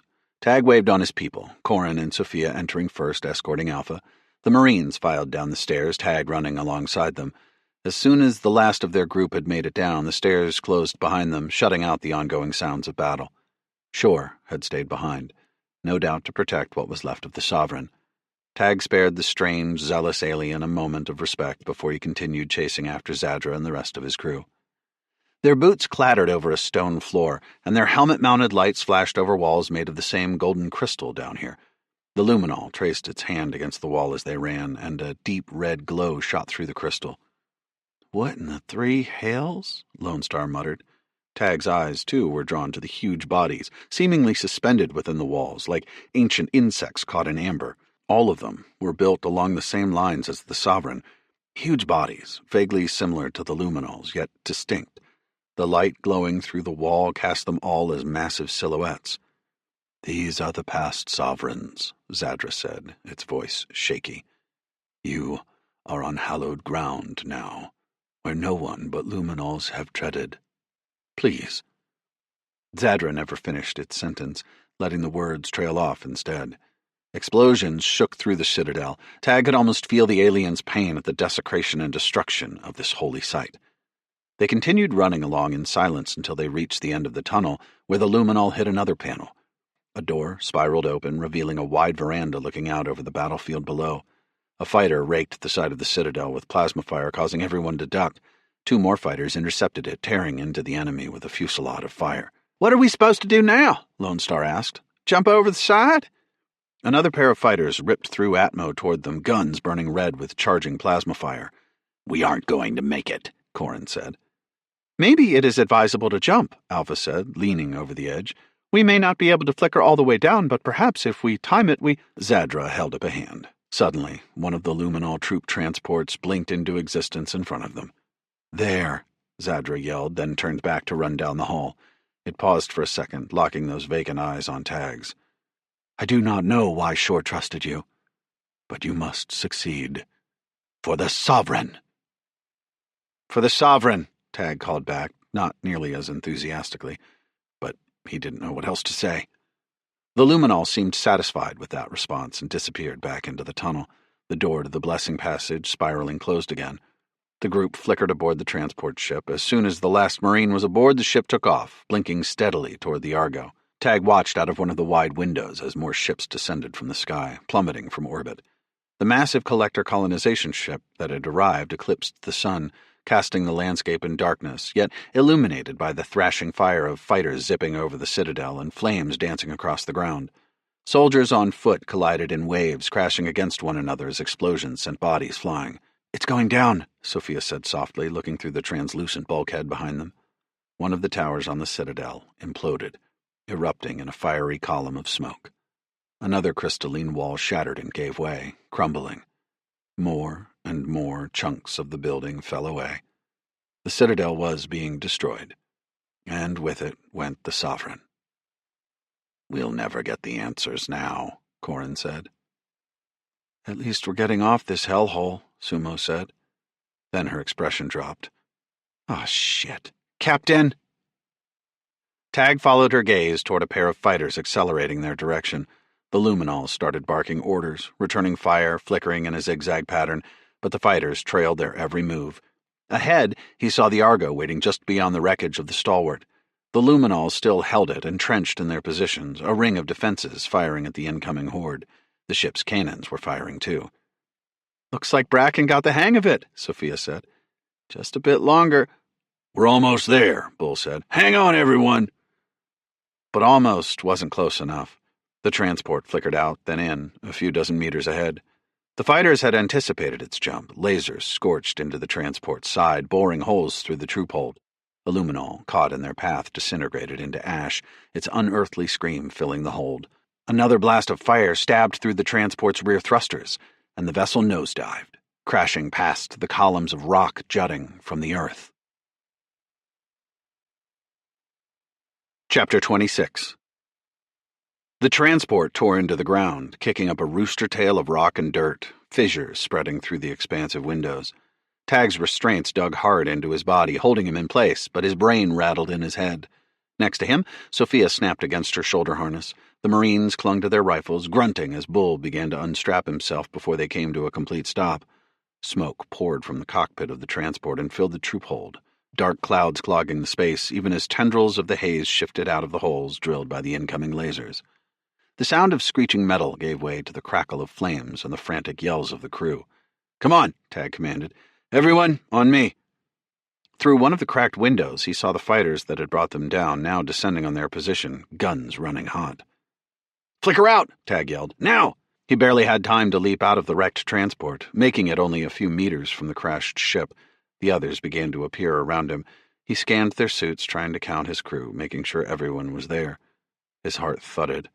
All the Marines, Sophia, Alpha, but... "Corin!" Tag roared over the comms. "Where is he?" Lasers lanced from the fighter, raking into the transport ship again. More flames and smoke poured out of the new holes. "We'll get him," Bull said. "No," Tag pointed at Alpha, remembering what the Sovereign had said. "Protect Alpha. Get her back to the Argo. I'll catch up."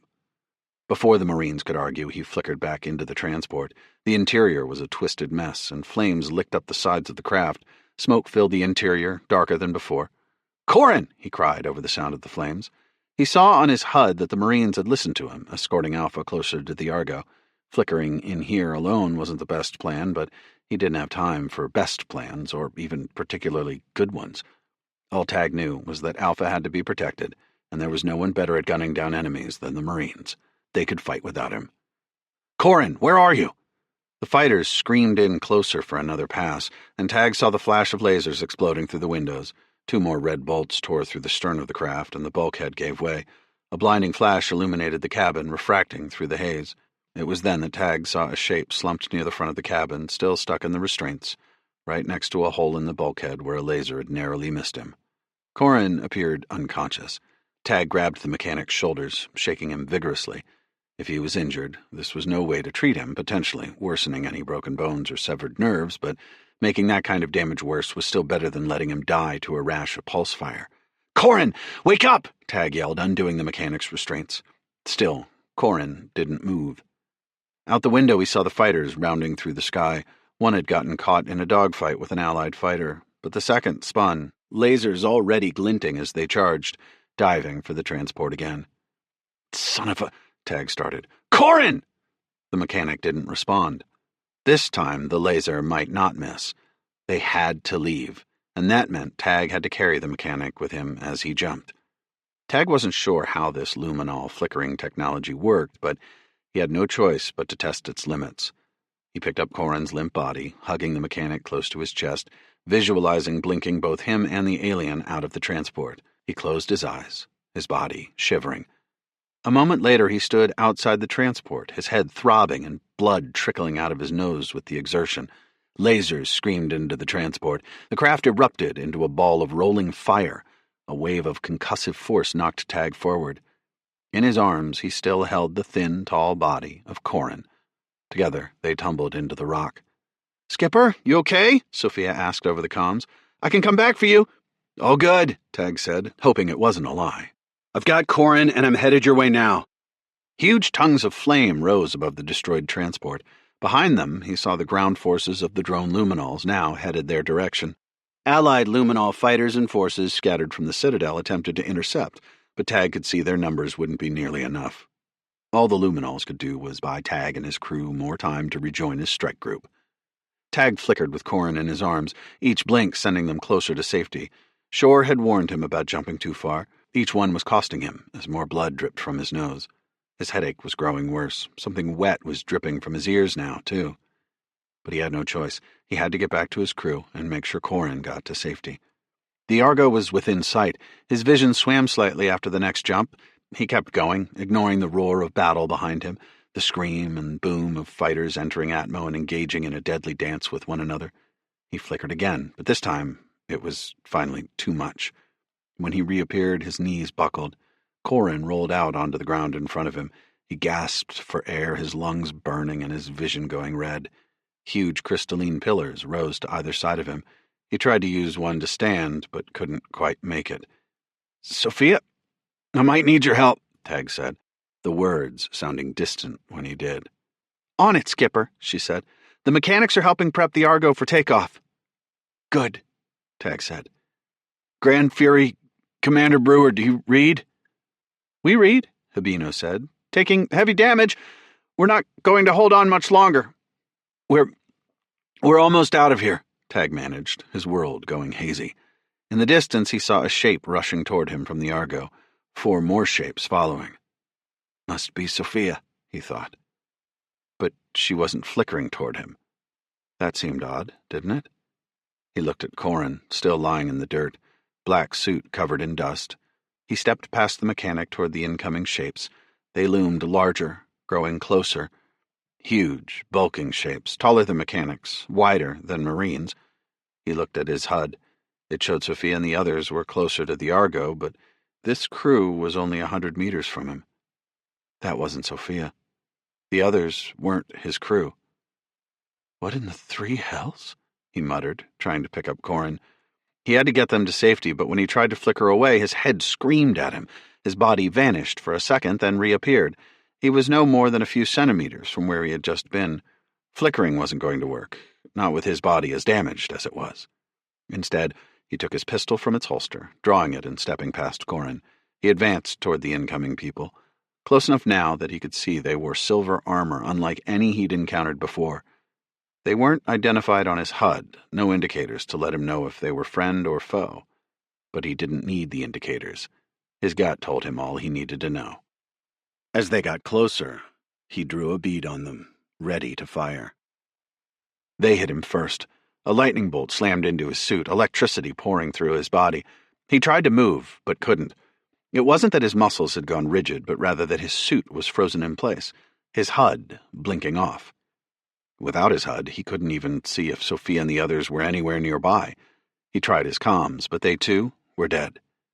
The enemy was nearing, their silver suits glinting with the flash of lasers and fire from the raging battle behind him. Their helmets were silver, too, but as they slowed to look at him, their visors faded, going clear. Tag's stomach twisted into a painful knot, a burning ball of dread sucking at his insides. Their faces were frighteningly familiar.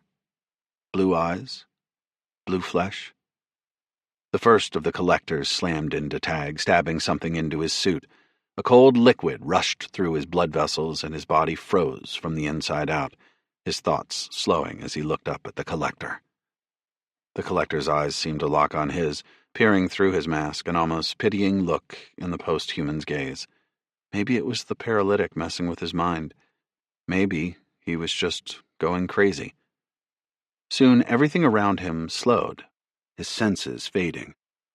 All he saw were flashes of light. The collectors picked him up, running with him, but the pain he'd felt before was now nothing but a fading memory. He wanted to scream, to fight back, to at least tell his crew what was happening. For the sake of the gods, he wished he could at least fall unconscious. Let his death and failure come quickly and without pain. But he felt every moment that passed, slowly bleeding through his mind. All he could see was the sky, the dark sky clotted with fighters and ships blasting into one another, the massive collector colonization ship hovering above them all like a meteor that had frozen right before striking the planet, biding its time as it waited to destroy everything below it. This was yet another planet that would be lost to the collectors. Another race of sentient beings slaughtered because of the collectors' paranoia, their thirst to protect themselves at the cost of all others. Tag could do nothing but bear silent witness to this full-scale massacre, until, at last, the freezing liquid pumping through his vessels finally caused his mind to stop. Chapter 27. The gurgle of a stream rolling over rocks tickled Tag's eardrums. All the pain boiling through his head had been replaced with a cool sense of contentment. He heard the chirp of birds, the flap of their wings as they took flight, and the wind rustling through tree branches. The smells of wet earth and crisp air swirled around him, and slowly he blinked, letting the colors coalesce. Blue sky, fluffy white clouds, green grass and rolling hills. For a moment he wondered if he was in a camping simulator, just like the ones outside of Old Houston that his father had taken him to. If so, this was the best simulator he'd ever seen. Maybe he had been reintegrated with the Sovereign somehow, his mind existing on another plane, another reality. Or had he died? Was this the first of the heavens, the pathway to the afterlife? Something he'd never given much credence to before, but perhaps he had been wrong. He stood, his knees shaky. He held his hands in front of his face and rotated them. They seemed real. He probed at his ears and drew away dried blood. No, this must be reality. But where?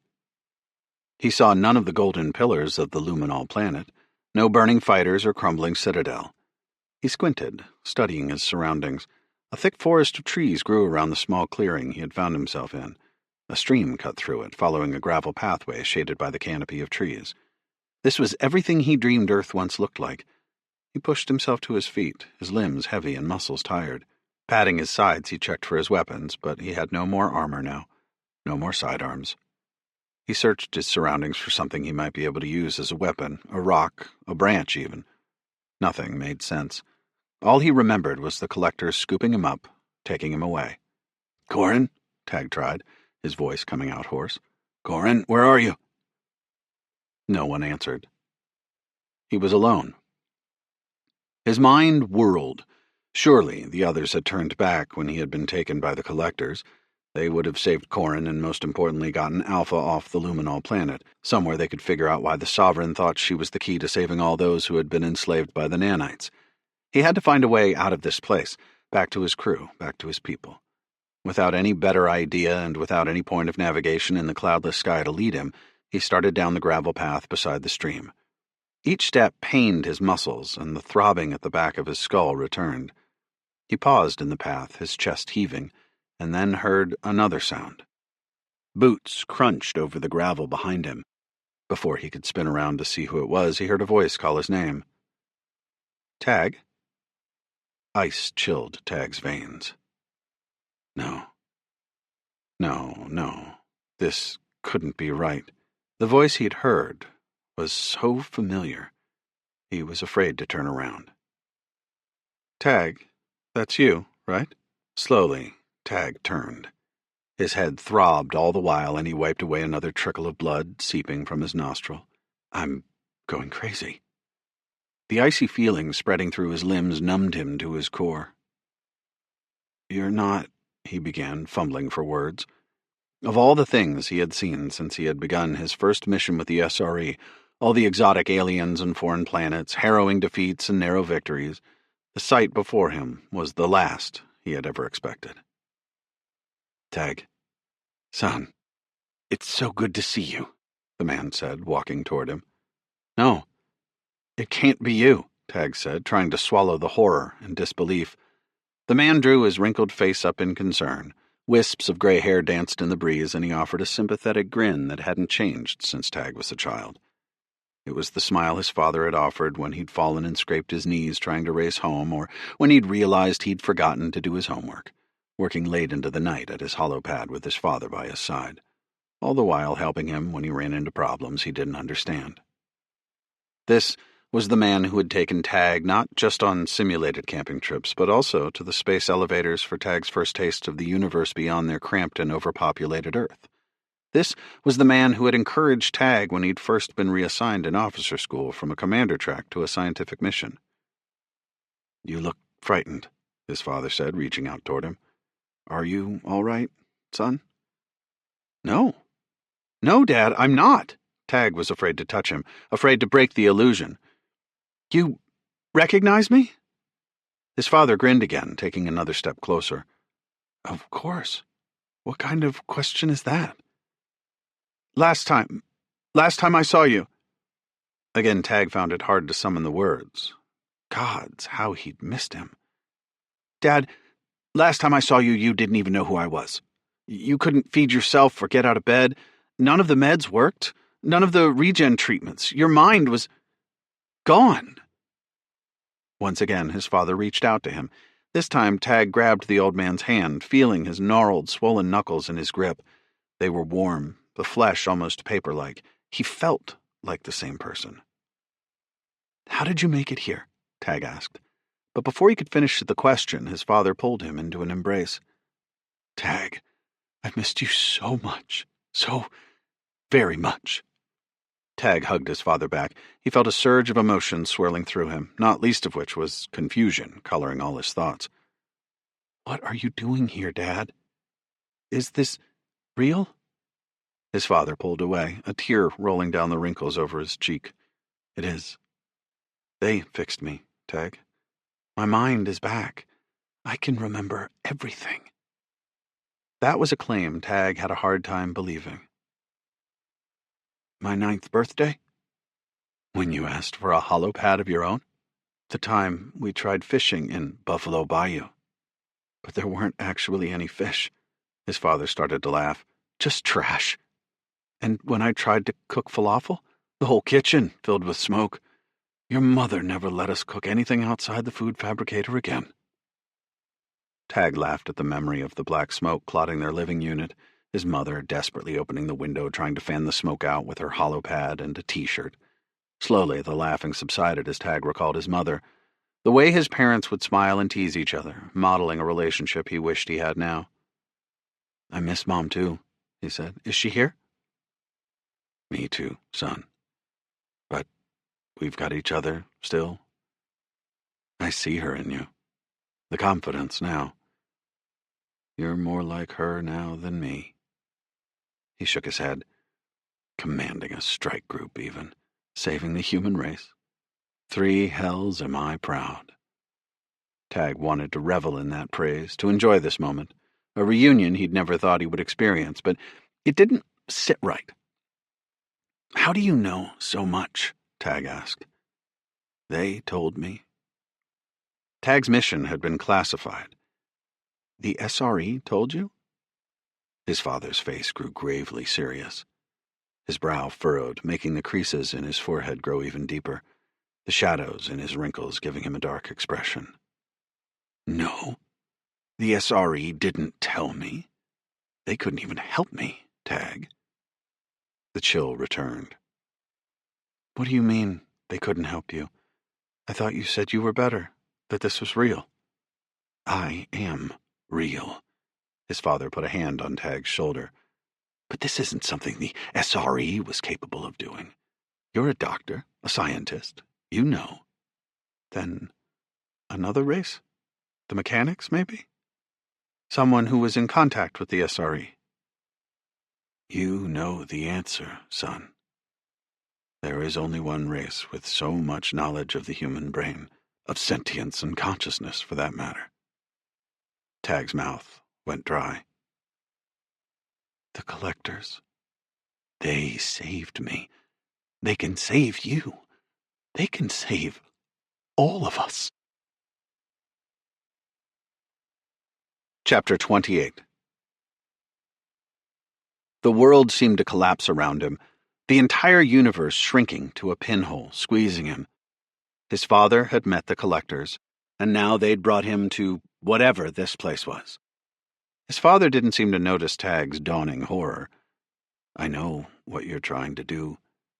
You think you can free those who have been modified with the nanites, but that's not what you should be doing. Modified with nanites? Tag asked. They've been enslaved. His father's eyes gleamed as a wet sheen formed over them. It's a necessary sacrifice, but I'm evidence of what they can accomplish if people accept what they offer. You are aligned with the collectors now. There's no way you could have made that choice on your own, not in your state. They brought me back, told me what was at stake, and gave me the choice that you can make too. It's not a choice, Tag said. They coerced you. They are using you to get at me. His father grabbed his shoulder. They didn't coerce me. I saw what they've accomplished. I've seen the technology they've developed. It can change our lives and humanity for the better. Tag shook his head. Not at the expense of so many sentient species. Did you see what else they've done? Slaughtering billions and enslaving just as many. How can you buy their garbage? His father's smile dropped, his eyes filled with a deep-seated pity. Tag recognized the physical features of his father, but He didn't recognize the words coming out of the old man's mouth. This wasn't like his father. This wasn't the man who had taught him to work hard for what he had, to live honestly and serve others. No. His father's mind hadn't been right in his later years, but if the collectors truly had brought him back, there was no way he could have aligned himself with those monsters. They infected you, Tag said. They didn't just fix your brain. They changed it, reprogrammed it like they did everyone else, didn't they? Tag had lost his father a second time, first to the neurodegenerative disease, and now to this. I'm not infected, his father said. I'm healed. And you can be too. Once again he reached out imploringly, but Tag pushed aside his hand. They've brainwashed you, Tag said. I've seen the results of the experiments these monsters have conducted on sentient beings, innocent people who did nothing wrong other than being born into a race that stood in the collector's way. I can't believe you'd join their side.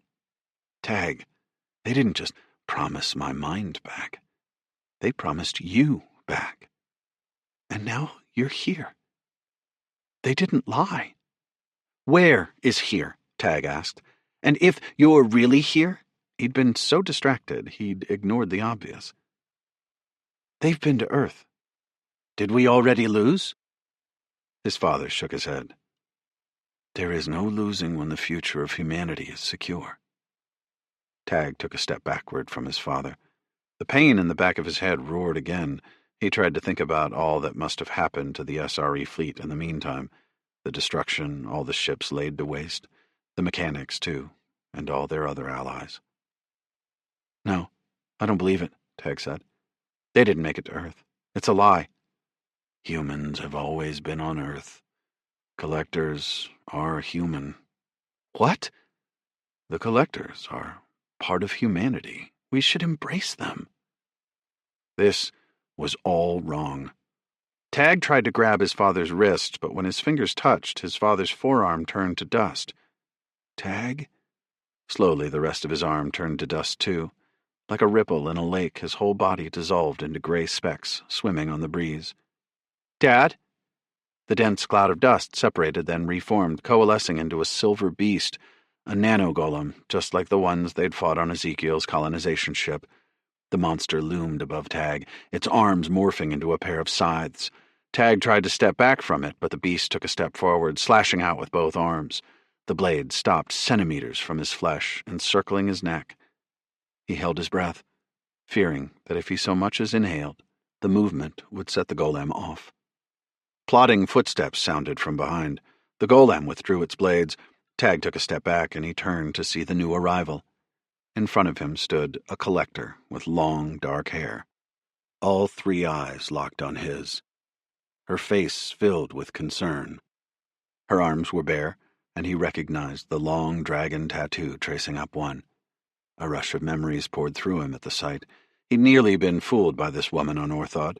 He had thought she had shared a vision of the future like him, but she had made it clear any illusion he'd harbored about a shared future was just that. Hannah Baker, he said. What did they do to you? Everything we were promised, she said, her voice at once deep and high, a harmonious collection of sounds that overwhelmed him. Somewhere in there he detected the human voice he recalled from Orthod, the one that had told him to be the dragon and embrace change. Last time I saw you, you were still human, Tag said, a scientist like me. I was weak. I told you we needed to learn to evolve, she said. If people won't choose to evolve, we'll help them. Force them, Tag corrected. We'll do what must be done for the security of the human race, she said. Those words sounded eerily like the last words his father had spoken. My dad, Tag said. How did you do that? Nothing but a memory extract, she said. The same kind of technology we use in the people we save using our nanites. You aren't saving anyone. Hannah took a couple steps forward, her shadow swallowing him. That's exactly what we're doing. Their minds, their souls are preserved in perfect copies within the nanite network. They will last far longer than their physical bodies. Those bodies are nothing but temporary vessels, no different than the generation ships that transported the original post-humans across the galaxy. And now, those post-humans will never be forgotten. Have you already enslaved my father? Tag asked, wondering what had become of all the others still stranded on Earth. No, not yet, Hannah said. The visualization of your father was an amalgamation of memories we extracted from when the nanites infected you and your crew on Ezekiel's colonization ship, along with those records stored within databases on the SRE government net. You haven't been to Earth, Tag said. There was no use tiptoeing around the issue. We're on our way, Hannah said. That's what I'm trying to tell you. Whether you like it or not, whatever you try to do on this planet, we've already saved humanity. A nanite node is on its way to Earth, and after that, the SRE will be completely assimilated into the post-human collective. A nanite node? What is that? Victory. The node connects to the entire nanite network. It gives us access to control our empire, and it's equipped to disperse nanites over planets, like Earth, bringing them into our fold. You can't do this. Tag looked around, desperate for some way to escape. Even if he ran now, he had no doubt the creature who had impersonated his father wasn't the only nanogolem lurking around here. Without so much as a plasma blade, he had no way to fight them off. We can. And we will, Hannah said. Then why did you drag me in here? Why not just kill me? He needed to buy time to figure something out, maybe get her guard down. The nanogolem loomed behind him, but he saw the sidearm in Hannah's holster, a weapon he might use against her if he got the chance. I need a favor from you, she said. You've made all this much harder than it has to be. Why would I do you a favor? You and I want the same thing. We want to help humanity. You've already accomplished so much. Think about what you could do with the support of the collective behind you. Tag scoffed. I'll never join a tyrannical government full of mass murderers and slave drivers. I had hoped to change your mind, she said. You've seen the Luminols. You've seen their technology. I did. They showed me what the collectors did to them. Have you seen how the Luminols tried to approach them peacefully? Did you know they had attempted diplomatic negotiations to stop the collectors' genocide? They asked you to integrate with the Sovereign, didn't they? Hannah asked. Tag's stomach lurched, but he said nothing. Hannah sighed, then gave him a look like she was a professor disappointed in her student's answer. Of course they did. You accuse the collective of brainwashing their followers, and you volunteer to let them into your mind. You believe everything they said? Tag thought about Corin's skepticism. The mechanic had never trusted the Luminols, and perhaps he'd been right. Tag's head hurt so damn bad he could barely think straight, let alone find a way out of this nightmare. Even if they're evil, as you claim, even if they're terrible people intent on slaughtering humanity, they didn't do what the collectors have done to so many others, Tag said, trying to hold on to the thread of thought. He still wasn't sure if maybe Hannah had a point, if maybe the Luminols needed to be defeated, but he had seen what had happened to the Citadel. Whether or not the Luminols are as bad as you say they are, the collectors have already defeated them. They're no longer a threat. But the collectors are.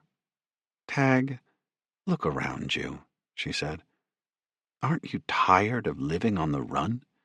Living in an overcrowded civilization. You remember what it was like on Earth.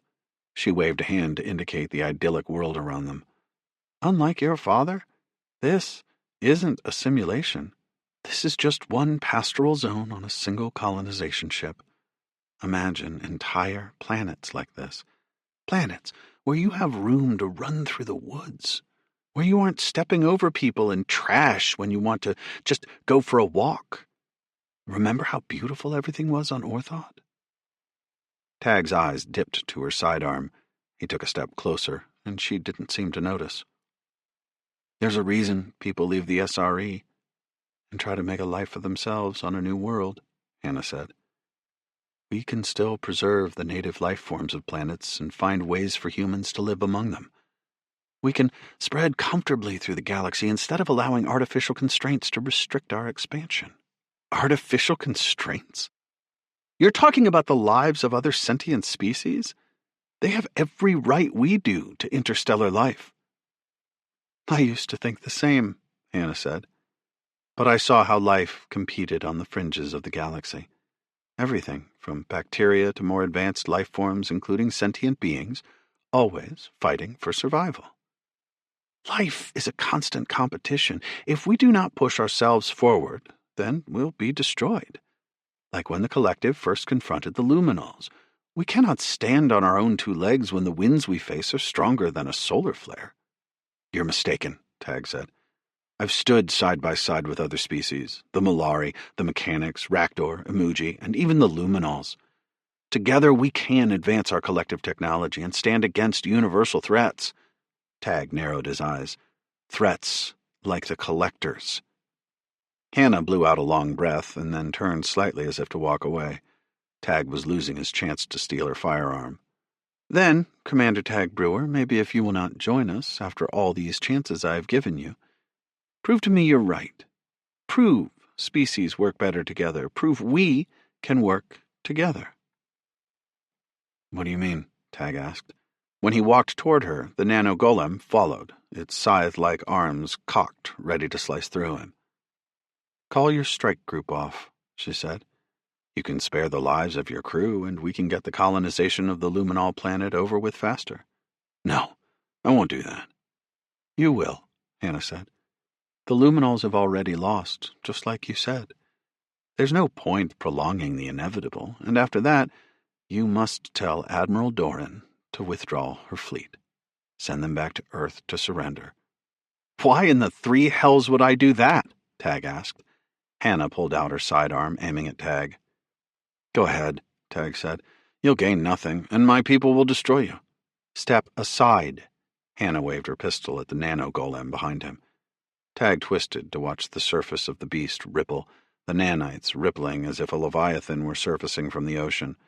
The nanites parted to reveal Corin. Tendrils of silver particles wrapped around his arms and legs as the golem stepped back. It grabbed Corin's arm, holding him up before Tag and Hannah. If you won't call on your people to save yourself, do it for him, she said. Chapter 29. Corin's head lolled on his neck, the thin black fur rustling in the breeze. His good golden eye opened slowly. Tag, he coughed. Don't do anything too human. Corin hadn't escaped after all. Tag had saved him only for both of them to face death at Hannah's hand aboard the collector's ship. He wanted to yell at the newly made collector, order her to let the mechanic go, plead with her, bargain for Corin's life, but, of course, that was exactly what she wanted. Hannah took a step forward, leveling the weapon at Corin. The nano-golem held him in place. Call off your strike team, then send a message to the Montenegro, Hannah said. Tell them to surrender. Her forefinger tapped a button on the side of the pistol. It hummed to life. Tag wanted more than anything to save Corin. He'd risked his life to get him off the Luminol planet, and though his emotions pulled at him, he knew Corin was right this time. Cold, hard logic had to defeat emotional, human thought. Fine, Tag said. Kill him. Please let her be bluffing. Her head whipped around to look at Tag. I thought I was talking to the same old idealistic Captain Brewer from Orthod, but I guess I was wrong. You've made this far more difficult than I wanted it to be. She shook her head, then spoke into her comm unit. Adriel, I need you. A loud hum filled the massive chamber. Ports opened in the simulated sky, releasing dark gray clouds that descended toward the grass-covered ground. They coalesced into more nano-golems surrounding Tag and Corin. He counted at least 20 of the beasts, their limbs forming all manner of primitive weapons, ready to pulverize bone and cut flesh if either of them made a threatening move. Remember that I gave you a chance, Hannah said. She retreated behind the line of golems. As she disappeared into the woods, the golems parted, allowing a massive male collector to stride toward the center of the ring. His footsteps shook the ground. Adriel was even bigger than Hannah or Ezekiel. His three eyes all focused on Tag and his muscles pressed against his thin nanite-laden armor. Adriel pointed at Tag, his voice booming when he spoke. You've been very uncooperative. Let me help you learn how to cooperate better. Tag stared up, defiance filling him. He would never give in to this monster. No. Marching up to Tag, Adriel took a swing, and his fist slammed into Tag's chest. Tag flew into a tree trunk, head cracking painfully against the bark. He clung desperately to consciousness, vision fading. Adriel strode toward the golem holding Corin. He wrapped his massive fingers around the mechanic and yanked him from the nano-golem's grip, tightening until Tag could hear the audible crack of bone. Corin cried out, agony filling his voice. "Stop!" Tag yelled. "Call off your fleet," Adriel roared. "The SRE will be part of the collective soon. All you're doing now is causing your friend unnecessary pain. Call off your fleet!" The words pounded against Tag's eardrums. He pushed himself to his feet. 2 nearby nano-golems moved toward him, the scrape of metal against metal sounding when they drew back their arms, ready to impale him. "Don't do it," Corin said through gritted teeth. Adriel lifted Corin higher with one hand. With another hand, he signaled to a nano-golem. The creature dissolved into a cloud of individual particles, all surrounding Corin like a swarm of locusts. Corin screamed. The particles rushed around his body, and thousands of small lacerations formed in his flesh, each shining in crimson. With a snap of Adriel's fingers, the nanites stopped, forming into a nano-golem again. Blood wept from every small cut across Corin's body, dripping from his nostrils and ear-like holes in the side of his head, too. Corin's lips parted in a demonic grin. Tag had rarely seen the mechanic show so much emotion, and it seemed as though he would not get another chance to do so in the future. "Is that the best you can do?" Corin asked. "I always knew human technology was inferior to ours, and you collectors are nothing but fancy primates." That seemed to enrage Adriel. The monstrous alien directed the nanites to savage Corin again. The mechanic yelled, his voice loud enough Tag felt his insides tearing. He wanted desperately to tell Adriel to make it stop, to leave his friend alone. But he recalled that look in Corin's face. The words he'd said, saving Corin now, could cost the human race and the mechanics their salvation from the impending collector's attack. He closed his eyes, trying to drown out the screams. There had to be a way. What was he missing? What was the solution? Corin's screams muddled his thoughts, making it hard to come up with a plan. But maybe Tag didn't need a plan. Adriel seemed completely enraptured by the torture. His eyes gleamed with a sadistic glee that sickened Tag. When Corin went unconscious from the pain, Adriel manipulated the nanites to wake the mechanic back up, forcing him to endure the agony anew. Tag stepped toward the collector and Corin. Adriel didn't even acknowledge him. The nano-golems were still shadowing him, but they wouldn't act unless the collector commanded them to. Just like Hannah, Adriel had a gun at his side, but going after it would be suicide. No, the solution wasn't in this room, not in this artificial forest or the nano-golems gathered around Adriel and Corin. In Tag's mind's eye, he saw the storerooms and armories along with all the vessels that had been docked on the first colonization ship he'd seen. If he could just reach a single weapon, a single ship, A sudden boom resonated through the ship. Distant explosions roared somewhere else within the ship, and Tag froze. Adriel snarled, looking away from Corin for a moment. The nanites stopped their torture, falling into a silver puddle on the grass. Corin dropped to the ground, his chest heaving, his single eye closed. "Hannah, what's going on?" Adriel asked over his comms. He glared around at the nano-golems as more explosions rocked the ship. Tag couldn't hear Hannah's reply, but Adriel didn't seem to like it. The nano-golems started to quiver, falling apart, then reforming. Tag had no idea what was going on, but this might be his only chance. He raced toward Corin, scooping the mechanic up in his arms for the second time that day, and sprinted away. Adriel yelled, his voice booming nearly as loud as the explosions. Panels in the ceilings burst into sprays of sparks, patches of blue sky disappearing. Adriel's footsteps followed Tag as he dodged between the trees, rushing toward the inevitable end of the forest. The nanogolems formed sporadically, taking haphazard strikes at him before breaking into clouds of particles again. Something was clearly wrong with them, but even if they were temporarily disabled, Adriel was not. Stop! The collector bellowed.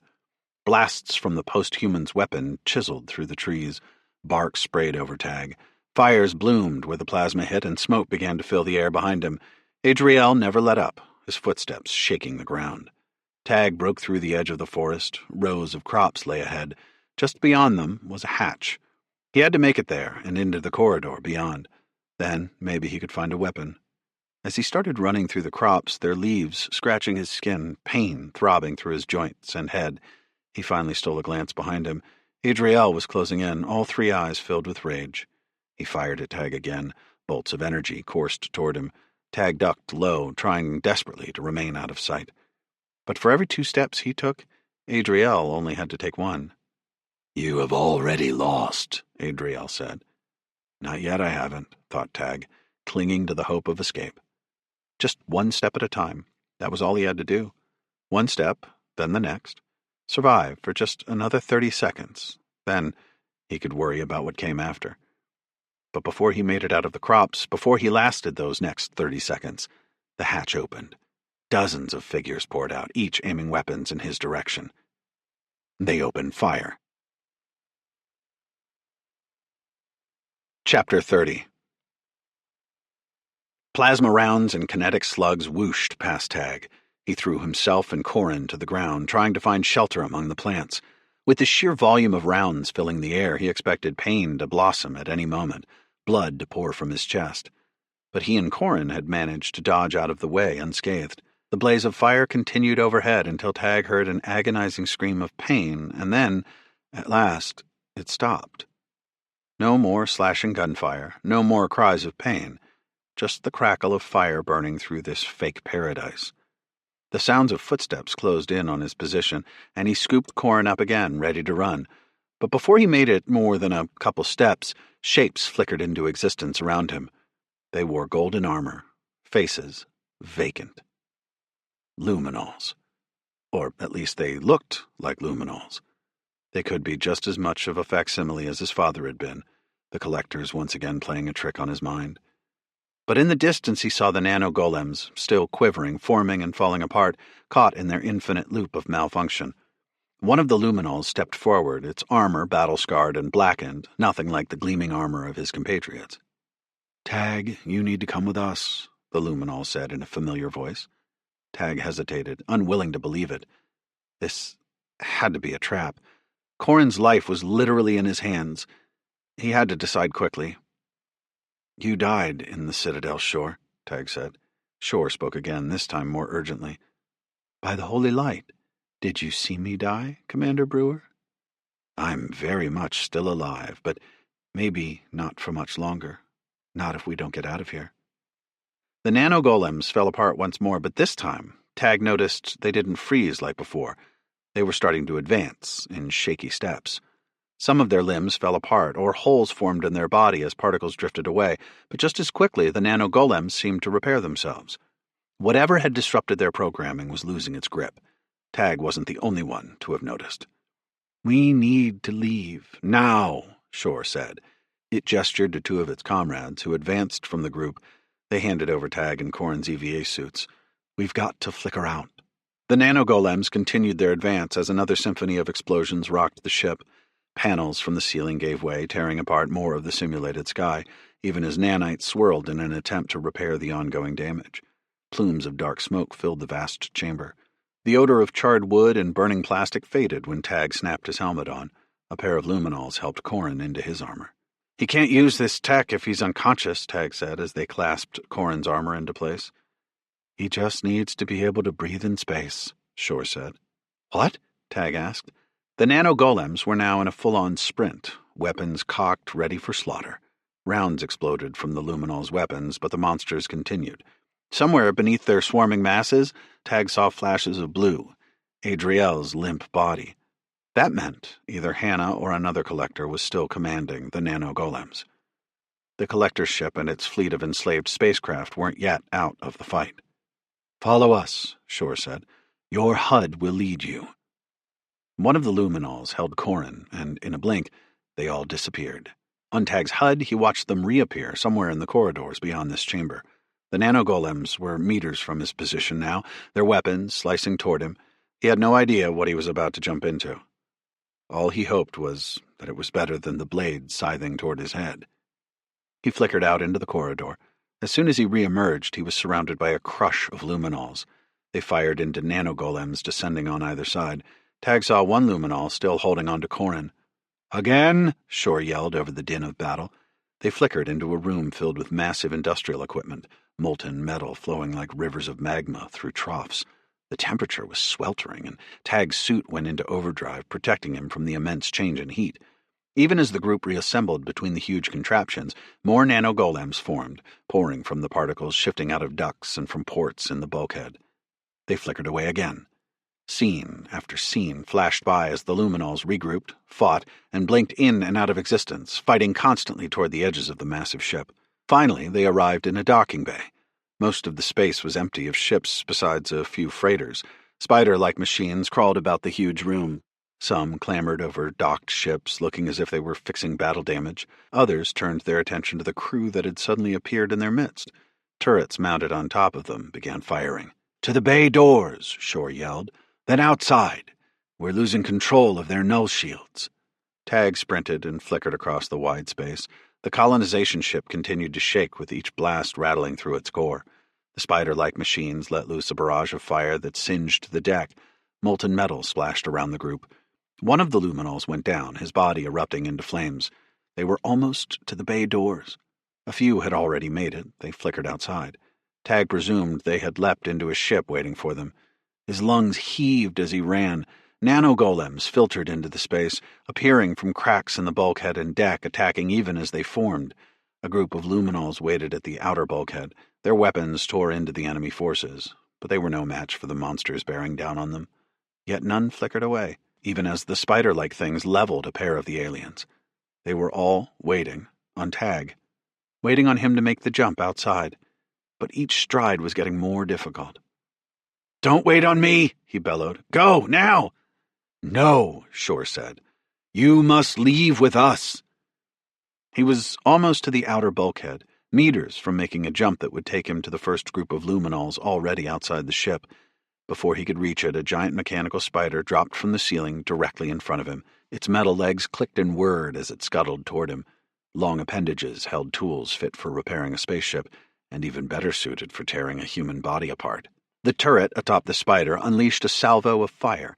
Tag immediately dove, sliding toward the spider. Rounds crashed into the deck behind him, leaving searing holes. He got to his feet again, sprinting under the mechanical beast's legs just as its front appendages came sweeping down, unleashing the power of a plasma torch and drills, centimeters from tearing into his suit. As soon as he cleared the spider, he flickered. This time, not to another patch of the docking bay, but farther beyond. The jump took all his strength, all his willpower. He reappeared outside the ship, his lungs burning now and his skull throbbing in pain. He thought he had targeted Shore's group. Instead, he was floating listless in the middle of space. The silent dance of the battle continued around him. Explosions bloomed in the distance. Ships raced at one another. Fighters tore apart into clouds of dust and debris. Plasma vented from wrecked vessels as they split into pieces, destroyed by incoming salvos of powerful weapons. For a moment, he thought about turning back. Maybe he could buy just enough time to recalculate his jump and find where the others had gone. But as he rotated in space, he saw they were, in fact, all around him. The luminols that had survived, along with Corin. They were as helpless as him, even as enemy fighters rushed toward their position. They were nothing but pieces of space flotsam, useless and defenseless. And soon, they'd be dead. Chapter 31. "What now?" Tag asked over the comms, rotating to see Shore nearby. The lead luminol was in the middle of the group. It looked poised, unconcerned. "We wait," it said. "How long?" Tag asked. "They'll kill us." "Tracking us in the middle of all this wreckage will be exceedingly difficult. Have a little faith." Tag wondered what good faith was to a being who had lost its planet. He wanted to demand why Shore had risked its life and those of all its people to save Tag and Corin, only to die in the cold vacuum of space. A sudden explosion of gold broke Tag from his thoughts. The remaining luminol transport ship appeared next to them. "In!" Shore yelled. Tag needed no urging. He and the luminols reappeared inside the vessel. Some collapsed into jump seats, their armor damaged and their normal golden hues appearing almost white. Tag looked between them until he saw Corin already secured into a seat with two luminols next to him. It was only then that Tag allowed himself to crash into one of the seats. Through the crystalline hull, he watched the destruction surrounding the collector colonization ship fade as they sped away, jumping between defense cannon fire and blazing bolts of energy rounds. Shore took a seat next to him. "How?" Tag managed through his pain. Shore seemed to understand. "Before fading completely, the Sovereign told me it wasn't just Alpha who was the key. I would have gladly died there, fighting to defend the Citadel with my last breath. But you must survive too." "Me?" Shore nodded. "I don't understand yet either, but I trust in the Sovereign's last true words." For a moment, silence passed between them. "I'm sorry for everything that happened," Tag said. "Your people, your planet." "Yes," Shore said as they flickered between enemy fighters beating on an intercept course. "But I know that we will be victorious. You and Alpha will lead us to redemption. I will do everything in my power to avenge your people and mine. But first, I need to get back to my fleet." "That's exactly where we're headed," Shore said. "When your Argo was airborne, your crew organized the evacuation of our ships. Many of our vessels are already within the Grand Fury. The destroyers and escort ships we still have left have joined your group. We are ready to follow you until the end." As he spoke, other vessels appeared alongside the transport. Even through the slightly distorted window the crystalline hull offered, he could see that it was a jagged vessel with nests of cannons and guns. It was unlike the vessels of any species he recognized. "We need to evade!" Tag cried. Shore shook its head. "Those are allies. They answered your call for aid." It took him a moment to remember, through his pain, how he had put out a call for assistance to all his distant allies back when they'd started this mission. But these ships weren't from the Melchiorri or mechanics. Who are they? "They call themselves Raktor," Shore said. "Strange beings." Raktor? Tag felt a bubble of optimism. The plant-like creatures with the capability of integrating with computer systems and electronics. He had encountered the first Raktor on the UNS Hope Station. It had charged him with taking care of one of its seedlings, and Tag had made good on his promise, eventually allowing that smaller Raktor to have its own ship. "I never thought I'd see one of them again." One of the luminols opened a small metal container it was carrying, revealing a small green plant-like creature with whipping vines. "This one helped us," Shore said, indicating the Raktor. "They promised us they could temporarily disable the defenses of the collector ship, including the null shield. They certainly made good on that promise." "Yes, they did," Tag said, now understanding how the nanogolems had been disrupted. "They learned how to access the collector's defensive networks on another colonization ship that my crew infiltrated." "Amazing," Shore said. "This is why the Sovereign chose you and Alpha. The feats you've accomplished." "None of it will matter if we don't stop the collectors," Tag said. "Can you send a message of thanks for me to the Raktor vessels?" "Of course," Shore said.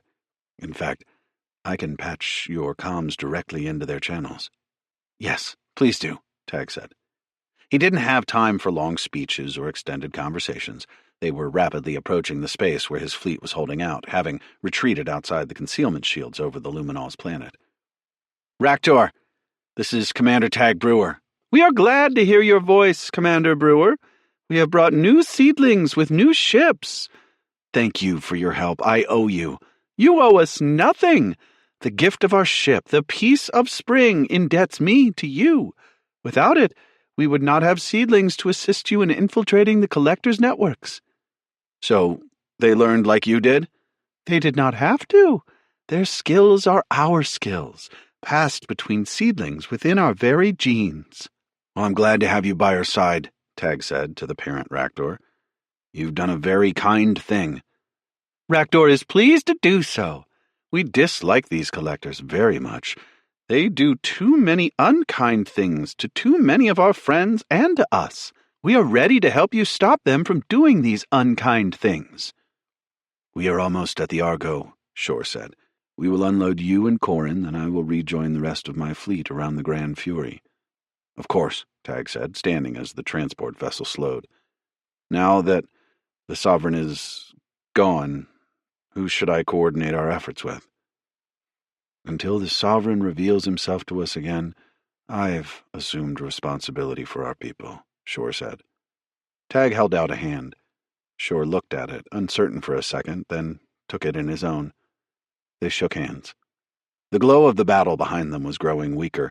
The collector's ships had defeated all the crafts that hadn't retreated. The Luminol's planet was now theirs. I look forward to working together, Tag said. Here's to a better future, to ending this slaughter. Those are words I can believe in, Commander. With that, Tag wrapped Corin in his arms, nodded a final farewell to Shore, and flickered from the transport into the Argo. Chapter 32. The Marines met Tag in the cargo bay as soon as he appeared with Corin in his arms. "Commander, it's a damn pleasure to see you," Bull said. "You as well," Tag said. "But we've got to hurry. Take Corin to the med bay. I've got to get to the bridge." "Yes, sir," Bull said. He and Gornado took the unconscious mechanic rushing out into the corridor. Tag followed, then split off toward the bridge. As he ran, he made a call over his comms. "Captain Habino, recall all fighter squadrons," he said. "Strike group, prepare for immediate hyperspace transition. Destination, Earth." The captains responded with affirmatives, but he could tell, even in their curt answers, that they wanted to know more. "Once we're en route, we'll reconvene via holo," Tag said. "For now, focus on getting everyone to safety, including the Luminols and Raktor." He rushed into the bridge and straight to his crash couch.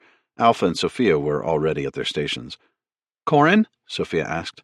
"He's alive, but hurt," Tag said. "Alpha, calculate a jump into Earth's solar system. Share the route with the rest of the fleet. That includes our new allies." "Understood, sir," Alpha said. Tag dialed an encrypted private channel to Captain Singh of the Broadsword. Habino had mentioned that his ship had suffered a contained fusion reactor failure. "Captain Singh, is your ship capable of making the transition?" The Argo's T-drive was already spooling, its hum filling the bridge. Across the holomap of the Luminol star system, Tag watched the swarm of vessels that had been circling the two collector colonization ships accelerate toward the strike group. Now that the planet was entirely theirs, they were turning all their forces to the remnants of Tag's team. "Yes, Commander," Singh replied, sounding out of breath. "We took heavy damage, but we can survive the transition. Habino has tethered us to the Grand Fury to ensure our failed reactor doesn't hold us back." "Good," Tag said. "Alpha, how long until we can transition?" 3 minutes, she replied. The weapons station sat empty and the enemy forces were drawing closer. Already the holomap reported incoming missiles rocketing toward them, and through the bridge's view screen Tag could see the spark of charging plasma cannons and other weapons. "Sophia, engage evasive maneuvers," Tag said. "Shield status." 68%, Alpha said. "I'm drawing power from the shields to accelerate spooling." "Good," Tag said. "We're not transitioning until every ship in this fleet is ready. Show me the status of their T-drives." A list of the SRE ships, along with the new Luminol and Raktor ships, appeared floating in front of Tag. As expected, the slowest to spool was Singh's Broadsword. At least it would be towed by the Grand Fury, but they still would need to activate their drives together. "All ships, permission to transition as soon as you're ready," Tag said over the open channel. "Do not wait on me. If all else fails, your objective is stopping the collectors before they conquer Earth." A few of the Luminols began transitioning, needing no further encouragement. Tag wasn't surprised by their swift departure. After everything they had endured, they were probably anxious to save as many lives as possible. Only one Luminol ship was left, labeled the Revenant, which was commanded by Shore. Tag saw the Revenant's version of a T-drive had been spooled and ready to go for a minute now, but he wasn't surprised to see Shore waiting. The alien truly believed Tag and Alpha were the last hopes for free civilization in the galaxy. Gods, I hope he's wrong, Tag said. If the universe is depending on us. He shook the thoughts aside. He needed to save the fleet before he could save the universe. Several missiles streaked toward the Grand Fury and the broadsword. Sophia, get us in position to defend the broadsword, Tag said. Alpha, give me weapons control. The Argo accelerated, the heavy force of gravity pulling at Tag's insides until the inertial dampeners compensated for the rapid change. Tag targeted the missiles, using the trajectories that the computer spit out for him, along with a bit of gut instinct. He launched anti-missile rounds that speared away from the Argo, joining the defensive fire of the Revenant, Grand Fury, and Broadsword. All the other ships had successfully transitioned, blinking out of existence and racing through hyperspace. They just needed to hold on another 30 seconds. Energy rounds crashed against them, making the shields glow brilliantly as the shield absorbed them. The first few anti-missile rounds reached the cloud of incoming missiles. Tag watched a few missiles disappear on the HUD. Others continued past, accelerating as they drew nearer, their ramjets sending them forward at full speed. Tag let loose on the point defense cannon, spraying depleted uranium rounds into the incoming missiles. Beads of pearly orange fire cut through the black. Soon, 2 more of the missiles vanished, leaving only 1. A lump formed in Tag's throat as he waited to see if it would slam into the broadsword's hull, ending yet another ship in his strike group. But a message called over his comms first. T-drive ready, Singh said. Execute all, Tag said. The Grand Fury and broadsword lurched forward, then disappeared. A sudden shift in acceleration plastered Tag against his crash couch. His body felt as though it had grown 100 times heavier in an instant, until the dampeners once again took over. Waves of green and purple plasma coursed over the view screen as Tag's insides relaxed. Transition successful, Alpha said. Tag looked at the view screen, waiting for one more ship to join them. His fingers curled into a fist. He hadn't known Shore or the Luminols long, but after all they had done for him, he found himself praying they would blip into existence next. He couldn't imagine carrying forward with this mission without knowing what had happened to them. The alien had been willing to sacrifice its life to ensure Tag and Alpha's survival, but Tag much preferred that they all live. When a final ship finally made the transition behind them, Tag let out a sigh of relief. Thank the gods, Tag said. Shore made it. But seeing the Luminol ship transition was a stark reminder of all this brief skirmish had cost them. They had lost so many of their own, from engineers and gunners on the damaged ships in his own strike group, and the Luminols had nearly become extinct in a matter of hours. Tag started to wonder if this trip had been worth it. They hadn't discovered the cure to the drones, and the damage they had inflicted on the collectors was, at best, a distraction. The only thing they learned was that the collectors were headed for Earth. But maybe Shore and the Sovereign were right. It was time for Tag to have a little faith. His group's bravery had saved thousands of Luminol lives that might not otherwise have escaped the planet, and now they had a chance to stop the collectors. Alpha, send encrypted gravwave comms to all known SRE positions that can receive them, Tag said. If they can't receive gravwave comms, send courier drones. Warn them that the collectors are headed for Earth. Commander, Alpha said hesitantly, I will do as you ask, but I am worried that the collectors' collaborators within the SRE fleet may intercept this message. After what they did to the iron sites, there may still be informants within our own strike group that will warn the collectors. Tag undid his restraints and stood from his crash couch. The bastards already know we're expecting them on Earth. They told me as much on that colonization ship. Sophia stepped out of her own crash couch. And don't forget, Alpha, those collectors are smug sons of bitches. They don't care whether we know or not. They just sent an entire strike group fleeing into the stars. They already think Earth is theirs, that we are too weak even if we try to prepare for their attack. I see, Alpha said. But how do we know that they are wrong? Tag mustered every bit of confidence he had in himself. Because we aren't defeated yet. Because we're still alive, and we've got allies headed straight to Earth with us. Sophia smirked. And what's our plan, Skipper? Thankfully, we've got some time to come up with one, Tag said, offering a smile in return. Call the other captains and tell them we're meeting via holo in 1 hour. Prep the conference room. I'm going to check on Corin. I'll go with, Sophia said. Together, they exited the bridge, marching along in the corridors. It wasn't just his small crew filling the ship.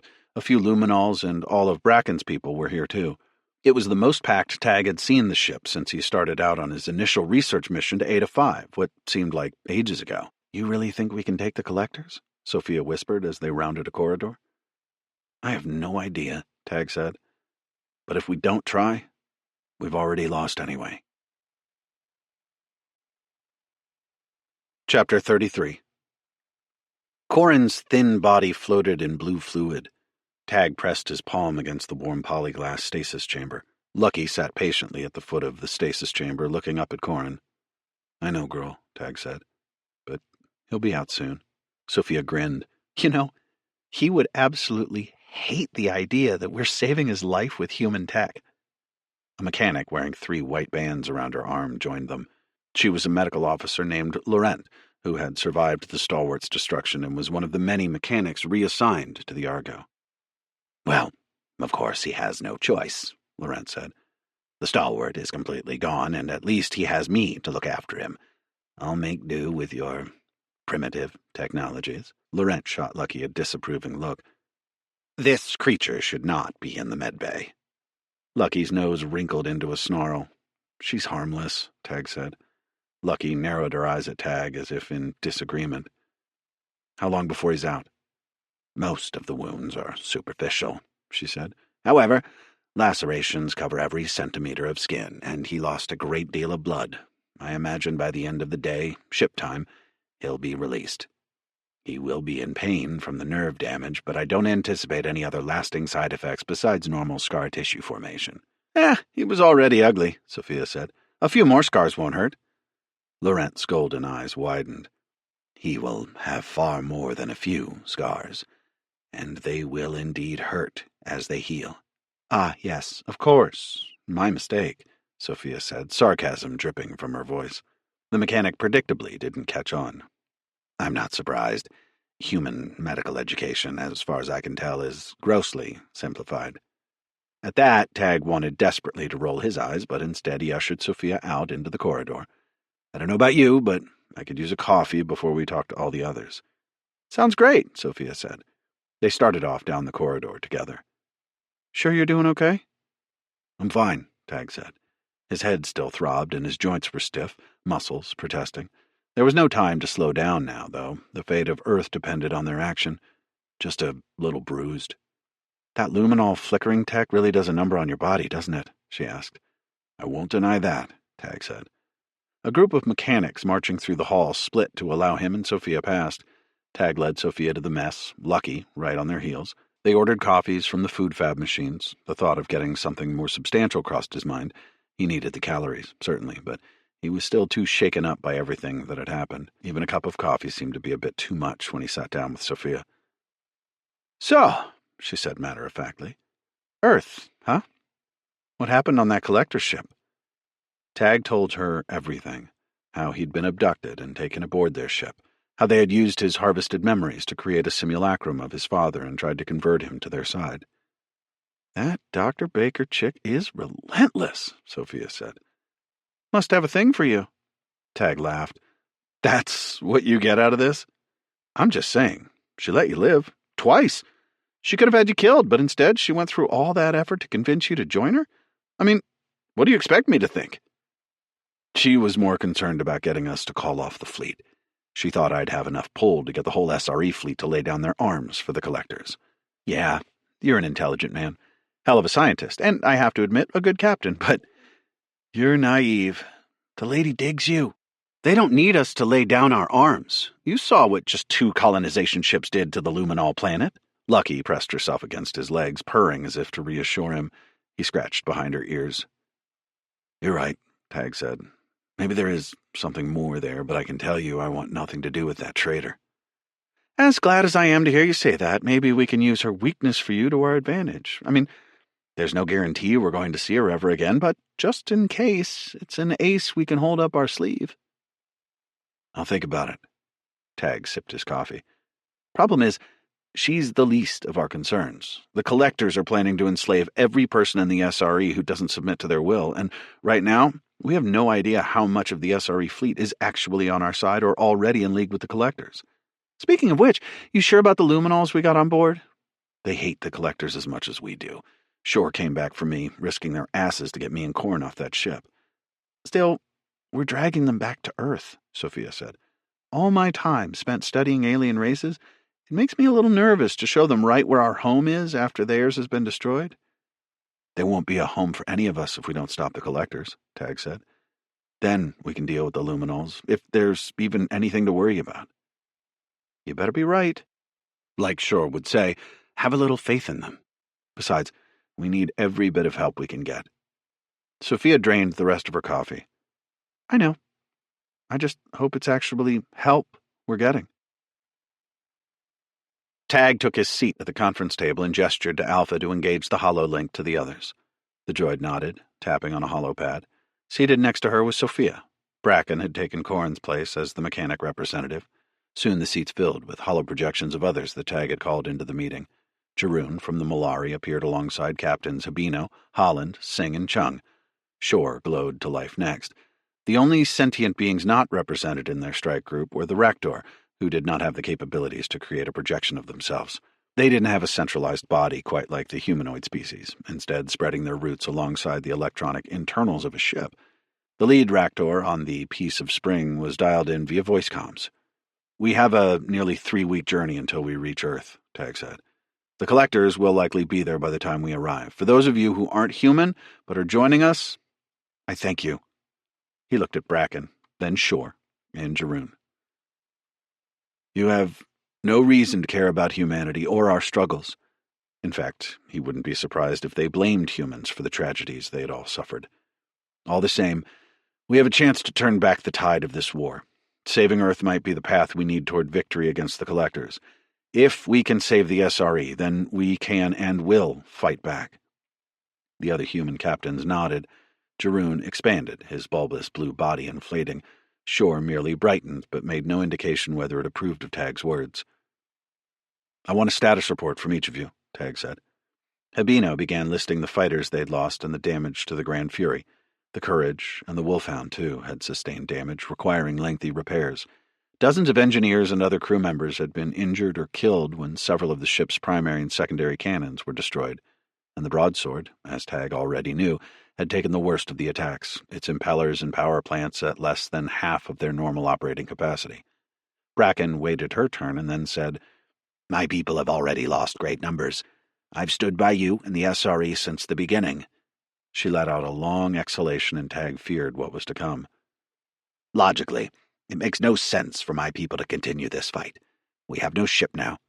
We're at your mercy, and we would be better off going home. If that's what you want, I won't stop you, Tag said. We can organize a transfer to the Grand Fury and find a transport to take you back to Makara. That isn't what I want, Bracken said. It isn't what my people want. We want the collectors dead. Hear, hear, Jaroon said. The remnants of my people will only survive if we can ensure the collectors are defeated. Bracken folded her long, multi-jointed fingers together. And what we need is a plan. No inspirational speeches, no attempts to puff up our egos or thank us for fighting. I want a logical, well-considered plan that has an actual chance of success. Shore's glow blossomed, letting off a bright golden hue that illuminated the conference room. The Sovereign himself indicated Tag and Alpha were essential to our success. I trust his word, but I do not think it is helpful if you make demands like this. Gods be damned! The only reason either of you two are around today is because Commander Brewer saved you, Chung said. Show some gratitude. Don't tell me about gratitude when my ship is wrecked on a planet whose foolhardy citizens are about to be extinct, Bracken said. We are not going extinct, Shore said. The two started to argue, voices rising. Holland, Chung, and Singh joined in, all trying to be heard over each other, tensions high. Quiet, Tag said. Please, quiet. He stood, his palms flat on the table as he looked at each of the captains in turn. We're all under a great deal of stress right now, he said when he had their attention again. But don't forget who our enemies are. They're not in this room. He sat, waiting a beat to make sure there were no more outbursts. Bracken's right. We're not going to rush headlong into Earth's solar system without a plan, and the truth is, I don't have one right now. The fur on Bracken's neck bristled, but she said nothing. For the moment, at least, everyone was listening. We have 3 weeks, Tag said. 3 weeks to strategize. We know the collectors are sending colonization ships. My crew has experience with these ships, as does Raktor. I've got some of the smartest damn people this side of the galaxy in this strike group, so You've got two main tasks right now. Repair your ships, focusing on weapons and shields. Saying if it looks like you can't complete repairs in time, then we'll discuss other plans for the broadsword. As for the rest of you, Alpha and I will be in constant contact with your science and engineering teams. We will need every available resource at our disposal. Science teams? Chung asked. Pardon me, Commander, but what are the engineers and scientists going to do in 3 weeks that our gunners can't solve? Tag inhaled sharply, straightening his spine. We are completely outclassed by collector weaponry. Going toe-to-toe with them isn't going to cut it, even if the reinforcements we called arrive in time. What about Earth's defenses? Singh asked. Surely we can coordinate with them. We will, if we can, Tag said. But our strike group won't win the battle for our solar system if all the fleets assigned to protect Earth can't. We need to think beyond railguns and plasma cannons. Yes, Shore said. The Sovereign mentioned nothing about battling the Collectors, and if we could not stand up to them, I've seen your human technology, and I'm afraid it won't fare better than we did. Bracken's lip twitched as if she was holding back a victorious grin. Singh's face turned a shade red, his features contorting in a scowl. You haven't seen the extent of human... Tag held up his hand to stay Singh's anger. Captain Singh, you're absolutely right that neither of them have seen the extent of the SRE's navy or its firepower. But I have, and I've seen firsthand what the Collectors can do. There's no race that can stand up to them alone. That's why we're going to divert all efforts to new collaborative weaponry and tech we can use against them. In 3 weeks? Holland blurted out. In 3 weeks, Tag said. He looked at Alpha. I've completed desperate projects in less time. Chapter 34. 3 days had gone by since they transitioned into hyperspace. Tag was in the lab, where he had spent nearly every waking moment with Alpha. Once Corin had recovered from the regen chamber, he had joined them, his face covered in a litany of new scars. While Alpha ran computer simulations, Tag briefed Corin on their current efforts, hoping that the talented engineer could help accelerate their progress. Right now, the best way to subvert the enemy's invasion is to take over a collector ship, Tag began. Using Rakdor and Alpha, we can infiltrate their network just like we did on Ezekiel's ship. That is logical, Corin said. We have enough firepower to get our team aboard a colonization ship, but once you tap into their network, what's the plan? Thanks to Rakdor, we have the records of the collector networks for both intra-ship functions and inter-ship communications. Alpha is working on developing a virus she can upload to their systems. Our aim is to entirely shut down their ships. Corin scratched at his chin. Risky, but it might work. The hardest part will be transmitting the virus from one colonization ship to another. And if we can't transmit the virus between ships, then we'll have to hit each ship manually, Tag said. We have 6 Rakdor-driven ships. The Luminols and the rest of our team will have to split up. We'll target colonization ships first. How many colonization ships do you think they'll have around Earth? Corin asked. The data Rakdor recovered from the colonization ship suggests they generally send a single ship. Sometimes they send 2 or 3, but that's only when they face a particularly strong species. By my count, we've led to the destruction of 2 of their colonization ships, Corin said. Perhaps they'll bring more to the battle for Earth. Maybe. Of course, they'll be bringing more than just colonization ships, but my hope is we can distract the other ships with the Grand Fury and its fighters. I'm also relying on at least some of Earth's defensive forces being functional. Can we use the luminol flickering technology to help our infiltration? Tag grinned. Already on it. The luminols have been integrating their tech into the armor of every Marine and soldier on our strike team. The Collectors will never know what hit them. Alpha paused from her work and joined them at the table in the center of the lab. Got an update? Tag asked. Yes, Commander, she said. I have run a total of 3,002 simulations. 92% of them have failed upon integration within the Collector intranet. Of the remaining virus iterations that have infected the ship's intranet, less than half successfully disabled the nanogolems for longer than 10 simulated minutes. No iterations were capable of transmission between ships. Tag felt a sense of dread at that statement, but knew they still had plenty of time to get this right. What's the cause for failure? The Collector's adaptive firewalls are too strong. I have not overcome their AI systems in our simulations. What about with Rakdor's help? Corin said. These simulations were performed with Rakdor's input. Now that Rakdor has invaded their collector ships twice, the collectors have developed a resistance to its insertion into their network. Tag's plan hinged on the hope that lightning would strike twice, or in this case, 3 times. Rakdor and Alpha needed to break into the collector network for any part of their plan to succeed. What happens if we can't upload a virus to their systems? Corin asked. Tag didn't have an answer.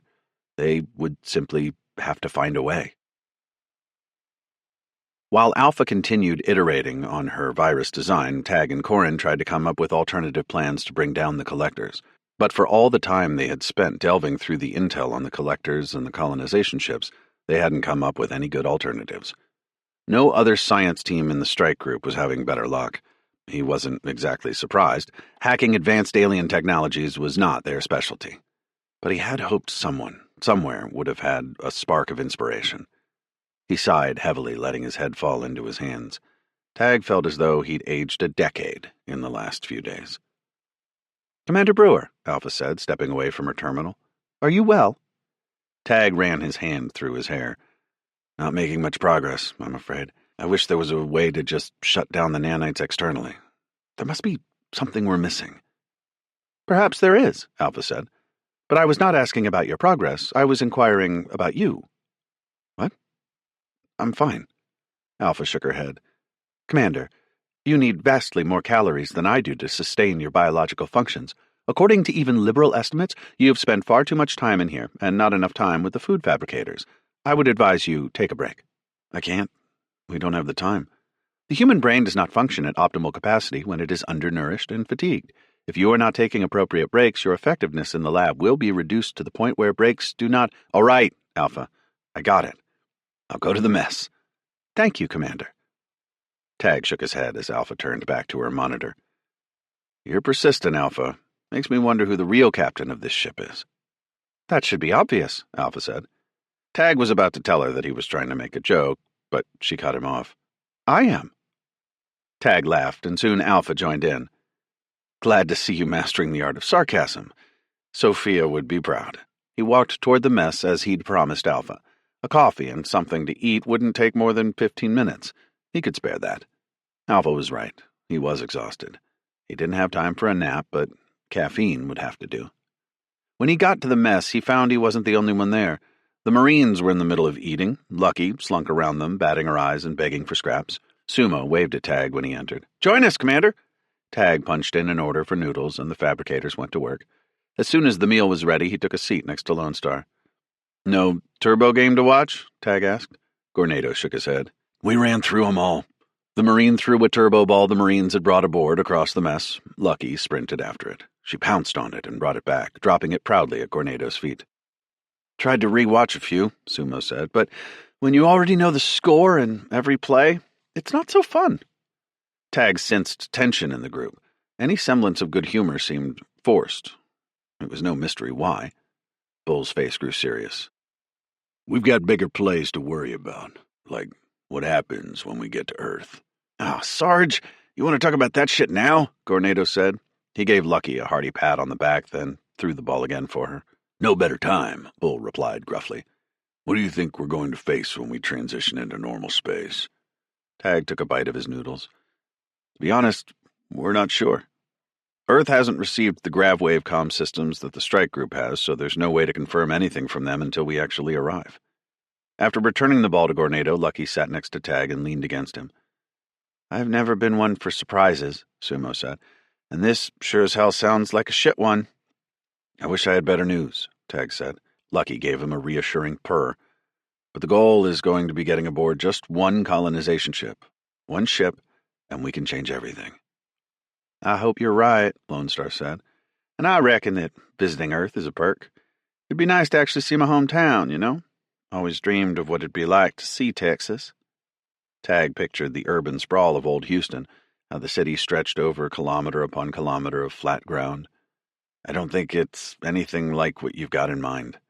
Your home planet is more Texan than Texas last time I was there." "Oh, I don't mind," Lone Star said. "It'll just be fascinating to see the roots of humanity, where we all came from." "My gods, I hope it still exists when we get there," Sumo said. Gornado frowned. "It'll be there, and we'll keep it there." Bull nodded. Damn right. So back to your plan. We board the collector ship and get you into the CIC. Kill whatever goddamn collector is in there pretending to be king and upload Alpha's virus with Rakdor's help. That about right? That's the gist of it. So, that virus? Sumo asked. Coming along nicely? Tag hesitated. Shoot, that bad, huh? Lone Star said. The collector programs blocking Alpha's virus are strong, and the simulations are based off old intel. Might be worse when we get there. Then what in the three hells do we do if we don't got a working virus? Gornado asked. Take the collector fleet out the old-fashioned way? He mimed, shooting a plasma rifle across the mess. Lucky huffed at the action, ridges along her back raised. You got a one-track mind, Sumo said. That's why you got those nasty burn scars from that damn grenade outside Orthod. What? You got a better idea? Matter of fact, I do, Sumo said. She leaned toward Tag, giving him a conspiratorial look. Let me guess. This virus, Alpha and Rakdor's work, it's all based on hacking the collector's systems, right? That's right, Tag said. We've got to infiltrate their ship-wide intranet, then spread the virus through their intership comms with the rest of the collector fleet. And what's going wrong with Alpha's virus? Sumo asked. Gornado scrunched his brow. Wait, you actually got an idea? Don't look at me like that, Sumo said. You bet I got ideas. Tag answered Sumo's question. We keep running into the built-in firewalls. They're directed by an AI which makes them hyper-adaptable to incursion attempts. Yeah, I don't know exactly what that means, Sumo said. I'm just guessing the way the collector's systems work isn't fundamentally different than ours. You've got to authenticate your identity to log into the intranet system or make comms between ships. That's pretty much right, Tag said. So you have to do all this hacking stuff because you don't have a password or the biometrics the collectors have to log into the system, right? Tag nodded. Seems to me the answer is really simple. If you can't get the virus to overcome the firewalls, then don't bother. Yeah, that sounds really damn simple, Gornado said. Don't get the virus to work right, we all die. Boom, mission's over. I don't like that outcome, Lone Star said. Nah, you jarheads got it all wrong, Sumo said. Typical. Look, Commander, there's one way to access those systems you've been missing. It's way easier than bashing your head against a computer terminal until it works. I'm all ears, Tag said. The collectors, Sumo said. I mean, damn, should be obvious. We use the collector on that ship. Make him give us access. A grin spread over Gornado's face. I like that idea. He made a fist, mashing into one of his big palms. I'm guessing he's going to be stubborn. Won't want to talk, but I'll be happy to convince him to let us into that system. Those things are bigger, meaner, and uglier than you, Gore, Lone Star said. Bigger, maybe. Oh, let me help, Lone Star said. After everything they've done, I owe it to them. Tag stopped eating and put down his fork, a smile tugging at his lips. You know, you guys are right. Can't believe I'm saying this, but Alpha and I have been chasing the wrong comet. So, you going to have her stop? Bull asked. Let us work our magic? Tag shook his head. No, it's always good to have a backup. I want a boarding plan, and I want you all to think about how we're getting that collector to talk. Count on us, Bull said. We'll get it done. You bet, Sumo said. It's all about playing to your strengths. Seems like there's always a clear path when you're in hyperspace, but in normal space, anything goes. Tag stood, done with his meal and feeling re-energized. You're on to something, Sumo. Even as he said it, reality hit him. Tag knew the collectors were zealots. Trying to convince one to spill their secrets, even through unorthodox means, was in his estimation even less likely than Alpha's virus working on its own. Giving the Marines something to focus on would be good. Sumo was right about one thing. They needed alternatives, and they had to play to their strengths. It was time to play to his. Chapter 35. The whir of the air filtration fans hummed inside the lab's biosafety cabinet. It had been a long time since Tag had worked in the isolated biosafety portion of the lab. The already cramped space felt damn near claustrophobic with a few luminols and mechanics beside him. They manipulated robotic arms within the biosafety cabinets using terminals mounted to the bulkhead, running screening experiments in tiny plastic dishes. This lab had become a miniature factory, producing something Tag never in his lifetime would have thought he'd order. A biological weapon. The latest dose is ready, Laurent said, indicating a small plastic vial held by a robotic arm. All screening experiments have shown a nearly 100% sequestration success rate. Excellent, Tag said. Can you show me? The mechanic nodded, then signaled to Zadra, the luminol that had helped with Tag's integration at the Citadel and their subsequent escape. The technologically adept luminol had reluctantly been helping in the lab. With a flick of its fingers, the luminol turned on a hollow projection. At first, the projection showed an image of the spiky nanites, the same ones that had been adapted to turn luminols and mechanics into drones. These nanites also formed the self-healing nanogolems. Previously, with the help of the mechanics, they had created a vaccine that could stop nanite infections, effectively preventing a person from becoming a drone. But that did nothing to help those already affected. The vaccine prevented the nanites from forming the grav wave antenna within a host's neural tissues. Tag realized that same technology might be adapted to disrupt the formation of nanogolems, too. Here's one example of what we've developed, Zadra explained, starting the simulation. Tag watched on the hollow as the spiky nodules representing the infectious nanites started to collide, beginning the first steps of coalescing into a nanogolem. Now we add the sequestration particles, Zadra said. A spray of smaller blue particles appeared on the hollow. They collided with the nanites and surrounded them, preventing them from clustering together. Instead of forming a nanogolem, the particles floated around harmlessly. We're calling this the reversal agent, the luminol said.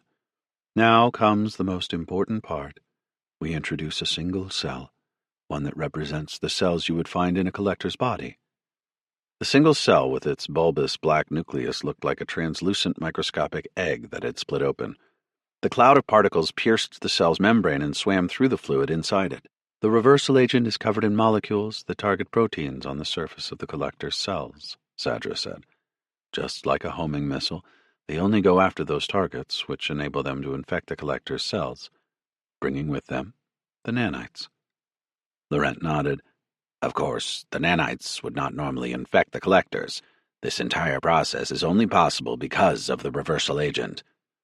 And what happens after the collectors are infected with their own nanites? Tag asked. Does the agent perform as we intended? Our simulations seem to suggest that it does, Laurent said. It gestured over the hollow again. The hollow showed an entire collector. When any signal is applied to the nanites, for example, when the collector commands the nanites to form a nanogolem, the particles within his body attempt to form the golem. Zadra's vacant eyes almost seemed to narrow, brightening slightly as if a fire burned deep within them. But of course the particles are trapped within the cells. They'll tear the cell membranes, causing pain and tissue damage, proving potentially fatal if the collector does not kill all commands to the nanites. Good, Tag said. So once the reversal agent has infected them with their own nanites, they'll feel it every time they try to activate the nanites inside their colonization ship. I must say, the simulations show this is a terrifically painful process, Zadra said. Beyond the scope of what I thought we initially hoped to achieve.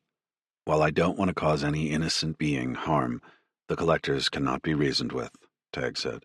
And as I'm sure you would agree, they are far from innocent. Of course, but we have developed one bioweapon to deal with another. I am no longer sure that this rather terrifying agent is helping to free all those whose minds have been enslaved by the collectors. It is not as though we intend to torture them, Laurent said. They will simply be forced to shut down their own nanite networks to protect themselves, allowing us to take control of their ship. It's the first step toward freeing our civilizations from their tyranny. Zadra's vacant eyes seemed to lock onto Tag for a moment. The Sovereign placed its trust in you, as did Shore. But technology like this can be a powerful weapon. I am guilty for having helped develop it. We do what we must to survive, Tag said. That is what I am afraid of, Zadra said. You must not abuse this newfound power in the name of the survival of your species like the collectors did. You have my word, Tag said. I understand trust between our races is a hard resource to come by after all we've been through, but I will not let you down. You better not, after all the work we've done here. Laurent nodded. I can vouch for the humans. For the most part, they have proven to be an honorable species. I can't excuse the corrupt individuals who have worked for the Collectors, or those who would selfishly advance their own interests, Tag said. But you'll find my team and those we fight for are doing the right thing. We want to help you, the mechanics, and everyone else affected by the Collectors. Zadra said nothing for a moment. Fine. Do not make me regret my work in this lab. I promise, Tag said. He couldn't tell whether the luminol was satisfied with that response or not, but for now, it would have to do. Tag turned back to Laurent. How much of this reversal agent can we make in the next few days? We'll have enough to release onto a single collector colonization ship if production remains consistent, Laurent said. Of course, the closer that you release the reversal agent to your target, the less time it will take to infect.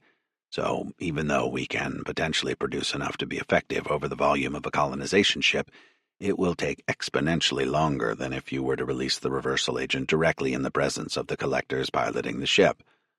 Don't worry about that part of the plan, Tag said. Leave that to my team and me. Alpha's viruses were proving better at infecting the collector networks, and even if she failed, the Marines were eager to rip into the collectors. Combined with the reversal agent, that gave Tag 3 potential solutions to taking over a collector ship. But still, he feared it wouldn't be enough. The time for transition into normal space came exactly when Alpha had told them it would. Even so, it felt like too soon. Tag was in the bridge with Alpha, Sophia, and Corin, each at their respective stations, all in armored EVA suits. In the lower decks, Bracken's people had suited up alongside the Luminols and Marines. All were ready to board the nearest collector colonization ship and to end this battle as fast as they could. Transitioning in 1 minute, Alpha reported over the comms. All ships form battle lines immediately upon transition, Tag said. Stand by for prioritized targets before engaging. The affirmatives echoed over Tag's comms from humans, Luminols, and even the Rakdor ships. The Grand Fury was leading the group with its brutal array of primary and secondary cannons. The fighter squadrons would be deployed immediately to intercept any enemy bombers while launching strikes of their own against the targets that Alpha and Tag identified. The 3 remaining destroyers had been repaired for fighting condition. The Courage and the Wolfhound had nearly 70% of their armaments at full function, but the broadsword's engines would still only operate at 50% capacity. Over half their primaries were still offline. The Luminol forces included 4 destroyers and a dozen escort ships. The Malari's Crucible was still fully operational, and the Rakdor's 6 ships had no issue keeping pace with the strike team, though only 4 of the ships had cannons of any sort. The other 2 were simply abandoned transport frigates that the Rakdor had taken over. By any normal analysis, this was a strong strike group, a powerful conglomeration of technologies and skilled captains, a diversity of weapons that would impress any hardened admiral in the SRE. But against the collectors, Tag wasn't sure how they would measure up. Transitioning now, Alpha said. The purple and green waves of plasma coursing over the viewscreen gave way to the blackness of normal space, punctuated by the glimmer of distant stars. Ahead sprawled Earth's solar system. The green and blue planet was nearly 30 million clicks ahead. They were halfway between Mars and Earth, on a direct path toward Tag's home planet. Other ships burned into existence around them, finishing the transition. All ships accounted for, Alpha said. Good, Tag said. Sophia, take us toward Earth. The ship accelerated in normal space, pressing Tag against his crash couch, his insides lurching until the dampeners kicked in. Alpha, open all channels, Tag said. See if we can reach anyone on Earth. Yes, Commander, she replied. I am getting a lot of activity. There are nearly 200 individual SOS calls coming in, mapping them now. The hollow projection in the middle of the bridge showing the solar system was populated with a spray of white dots, each representing a ship calling for help. Gods, we're too late, Sophia said. Maybe not, Alpha said. There are other calls for reinforcements. I believe they are mounting Earth's orbital defenses. Alpha transmitted fragments of those conversations over the ship's channel to Tag. They're hitting us too hard. We're 500 dead. The vigilance is going down. I repeat, we're going down. Orbital Battery Station 4 is offline. Orbital Battery Station 2 confirmed destroyed. We're ordering an abandoned ship. More and more messages filtered through, all dripping with desperation, a battle being lost. Tag felt a knot of dread worm through him. Do we have any eyes on the enemy? Tag asked. Alpha tapped on her keyboard. The enemy is at the edge of LiDAR and radar range, so current enemy projections are based on data transmitted from other SRE vessels. Understood. The map filled with red dots showing the collector's positions scattered around Earth. This cannot be right, Corin said, emotion filling the normally stoic mechanic's voice. Alpha, try again. Are you sure you've eliminated any repeat reports? The holomap is correct, Alpha said. Tag desperately wanted her to be wrong. They had expected the collectors to send more than one colonization ship, maybe 3. He hadn't expected 12. Each of those ships was more than enough to transform Earth and the rest of the planets in this solar system into a paradise for the collectors. Near Earth's moon, Tag saw another giant vessel, diamond-shaped. He assumed it was the nanite node Hannah Baker had mentioned, capable of controlling anyone or anything infected with the collector's nanites. The presence of the node would mean that Earth would become the center of the collector empire.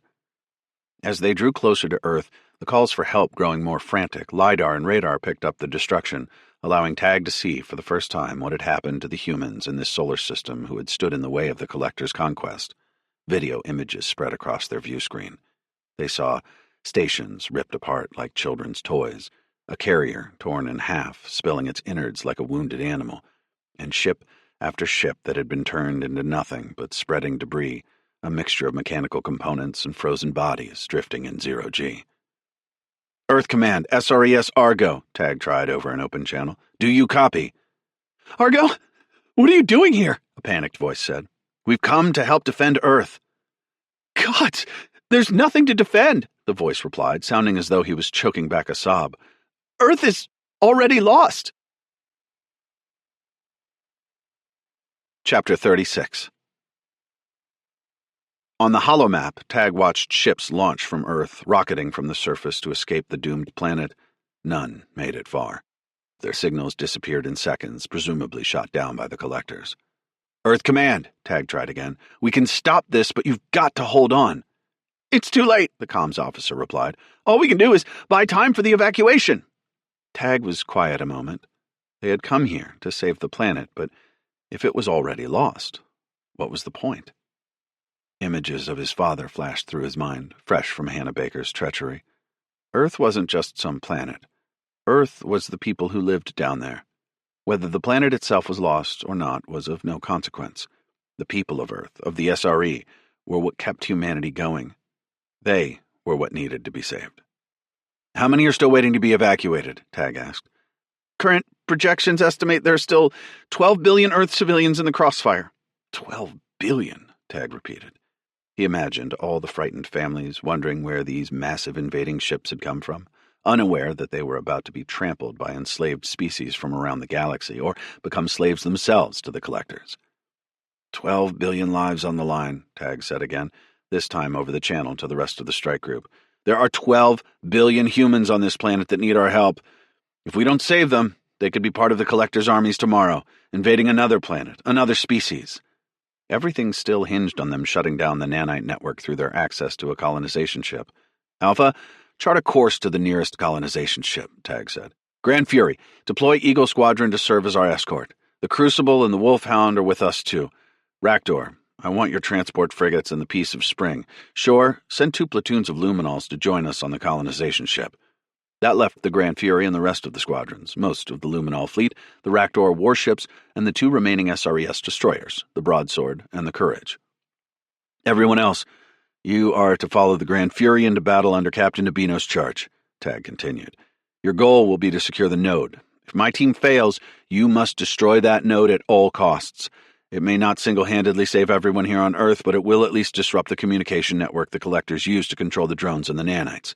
You can count on us, sir, Habino said in a cool voice. Tag knew what he was asking of his people was tantamount to carrying a boulder uphill. Maybe there was a chance they could get it done, but even so, the cost would be enormous. This is it, Tag said. Captain Habino, we'll maintain contact. But it's going to get hectic.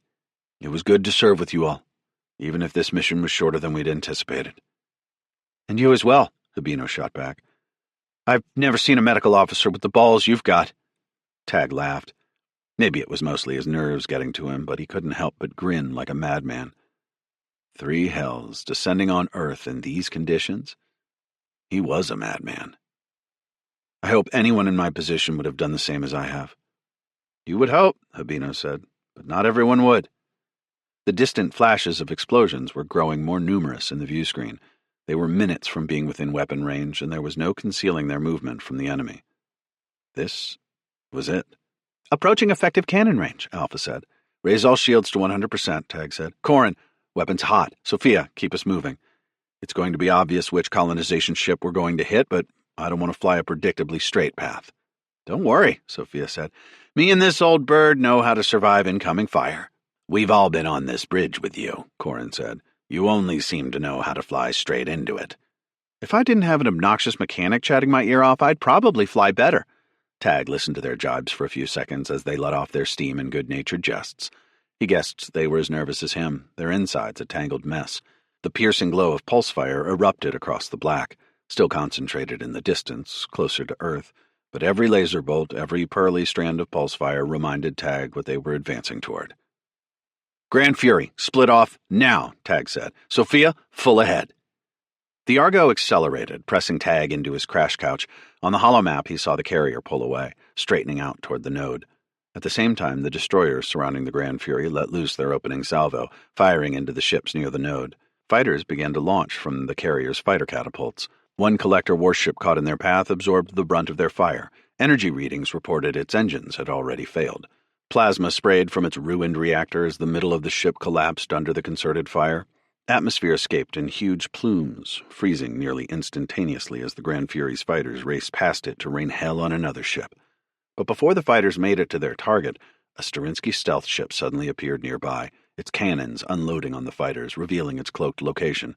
2 fighters disappeared in the initial salvo, and the rest rerouted as more Sterinsky ships appeared to intercept them. The Grand Fury and its escort unleashed a fusillade of fire into their ranks. Incoming collector fighters, Alpha said. Corin, focus your PDC fire on them. Keep the primaries engaged with the colonization ship's defensive turrets. Understood, Corin said, his fingers working across his terminal. The brilliant flash and hum of the main pulse cannons boomed overhead. Kinetic slugs whipped from their Gauss cannon, slicing through space straight at the slow-moving colonization ship. As the enemy fighters made their approach, orange ropes of PDC fire slashed at them like fiery whips.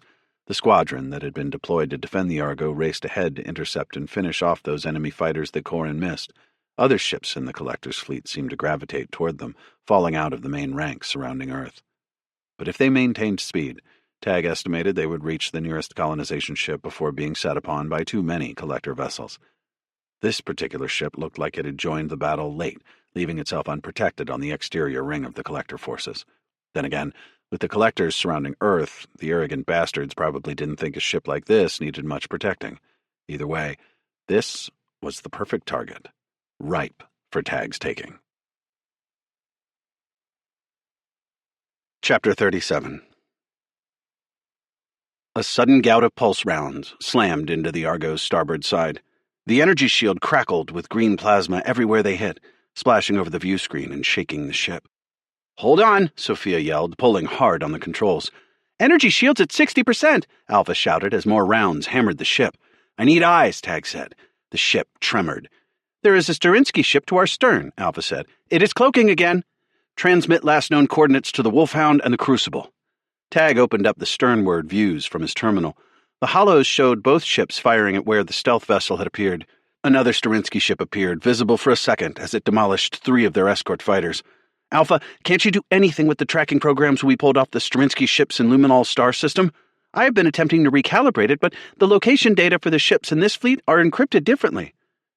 We're just flying blind again? Sophia asked. I assume you can see, Corin said, or else I'll take the controls. Machines be damned. Focus, Tag yelled as another blast tore into their shields. 30%, Alpha said. They fired back with full force, cannons constantly booming.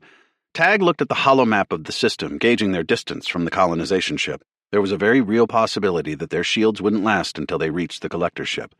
If that happened, then the Argo would be shredded. Tag stole a glance at the holomap. Habino's half of the team didn't appear to be faring much better. Their fighter squadrons seemed to be evaporating from the map with each passing second. The broadsword's damaged impellers appeared to be struggling, and Tag was watching it fall behind. If it couldn't keep up with the other ships, then it would surely perish, along with Captain Singh and the thousands aboard the valiant destroyer. "We are taking heavy damage," a voice hissed over the comms, one of the Rakdor frigates next to the piece of spring. The frigates were huge, but their only weapons were the Rakdors aboard the ship, which would be crucial to taking the colonization ship. Through the view screen, one of the Rakdor ships was already venting plasma. Flames erupted behind portholes, and parts of the hull crumpled under the incoming fire. Its shields were down. "Eagle Squadron, watch that Rakdor ship," Tag said. "Don't let it take any more fire." "Roger that," Eagle Squadron's leader replied. Several fighters fell back, circling around the Rakdor's frigate, chasing away enemy spacecraft. "Commander, I've cracked the encrypted coordinates for the stealth ships in this sector," Alpha said. "Transmit it to the rest of the strike group now." He watched in satisfaction as the cloaked ship's locations sparked to life across the holomap. In response, his allies targeted fire at the stealth vessels. Explosions tore through the Struminsky ships, their hulls ripping. "Eat plasma!" Corin roared. The rattle of incoming rounds against the Argo slowed, and the shields had a chance to recover, regaining power. But any feeling of victory quickly vanished when Tag saw that not every ship had survived the blast. The damaged Raktor's ship had burst into chunks of slag, separating and tumbling through space. Tag tried to ping the Raktor seedling aboard the ship, but he got no response. "Three hells," Tag muttered. A second Raktor ship fell victim to a flurry of incoming missiles. It split into two pieces, each chunk rotating wildly away from the colonization ship. "No, no, no!" Sophia cried. "We lost another!" The Wolfhound's hull had been pierced too, and one of its impellers was damaged. Atmosphere bled from the gash near the impeller, leaving a trail of frozen mist. "We're closing in on the colonization ship," Sophia said. "But we need an entry point." "Corin, launch torpedoes straight into its docking bay," Tag said. "We need that hatch cleared." A moment later, 3 torpedoes streaked across the expanse, rocketing through the field of debris. The first was cut down by PDC fire from hull-mounted cannons on the colonization ship. At only a kilometer away, the second was eliminated. The third struck home, exploding over the hull. But when the debris from the explosion cleared, the hatch had simply dented inward. "We need into that bay," Tag said. Another 3 Eagle Squadron fighters went down from enemy fire. Though the Struminsky ships had been eliminated, 3 more collector destroyers maneuvered toward them, unleashing lasers and pulse rounds from their primaries. The piece of spring was absorbing fire too. Its energy shields still stood, but Tag doubted they could take much more. Alongside the Argo, the Luminol ship drifted toward the collector vessel. Rounds slashed into the side of the golden ship, tearing into the cannons mounted along its hull. Beyond them, the gouge in the Wolfhound's stern had grown larger, and another rent had been torn into its bow. 4 more squadrons of fighters blasted out from the colonization ship to join those already cutting into Eagle Squadron's ranks. "Launch more torpedoes, Corin," Tag said. 5 more torpedoes cut toward the collector's ship. 3 were immediately intercepted, exploding before they could come within 100 kilometers of the colonization ship. In that time, the shield on the piece of spring went down. 3 fighters circled it, sending plasma fire burning through its hull. Slagged alloy spread from the impacts. "Raktor, status?" Tag said. "One impeller is down," Raktor replied. "Half of my ship has lost atmosphere. These are very unkind things." "Hang in there, Raktor," Tag said. "You'll be free from that ship soon." "I trust you, Commander Brewer." One of the surviving torpedoes hit the hull of the colonization ship. It warped the hatch, and atmosphere vented out in an expanding white mist. A second torpedo slammed into it, and the alloy collapsed inward. "We've got an entry," Sophia said. "Nice shooting, Corin," Tag said. "Sophia, get us in." She took the Argo past the debris tumbling through around them, rounds still hitting the energy shields. Eagle Squadron chased fighters away from the Argo and the piece of spring. Every gun on the Wolfhound and the Revenant, Shore's ship, opened up, tearing into the enemy forces. But the 3 enemy destroyers positioned themselves directly in front of the opening Corin had torn into the colonization ship. Any promise of an easy entry into the colonization ship had been dashed. They had the power of the Wolfhound, the Crucible, and the Revenant behind them. But that seemed to be far too little, especially as the colonization ship's defensive turrets glowed, charging energy shots and slinging them at the Argo. The 3 destroyers directed a concentrated torrent of energy and kinetic rounds slicing toward the Argo. "Evasive maneuvers!" Tag yelled. He didn't need to issue the order. Sophia was already on it. Shore's ship flickered, a massive wash of golden light spreading from its position as it disappeared. A second later it appeared ahead of the Argo, dodging the brunt of the fire slashing past them. Raktor had maintained a safe proximity from the Argo's impeller, but was keeping the piece of spring tight on their trail, maneuvering with them, effectively avoiding most of the incoming fire. Jeroen executed the matter transmutation technology to protect his ship, but Captain Holland could not get the damaged Wolfhound out of the way in time. Lasers and kinetic slugs ripped into the ship's sides. Its shield failed, sparking in a spray of green plasma. More rounds punched through the armor. One of its primary cannons exploded, followed by a geyser of venting atmosphere. The middle of the ship began to crumple inward.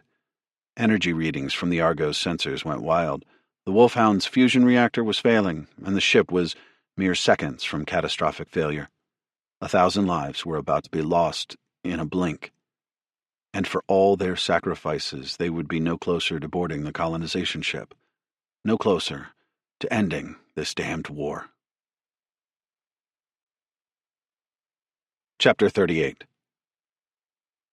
"Wolfhound, do you read?" Tag called over the channel. Holland's voice came back surprisingly stoic, emotionless. "I've ordered an abandoned ship. If you survive, please help my people." "And you, Captain?" Tag asked. "I'm not leaving," she said.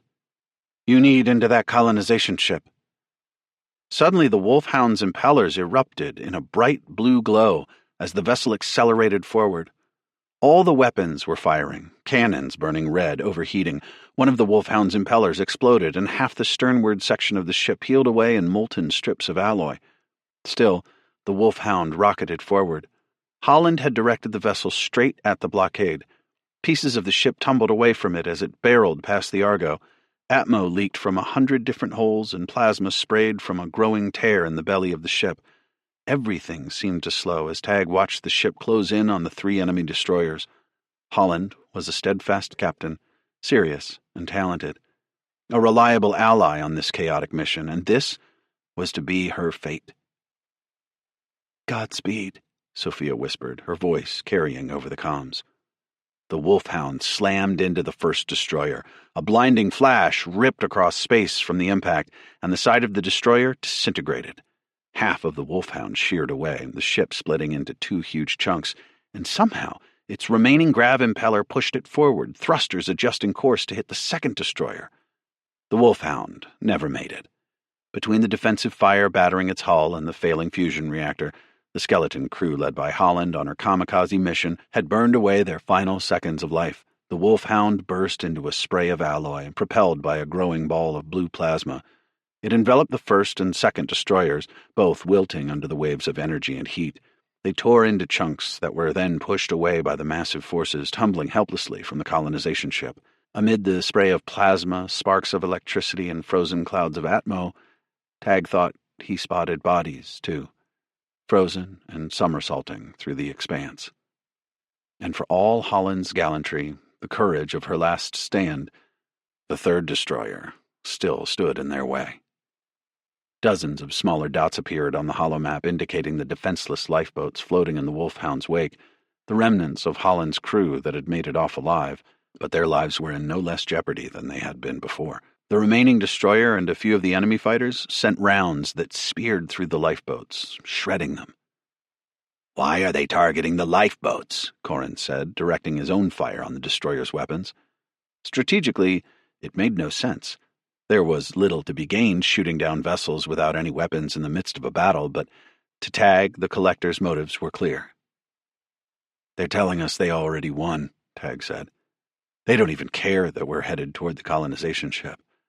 They're dismissing our forces, killing for the sake of killing." "That is exceedingly cruel," Alpha said.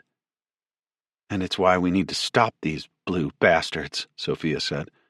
"The destroyer's not moving. What should we do?" "Keep going," Tag said. "Stay in front of the piece of spring. Absorb all the fire directed at it. Corin, how many torpedoes do we have left?" 4. "Launch them all at the destroyer. Now!" All 4 torpedoes lanced through the dark, tearing toward the enemy. Tag's fingers curled around the armrests of his crash couch. He leaned forward, watching the dots on the holomap showing the location of each. 1 was cut down by the destroyer's defenses in seconds. 3 more to go.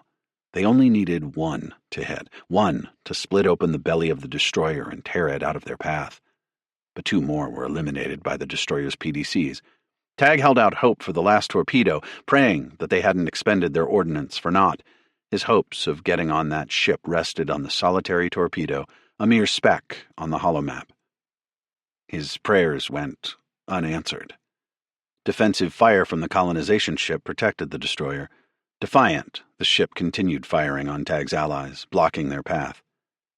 I cannot chart a trajectory around that destroyer, Alpha said, between impacts rocking the energy shields and shaking the bridge. Estimates on shield strength of that ship? Tag asked. Sensors suggest they are still at 50%.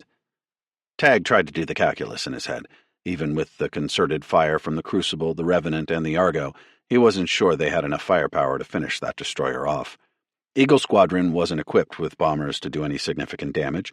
Calling off another ship attacking the nano node wouldn't help either. By that time, the other 6 enemy destroyers moving in to reinforce the colonization ship would be here. No, they had to find a way past this ship. Tag considered their options. The Revenant could make it past the destroyer using the advantage of their flickering technology, but that wouldn't help the Argo or the piece of spring. But if they couldn't destroy the vessel, there was another option.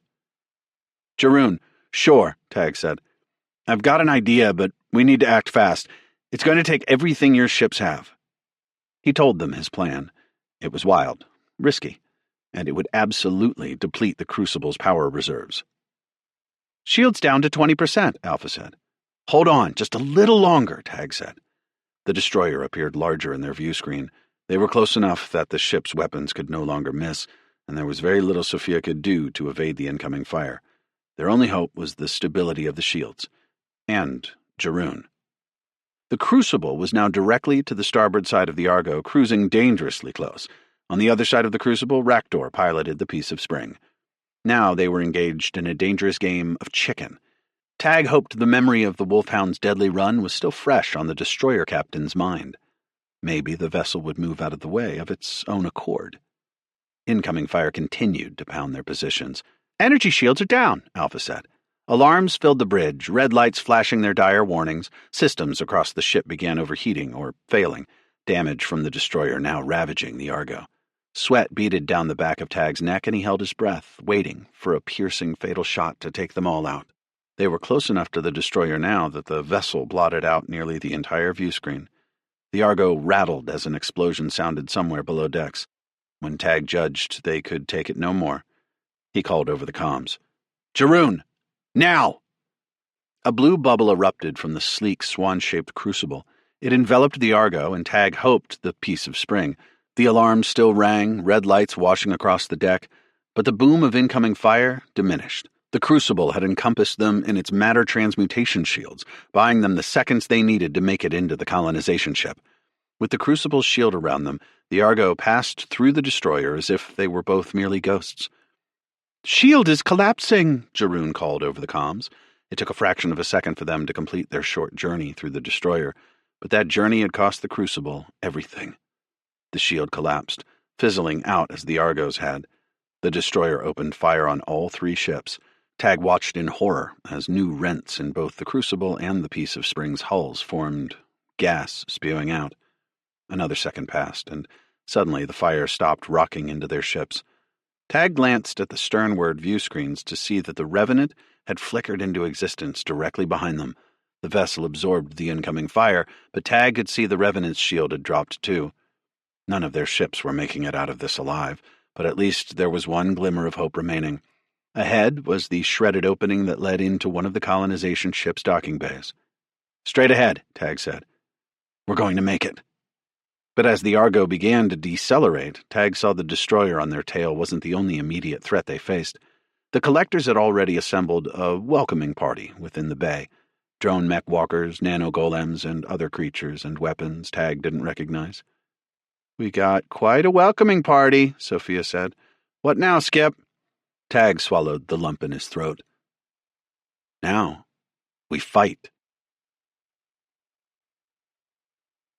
Chapter 39. Nearly a half-dozen ships were docked in the bay, interspersed with the horde of nano-golems and aliens awaiting them. walkers and spiders like those they had seen on Hannah's colonization ship.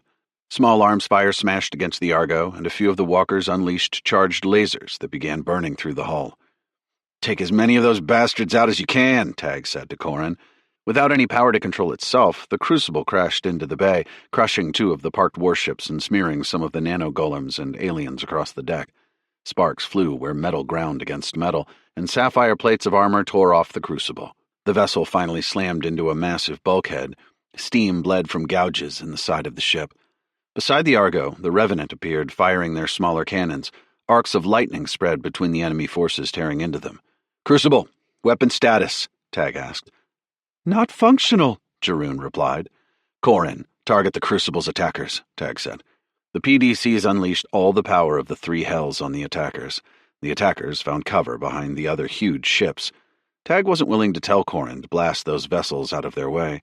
Within the confines of the docking bay, the Argo couldn't easily maneuver to a better shooting position, and if they tried to blast the other docked vessels out of their way, they would almost certainly cause a catastrophic fusion reactor failure in one of them, killing not only their enemies, but the remnants of their invasion forces.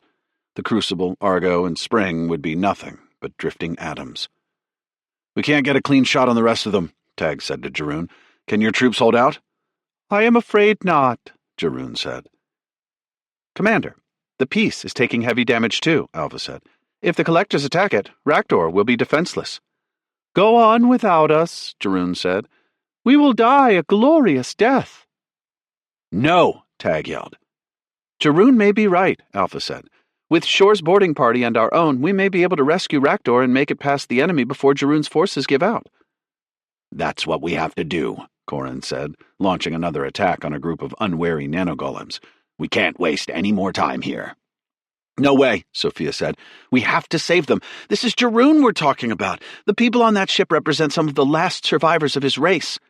Tag understood both their points.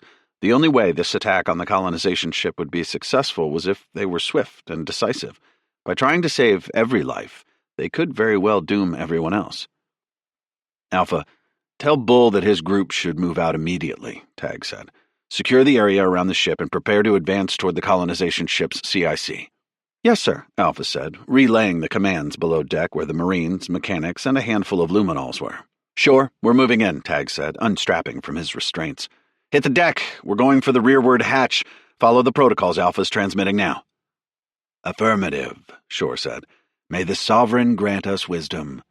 Shore's ship continued to provide waves of cover fire, targeting the larger walkers slinging heavy lasers at the Crucible. Tag counted a few dozen aliens lugging heavy weaponry. Most of the surviving enemy force consisted of hundreds of nano-golems. He should have expected as much. As soon as they had started heading for this docking bay, the colonization ship would have mounted all their defenses here, preparing for the boarding attempt. Tag stood from his crash couch. "Get your weapons. We move out." Alpha and Corin followed, unflinchingly, arming their own pulse rifles. Sophia was shaking her head as she joined his side. "We can't do this. We can't abandon Jeroen." "We're not abandoning him," Tag said. "We've got to continue our attack, but we'll buy him and his crew time."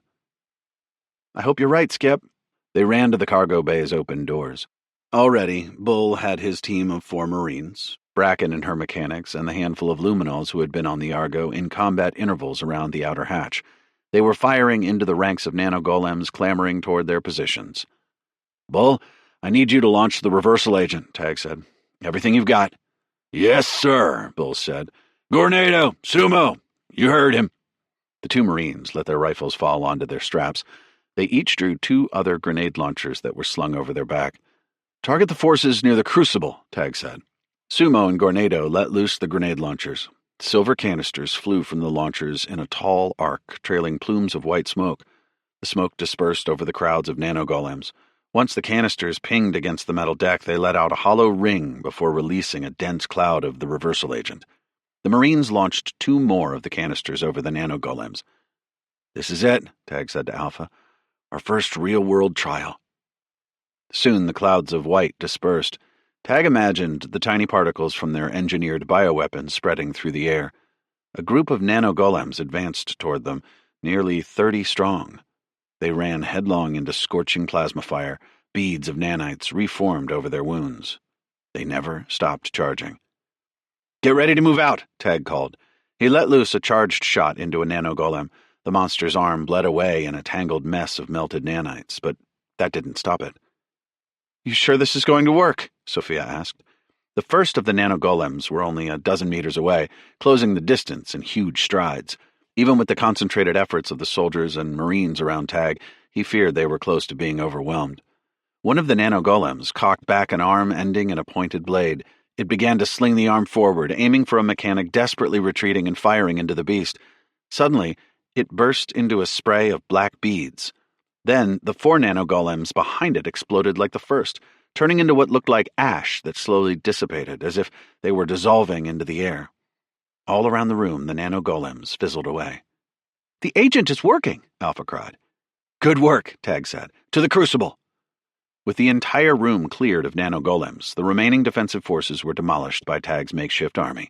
The mechanics, luminols, and marines all roared in victory, voices carrying almost as loud as the gunfire cutting down what remained of the enemy. Jeroen's troopers bounded out of the crucible in their bulbous armor, crashing against a few stragglers. Bull, take Alpha, Tag shouted over the din. Retrieve Raktor from the piece. You got it, Bull replied. He signaled for the Marines to escort Alpha to the piece. With the rest of the forces covering them, the Marines made it to the piece without heavy resistance. They disappeared in the huge freighter. Every second they were out of sight seemed to drag on in its own little eternity. Another minute passed before the Marines came back out. By now, Raktor would have taken over much of the ship. The plant-like alien's main body would be several times larger than the Marines, but Raktor was nowhere in sight when the Marines and Alpha jogged back over to the rest of the group. Where is it? Tag asked. Alpha tapped her chassis and opened the panel to reveal a Raktor seedling. We have a new little Raktor. Raktor? What's going on? Tag asked over the comms. You're supposed to be with us, not your seedling. No, it would not be a kind thing for me to join you, Raktor said. You must go on without me. The piece has taken too much damage, and so have I. I cannot leave the ship. You have to come with us, Tag said. We're wasting time. Yes, you are wasting time, Tag Brewer. Go. We are too big, too slow. We will only get you killed, which is not a kind thing. But we have this seedling, very small, very easy to protect. We trust that you will take the seedling to do what needs to be done. Raktor, we can't leave you here. If the enemy comes back, we know what they will do, Raktor said. But the seedling knows everything we know. It will do what needs to be done with Alpha. No, not Raktor too, Sophia said. Gods! The ice-cold fingers of dread squeezed at Tag's insides, but there was no point in arguing with Raktor now. He's not lying, Bull said. The ship, it's a mess. Our Raktor's a brave damn alien, Sumo said. Never thought I could love that thing as much as I do right now, Lone Star said. Tag turned away from the piece, then signaled for his team to advance. They began rushing between the singed warships and past the corpses of unrecognizable aliens, charging toward the hatch at the far end of the bay. And as Alpha unlocked the hatch door with the new little Raktor's help, Tag turned back to look at the piece one last time. Dark smoke billowing from the wounds in the vessel's side. You've done a kind thing, Raktor, Tag whispered. A very kind thing. Chapter 40. The layout of the collector's ship appeared to mirror that of Ezekiel's. Alpha mapped out the fastest route to the CIC. The reversal agent had spread just as their simulations had predicted. No nanogolems appeared to defend the ship. The few armed defenders they ran across were more enslaved aliens. Despite the nearly catastrophic landing in the docking bay, they hadn't yet lost a single human, Melchiorri, luminol, or mechanic in the brief skirmishes in the belly of the collector's ship. The loss of the Wolfhound as well as Raktor hurt, but there was no time for grief now. A glance at the map on his HUD showed they were only a few minutes' jog from the CIC now. They were nearly clear of the vast corridors. Then they could upload the virus that Alpha had developed, finally shutting down the vast nanite network. Captain Habino, status report, Tag called over the comms. We've sustained heavy losses, Habino recalled. 2 of the Raktor ships are disabled, engines down. Only 3 luminol ships are still functioning, and the broadsword is firing at 25% efficiency. 60% of our fighter complement is gone. Hold strong, Tag said. We're almost to the colonization ship CIC. Understood. I do have some good news. We've received reinforcements from mechanics sent by Lindrant. SRE ships, including some of the Montenegro's fleet, responding to your call. They've barely arrived in the nick of time. That's good, Tag said. A wave of relief flowed through him. But there's something else I think you need to see, Commander. A hollow video appeared across Tag's HUD as he ran, relayed directly from the Grand Fury. Between the flash of pulse fire and streak of torpedoes, the node drifted in space, the massive black diamond-shaped vessel silhouetted against the blues and greens of Earth. Dozens of smaller cylinders were shooting away from the node, all headed toward the planet. What's going on? Tag asked. Sensor readings indicate high levels of grav wave activity, likely nanite dispensing tech. Of course, Tag said. They're moving in to enslave everyone who doesn't voluntarily join them. Can you intercept them? Even with our reinforcements, we've been unable to break the collector lines. Gods, how long until those objects reach Earth? Our prediction suggests no more than 20 minutes. Thank you, Captain, Tag said. Alpha, did you catch all that? Affirmative, Commander, she replied. We're on the clock, Tag said. Let's finish this. The corridor ended at a large hatch. According to their map, just beyond the door lay the CIC. Shore stood at the closed hatch with 30 luminol soldiers. We can enter first, Shore said. Clear the room and open it from the inside. Careful, Tag said. We don't know what we're running into. Bracken, have your people start breaching the door. If anyone's in there, I want their eyes on the hatch. Distract them for Shore's troops. If the reversal agent worked, infecting the collectors with their own nanites, then they might have a ready, if not willing, ally in there to let them into the nanite network. Take any collectors in there alive, if possible, Tag added. Shore nodded, readying its troops near the bulkhead. A few of Bracken's mechanics used their wrist-mounted plasma cutters to tear into the alloy, slowly burning their way through the hatch. Once they were about halfway done, Tag signaled to Shore. All the luminols blinked away, vanishing. Shouting and gunfire exploded from inside the CIC. The action sounded frantic, hurried. From the sounds of it, there was far more than a solitary collector in there. Shore, status report, Tag called over the comms. Shore never responded. Hatch clear, one of the mechanics yelled, peeling away the metal disc. Bull, go, Tag commanded. Bull rushed into the CIC with his Marines, keeping in a tight room-clearing formation. Bracken led the mechanics and Melchiorri, with Tag, Sophia, Alpha, and Corin following. Tag scoped the room, his allies spreading out over the deck of the massive CIC. Giant view screens covered the inner bulkhead, showing the ongoing battle for Earth.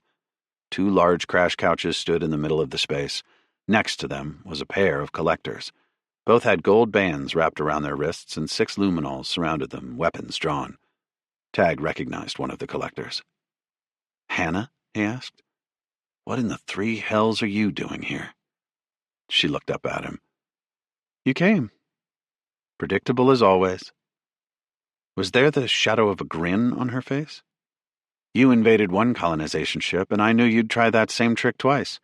And of course you'd pick the easiest target, a colonization ship outside our defensive line. Tag's stomach sank. She'd pulled him right into her trap. As much as he thought he knew her, she knew him just as well. But Hannah's presence wasn't the only thing unsettling about the CIC. Unfortunately, your luminol friends interfered with our plans, Hannah said dryly.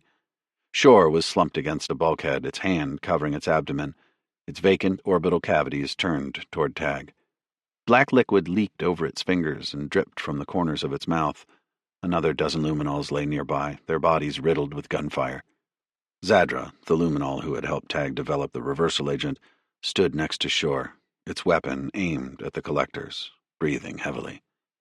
Tag glanced at the 2 collectors. Neither had weapons, and as far as he could tell, there were no other enemies. Alpha, start the network infiltration protocol, Tag said, cautiously walking toward Shore. What happened? Shore tried to talk, but more of that black liquid came out of its mouth with a cough. Tag turned to Zadra. Can't you help? 3 hells, are you just going to let Shore die? The Marines, mechanics, and Melchiorri were slowly spreading around the room, waiting for a new enemy to appear. I could help, Zadra said, but I'm not going to.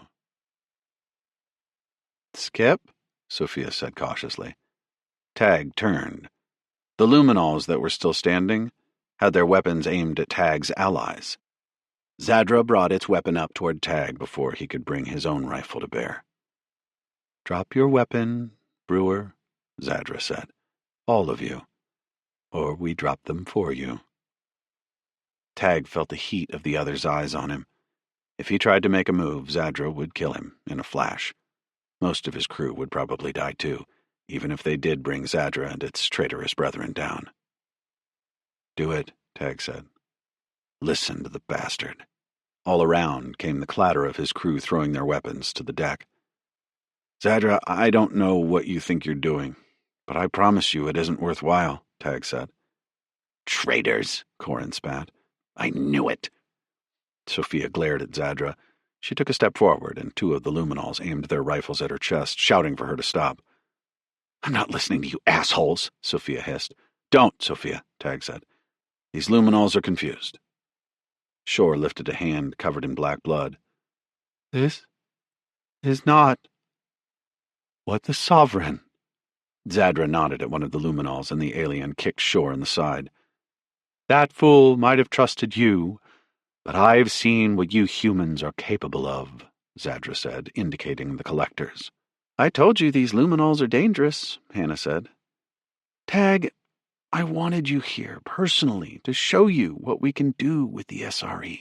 You still have the chance to fight back against evil like this. One of the luminols slammed the butt of its rifle into the side of her head, and her mouth crunched shut. Zadra shook its head. We're not evil. We're just trying to survive. Just like you told me in the lab, Brewer. What do you think we're trying to do? Hannah asked, spitting out blood over the floor. She looked at Tag. Survival is what drives all of us. You have a choice, Brewer. Help us, or die at their hands. Zadra let out a hollow laugh, its voice resounding throughout the wide CIC. There's nothing you can do. We've won. Alpha paused beside the terminal. The small Rakdor's vine-like arms were already plunged into the system. I do not have to cooperate, Alpha said. I can take over this network, stop the reversal agent, and direct the nanogolems to take down the luminols. No, Zadra said. You do that, and everyone you care about in here gets killed. These ugly mechanics, your precious captain, gone. Infiltrate their network, seize control, and give it to me. Keep working, Alpha, Tag said. He looked at the view screen. They only had 10 minutes left before the nanites released over Earth, infecting the entire Earthside population. He had to buy some time, keep Alpha working, and figure out how to stop both these rebellious luminol and the collectors. You should have trusted the Sovereign, Shore managed. You've seen this man, this crew, fight. Yes, Jeroen said. They fight for all of us, not just the humans. Listening to the Sovereign nearly got us all killed, Zadra said. Then it looked at Jeroen. And is your species any better off for your loyalty to this disgusting human? Zadra stepped in front of Shore, closing in on Tag. Sure, how can you be sure that the humans won't decide this is the right path for them? It gestured toward the collectors. They are power-hungry creatures, paranoid and unfaithful, no matter what the Sovereign claimed. No, Sophia said. I've spent my life studying other races. That's what humanity is about, seeking understanding, not war. That's why we've worked so hard to stop the collectors. Zadra let out another long laugh. That isn't true. Commander Brewer tasked me with developing a biologically engineered weapon. He is no better than these collectors. You are all one and the same. We talked about this. It was in defense. Tag was caught off guard when Zadra fired a round into his arm. Tag fell backward, clutching his arm. His suit responded with meds to stop the bleeding, but already blood leaked over his fingers. You're mad, Tag said through gritted teeth. The world isn't black and white, good and evil. There's so much more nuance than that. And if you can't see the difference, you're no better either. I was forced to help you thanks to our mutual circumstances. Zadra said.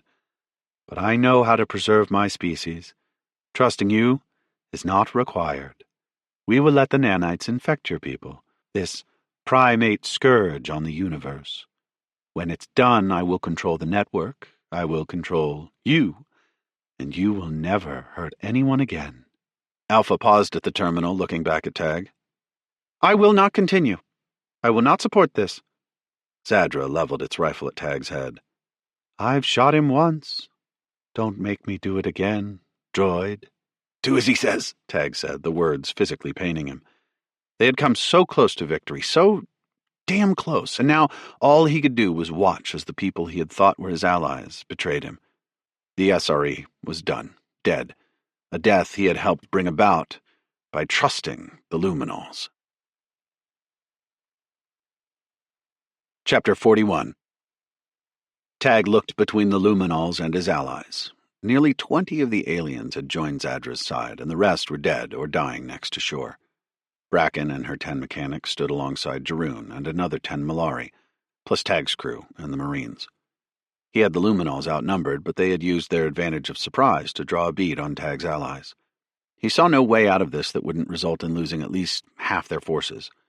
But far more lives than that were at stake on Earth, with only minutes remaining before the nanites spread.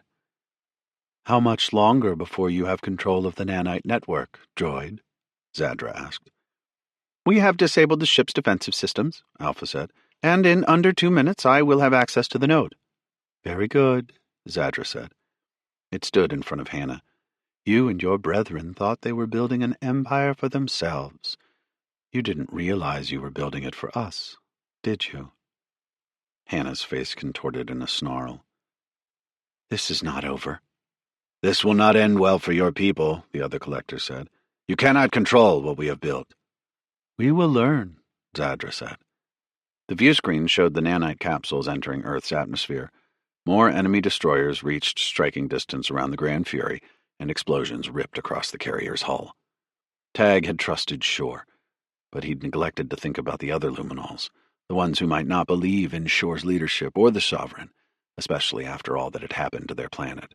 Their fear was the same reason Sterinsky Labs and so many SRE civilians and armed forces had pledged allegiance to the Collectors, sabotaging the entire human race because they were so frightened of the unknown. The fear of the Collectors made sense. Tag understood the distrust and terror that had driven the traitors to these drastic measures, but Tag had also seen the devastation that kind of distrust had caused around the galaxy. Species gone extinct, peaceful planets ravaged by war and strife, billions of innocent lives lost because a few leaders of so-called intelligent species couldn't act intelligently. Even if humanity survived today, how long would it be before someone else in the human race betrayed the SRE? Before another supposed ally of the SRE instead backstabbed them like Zadra? Tag shared a glance with Shore as the golden alien bled out on the deck. He gave it a subtle nod, one that he hoped conveyed everything he couldn't say in that moment. He wondered how strong a currency trust really was in the galaxy, because he was about to cash out everything he had. A nearly impossible choice had settled into his lap, and he was the only one who could make the decision. 1 minute until the nanites are released on Earth, Alpha reported, and I am 30 seconds from accessing the node. Thank you, Alpha, Tag said. I could not do this without the Raptors, Commander. They are listening to every order, ready to act when we are. Tag glanced at Zadra. The Luminal didn't seem to think anything Alpha had said was odd. The droid had always had a slightly off-kilter way of speaking. It took getting used to, and the Luminals hadn't been with them that long. While Raptor referred to themselves in the plural form, Tag and his crew never did. She was trying to tell him something. That is not all, Alpha said, moving on smoothly so as not to attract undue attention to whatever she was trying to tell Tag. I think the Sovereign was right. I am accessing the node's data now. All the memories, the personalities of those enslaved by the nanites are stored within the node. Sophia looked past her captors. Alpha? That node communicates with everyone who has the nanites implanted in them, right? Yes, Sophia, that is correct, Alpha said. Zadra looked between them all. Tag didn't quite understand the blank features of Luminals enough to understand the alien's expression, but if he guessed, it was something like curiosity. Good. That might give him more time to figure out what came next. He hoped he was interpreting what Alpha had said correctly, but there was only one way to find out. He just had to wait for the right opportunity. That means, Corin lowered his rifle, you can install those memories and personalities back into the minds of all these people through their nanites. Yes, Alpha said. I cannot restore the integrity of their native neural tissue, but we can use the nanites as a kind of synthetic intelligence. Like my mind. Half biological, half synthetic. You will prioritize the restoration of the luminols, and only the luminols, Zadra said. I told you, Shore said, its voice weak. The Sovereign was right. Alpha was the key. Commander Brewer created her. And it's only because of him that... Zadra whipped its rifle around at Shore and fired. Golden light arced from the weapon, slashing into Shore's chest. The luminol went silent, but Tag noticed its ribs still expanding and deflating slowly. Tag's heart thundered, his mouth going dry. He slowly shook his head, trying to bite back his anger. We've reached the end, Tag said. Can't we do this together, peacefully? The end is ours, Zadra said, aiming at Tag again. A sudden rumble shook the CIC. Tag fell to his knee.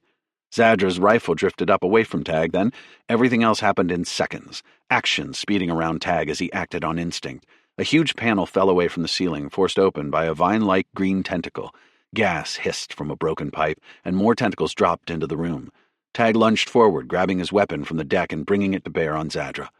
All around him, the huge vines whipped into luminols, pulling at their weapons. Some managed to fire, their shots tearing into Tag's allies. Screams and yells exploded from every corner of the CIC. But Tag had eyes only for Zadra. He started to pull the trigger on his recovered weapon, but a sudden blinding flash of light appeared behind the luminol. Shore stood behind its former comrade, black blood dripping from its wounds. In its right hand it held a blade that it plunged under Zadra's chin. They collapsed together, Zadra instantly dead, Shore breathing heavily, fluid still pumping from its wounds. Pulse fire burst from all across the room, pinging against the bulkhead between the green vines. Flames danced up the length of some, and Tag flinched in sympathy. He swiveled on his heels. One of the surviving luminols had aimed at Sophia. A quick burst from Tag's weapon burned holes through the luminol's armor, and the alien crumpled forward. Next to her, Corin was struggling in hand-to-hand combat with another luminol. Bull rammed hard into Corin's attacker, laying the luminol flat before Sumo ended the bastard with a shot to the chest.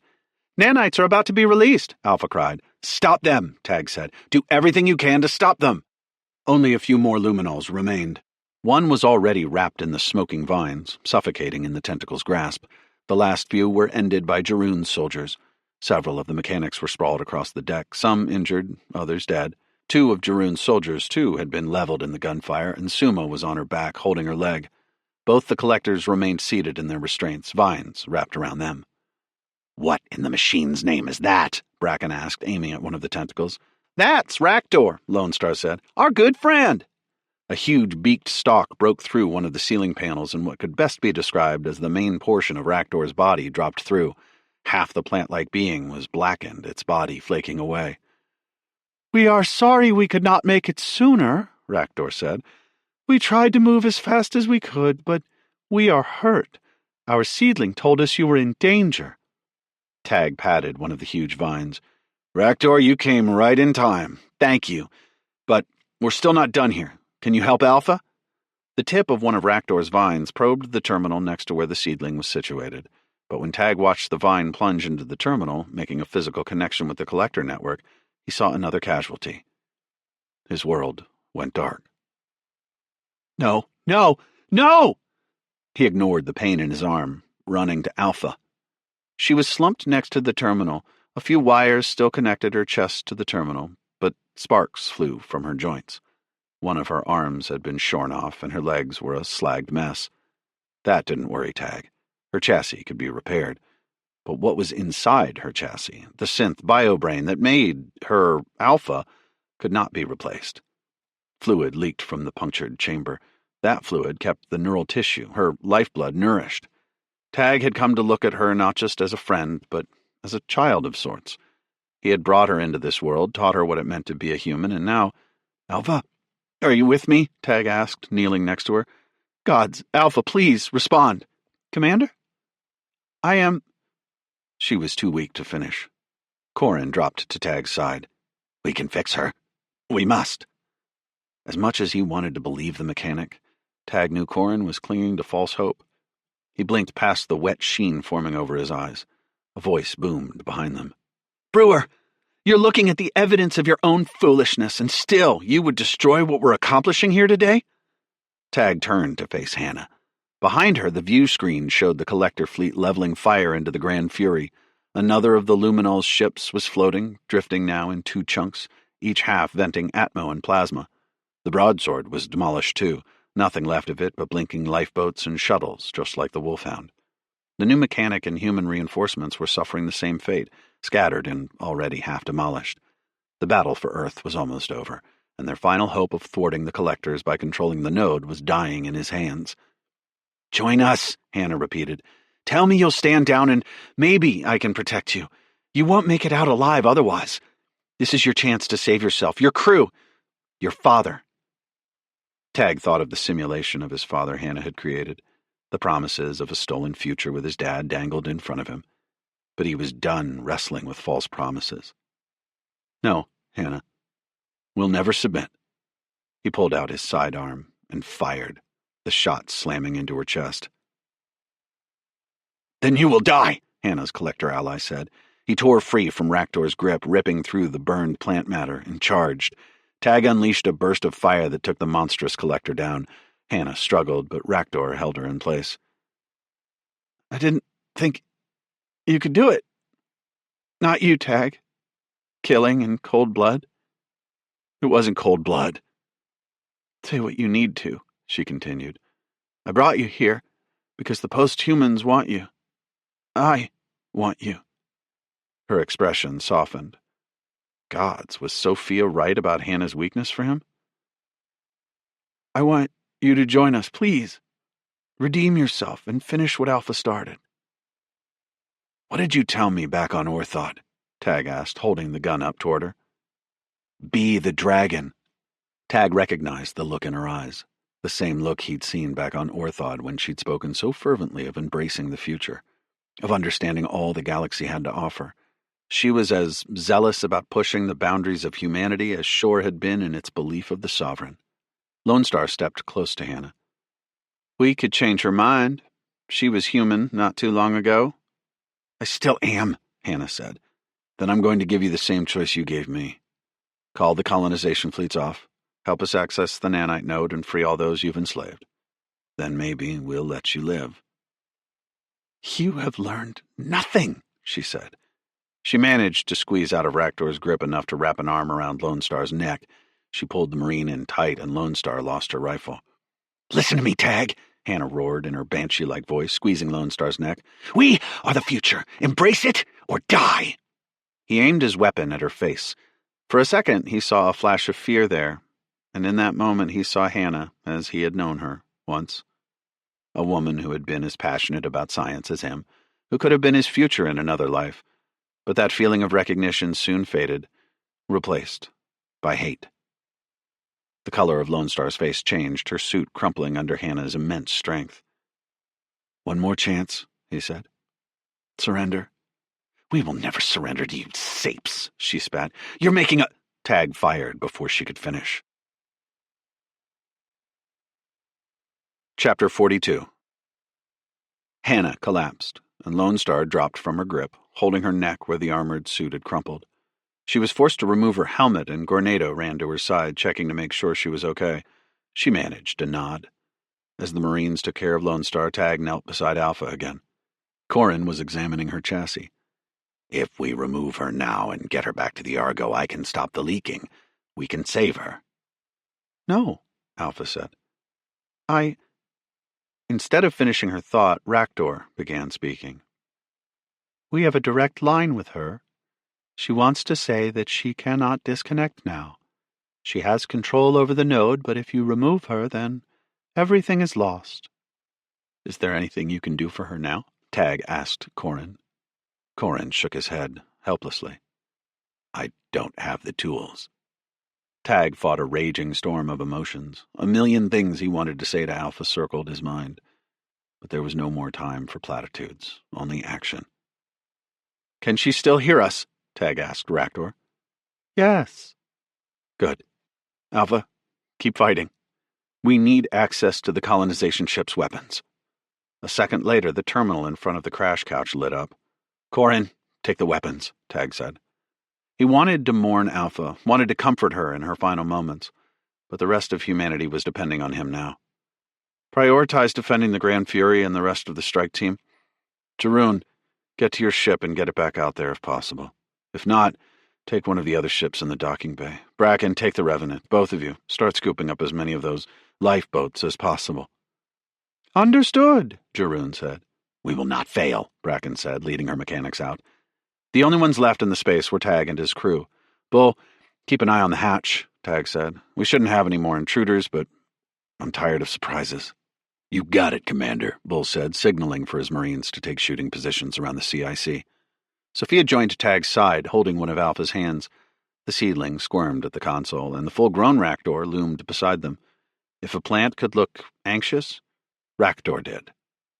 The cannons of the colonization ship boomed, sending fire into the enemy destroyers and other vessels, but that still left another 11 colonization ships. "Alpha, can you gain control over all nanotech in the collector fleet?" Tag asked. Raktor answered for her again. "She says she can. She has complete control over the node and anyone or anything infected by the nanites, including the colonization ships." Tag shivered at the immense power they now wielded. "Good.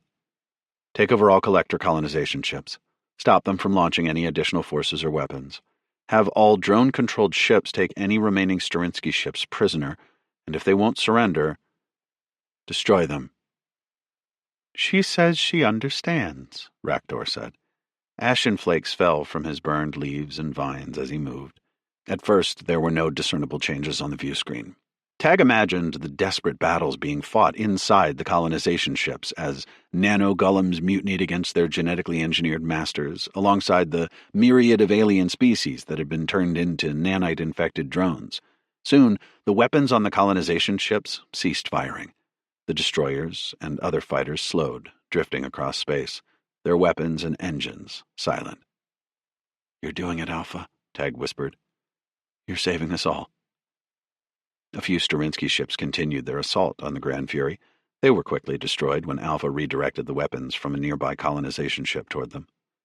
"Captain Urbino, we have complete control of the nanite network," Tag said. "Finish off any collector or trader ships that don't surrender." "Thank the gods," Urbino said, exhaustion evident in her rattled voice. "We're almost done here," Tag said. He put his hand on Alpha's shoulder. "Alpha, can you upload the memories back into all the infected?" "She says that she will," Raktor said. "It may take several days, but the process has been initiated and will continue automatically.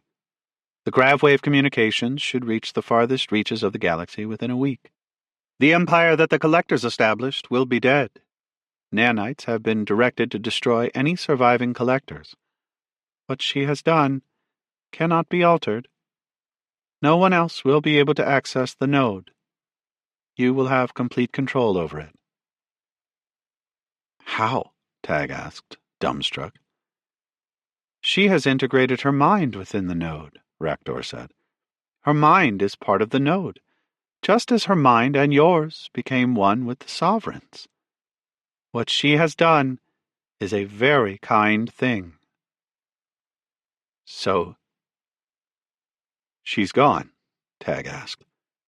Sophia clenched her fingers tighter around Alpha's lifeless fingers. "She is gone from this shell," Raktor said. "The neural cells have died." "Gods," Sophia said. "She has one final request," Raktor continued. "We do not like this request, but she is forcing us to tell you." "What is it?" Tag stood, facing Raktor. "When she calculates that the uploads are complete, you must destroy the node. She does not want it to fall into the hands of anyone else. It must be stopped." "But she's in the node," Sophia said. Doing that will destroy what's left of her consciousness. Yes, we agree, Raktor said. She is adamant, though. She says it must be done or someone else may try to rise to power. She says we cannot risk that. If she has learned anything about being human, she has learned that you must protect those you care about at all costs. And she cares about no one more than the people here right now. She wants to protect you all from ever facing such tragedy again. Alpha, Tag said. At the weapons terminal, Corin paused a moment, and this time Tag knew emotion was boiling over in the normally stoic mechanic. Sophia closed her eyes, sniffling under her clear visor. Tag stood and faced the view screen. All the ships around Earth loomed, silent and still. Their weapons were quieted. Over the next several days, all the people who had been enslaved would be waking up to a world far different than the one they'd been in when they had been infected. Confusion might drive some mad. Others would struggle with what they had done through no fault of their own, unwillingly conscripted into the Collector's forces. Deeper in the galaxy, these same scenes would be replaying. Collectors would be overthrown by their thralls, the nanotech that they had developed ultimately destroying them in their fearsome reign over so many other civilizations.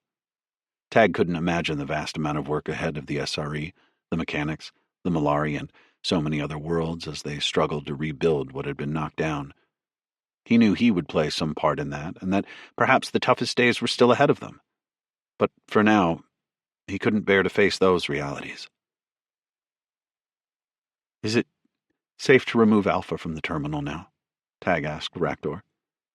Yes. She says her body is nothing more than broken machinery, Raktor replied. Tag tried to lift the droid, but with his injured arm he couldn't manage it. Instead, Gornado let his rifle fall on its sling and picked her up, making her look small in his large arms. Raktor, can we access the node outside of the Collector's ship? Tag asked. Yes, Raktor said. With the seedling's help, you can connect to the node from your ship. Very well, Tag said. We're done here. Raktor, is the piece of spring salvageable? We are afraid not, Raktor said. We may be able to scavenge another damaged ship. No, that won't be necessary, Tag said. We'll build you something newer, something better, for you and your seedlings. We thank you for this kind thing. Thank you, Raktor, Tag said. You can ride with us for now. We're sorry for the seedlings you lost today, Sophia said. Tag offered her a hand, and she stood next to him.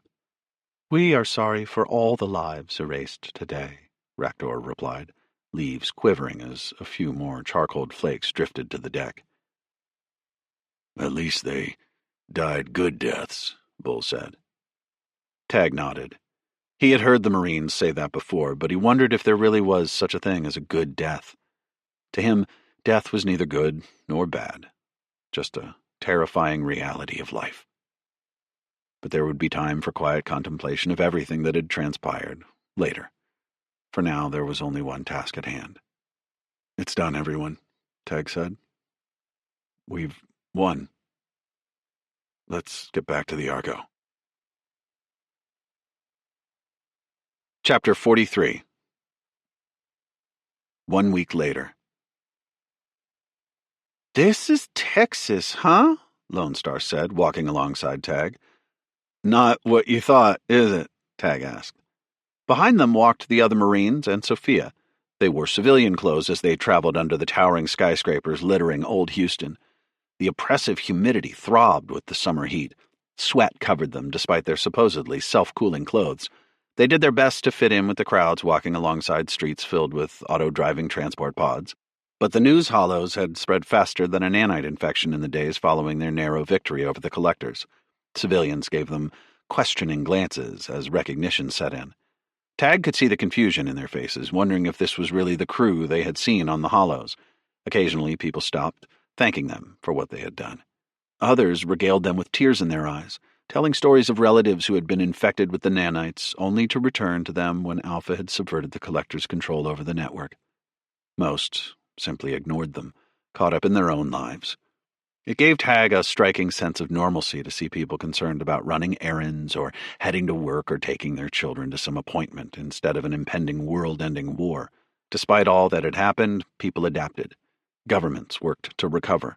The world turned, continuing its orbit around the sun. Life went on. "It's hot," Lone Star said. "Just like what I thought it would be, but there are a lot fewer horses." "Everyone says that," Tag said, laughing. They passed under buildings lit up with hollows and neon lights, advertising everything from restaurants to legal services and clothes. One was topped with the rotating hollow of a cowboy boot, offering genuine lab-made leather products. "We don't have any other ceremonies or meetings today, do we?" Lone Star said. "No, you all are done for the day," Tag said. "Good," Lone Star said, eyeing the rotating boot. "Think it's high time for me to get a new pair of kicks." "This ought to be interesting," Cornado said. "I want in on this," Sumo said. "Could use a break from all the diplomacy nonsense." Bull huffed his agreement. "See you all at the Nouveau," Tag said, waving at them as they ducked into the store. The Nouveau was the hotel the SRE had put them up in, just south of Houston. Tag's crew had been given massive suites with private swimming pools, real human butler service, and beds more luxurious than a cloud. All this opulence, they had been told, was a reward for their bravery. But Tag didn't feel as though they had done anything brave. They had merely done what needed to be done. Guilt aided him every night they spent in that hotel. "It's not fair that we're living some kind of high life when so many others died to get us here," Tag said to Sophia after the Marines left. "It's not," she agreed. "We don't deserve this, any of this. The accolades, the medals, the pats on the backs. All those people who died, from Captain Holland to Private Mezzo on 8-5 to the mechanics or Jeroen's people. They deserved this just as much, if not more, than us. But these rewards and recognitions aren't really for us anyway. It's for all the people, civilians or otherwise, who feel indebted. They want to show their appreciation. Makes them feel better, you know?" "Well, in that case," Tag said, "I wouldn't want to seem ungrateful for how people have treated us, but I'd rather be back on the Argo. Back in the lab, for that matter." "Me too," Sophia said. "All this time, it's just been us on that ship. And before that, I was living with the Forinth. I think I've forgotten how to be around normal people, especially in a city like this." "I don't count as a normal person?" Sophia laughed. "Hardly. A medical officer turned adventurer, not to mention strike group leader," says the xenoanthropologist with piloting skills. They walked along in relative silence for a few blocks, passing between the crowds. Without the Marines marching behind them, it was much easier to become anonymous with the throngs of people. "What plans do you have next?" Sophia asked. "Tonight I've got a call with Admiral Doran," Tag said, "but that's it." "That's not really what I was talking about," Sophia said. "But now that you bring it up, you want to do dinner?" "I'd be open to it. What time should I tell the Marines?" Sophia laughed again. "I'm talking about just the two of us. Relive the old days when you and I were the only two humans on the Argo, surrounded by aliens. What do you think?" Tag looked at Sophia, the glimmer of the afternoon sun reflecting in her brown eyes. "Yeah, that would be nice. You know, for all that time you spent with the Forinth, you never really told me all that much about them. And I have a lot of questions." "Good," Sophia said, "because I've got loads of stories." They walked another few blocks, carrying on their conversation until they reached the building Tag had been dreading to visit. "This is my stop," Tag said. "See you tonight." Sophia smiled. "Looking forward to it." She started to walk away, then turned back. To his surprise, she threw her arms around him and pulled Tag into an embrace. "Remember all the good times, even if he can't. They're still in there somewhere, and always will be." "Thanks," he said as she left him, disappearing into the crowd. Tag entered the building and checked in at the front counter with a service droid. The droid led him down a hallway lined with doors, each decorated with hollow images of smiling families, scenes from nature, or picturesque images of cities from around the world. Nurses walked up and down the length of the hall, periodically checking in through the doorways, and Tag smelled the savory aroma of fresh-cooked meals on an automated food cart rolling between the various rooms. Finally, the service droid stopped at a doorway decorated with images Tag recognized. His mother, him, and even one of the Argo from before he was shipped off in the vessel, what seemed like decades ago. He knocked on the door and entered. An old man was lying in a hospital bed, his head propped up. His eyes were open, watching a hollow stream projected in the middle of the room. It showed a news stream documenting the mechanic Grand Elector Lindrant visiting SRE officials in diplomatic meetings accompanied by Admiral Doran, promising new economic and scientific agreements between the two species. The newscaster claimed this would set a precedent for SRE cooperation with all the new civilizations discovered during the brief and deadly war with the Collectors. Tag sat down on the seat adjacent to the bed. The old man never took his eyes off the hollow. For a moment, Tag watched him, mentally mapping the wrinkles and wispy white hair. He looked so much older than when Tag had left, so much older even than the simulated image Hannah had created. "Hello," Tag said. The man turned his head. "Time for dinner already?" "No, Dad," Tag said softly. "It's me." There was no recognition in his father's eyes. The man's mind had been stripped of memories by the neurodegenerative disease riddling his brain. Tag and his crew had been able to restore the minds of billions of people across the galaxy, but this was one that had eluded him. It hadn't been affected by nanites, but by human biology, and for all his medical training, Tag could do nothing to help his own father. The man studied Tag. Then his eyes grew wide. "Oh, I know you." "You do?" "Of course, I know who you are," his father said, pointing at the hollow. An image of the Argo crossed the news stream. "You're that young captain who saved the world. I saw you on the news hollows." Tag let out a soft chuckle. "That's right." "I thought so," his father said, grinning. "Why are you here, Commander?" "Do you know who else I am?" "Not a clue," he said cheerfully. "I'm your son." His father's grin vanished. "I don't know. My son's younger. Much younger. I've grown a little." "I don't remember that." "Where's your mom? I can ask her." "Let's not bother her," Tag said, putting his hand on his father's. He didn't have the heart to tell him that she had been gone for years. "It's okay." Then his father's face twisted into a warm, reassuring smile. The same smile Tag recalled when he'd tried his hand at riding a bike for the first time and fallen, or when he hadn't gotten into his first choice of SRE academies. "You know what? You look like a trustworthy man, and if you're not trying to pull one over my head, then I have to say, I did a damn fine job of making a son like you." Tag laughed. "You sure did. Now that you saved the world, what are you going to do next, son?" Tag looked at his father, his eyes brimming with emotion. "I think I'd like to get back to my old job." He thought of all the wonders of nature that had yet to be found on far-reaching planets. But those weren't the only discoveries to be made. There were still mysteries in human physiology to solve, and Tag was looking at one now. "I think I'll get back to my lab, coming up with cures as a doctor instead of flying around as a captain." "Oh, yeah? That sounds nice." "That's right," Tag said. He sat with his father a while longer. The man seemed to fade in and out, repeatedly questioning who Tag was. Not being recognized hurt, but at least his father was still alive, and no matter how bad things were, there was a glimmer of hope. That if he started down this road of research, even if he didn't help his father, he would help another son or daughter or husband or wife out there. It was a monumental challenge, to be sure, but so was defeating the Collectors. All he needed was the right crew willing to help. Then he knew he could accomplish damn near anything. Outside the city, one of the SRE's largest spaceports was set up near the Gulf. The old Houston spaceport managed normal civilian space traffic as well as the SRE navies.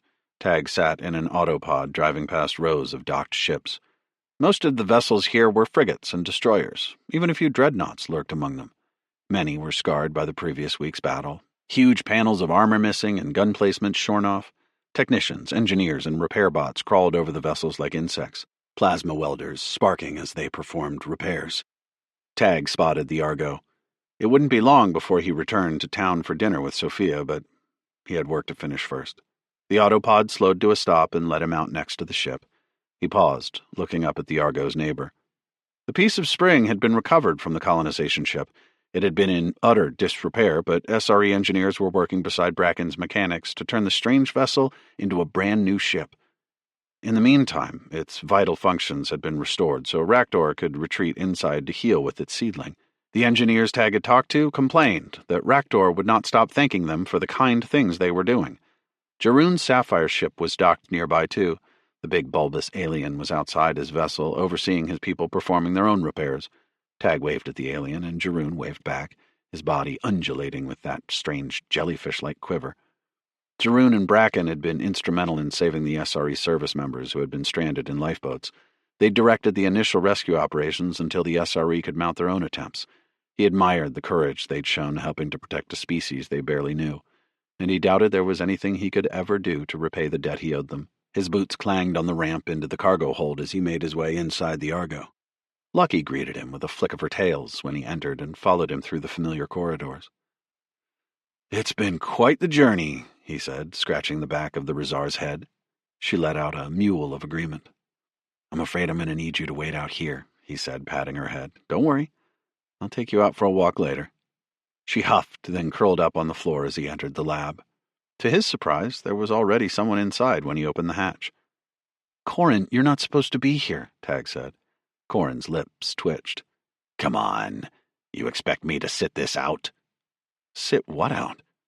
"There's no need to play dumb with me, human." Tag sighed. "Alpha told me to keep this quiet. She didn't want anyone to make a big deal out of it. She said she would prefer if we didn't mourn for her." "Impossible," Corin said. Footsteps sounded outside the hatch, and Sophia came in next. "Thought you could do this without us, huh?" she asked, looking nearly breathless. "I ought to slap you silly, Brewer. I had to run all the way here."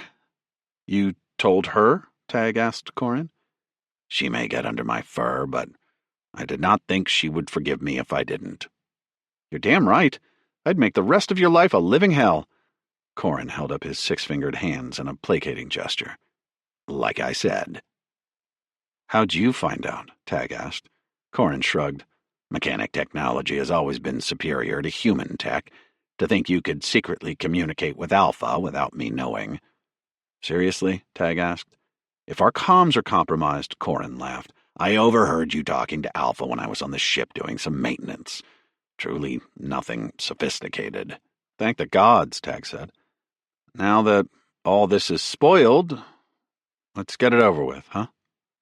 They nodded, and Tag moved to a terminal set up in the lab. Raktor had helped him establish a connection to the node. Tonight, the last of those enslaved by the nanites would have their minds restored. Following the final transmission, the node was set to be annihilated. The SRE had a fleet of destroyers floating around it, ready to turn it into slag. Alpha had promised that she could destroy most of the node herself, but the destroyers would serve as backup if she failed. Tag had no doubt she would succeed, and for that, he was sorry. Once the node was gone, so too would be what little remained of her. "Alpha, this is Tag. Do you read?" A computerized voice sounded back over the terminal. Nothing like Alpha's old voice, but even talking to her through this facsimile made him long to see his friend again. "I'm here, Commander Brewer," she replied. "I tried to follow your wishes, but Corin and Sophia found out what was happening. They wanted to be here too." "I assumed they would. They are both very stubborn." Sophia laughed. "Let me speak to that damned droid." Tag stepped aside, and Sophia began her goodbyes. Thanking Alpha for her service and friendship, she wiped her eyes as she finished. "I'm going to miss you, Alpha," she said. "Thank you, Sophia," Alpha said. "The emotions of sorrow and longing have affected me the most over the past several days. Those are emotions I do not like very much." "But they do make us appreciate what we have," Corin said. "And what I have are memories of a ragtag crew of 2 humans and an android. I never thought I would be stuck on a dirty human ship. By the machine, you 3... He broke off. "I hesitate to admit it, but you 3 are by far the most important people in my life. I do not know how we will get along without you, Alpha, and I'll never understand how a primitive human like Tag created you." "He did not create me alone," Alpha said. "Half of me is biological, crafted by nature and developed through my own maturation. Ah, that solves that mystery, Corin said, letting out a shaky laugh. The mechanic pressed his hand against the terminal. Goodbye, Alpha. I will never forget you or what you have done for us all. Finally, it was Tag's turn. For a moment, he didn't think he'd be able to speak past the lump in his throat. I'm not sure how to begin, Tag said. You mean more to me than you can ever know, Alpha.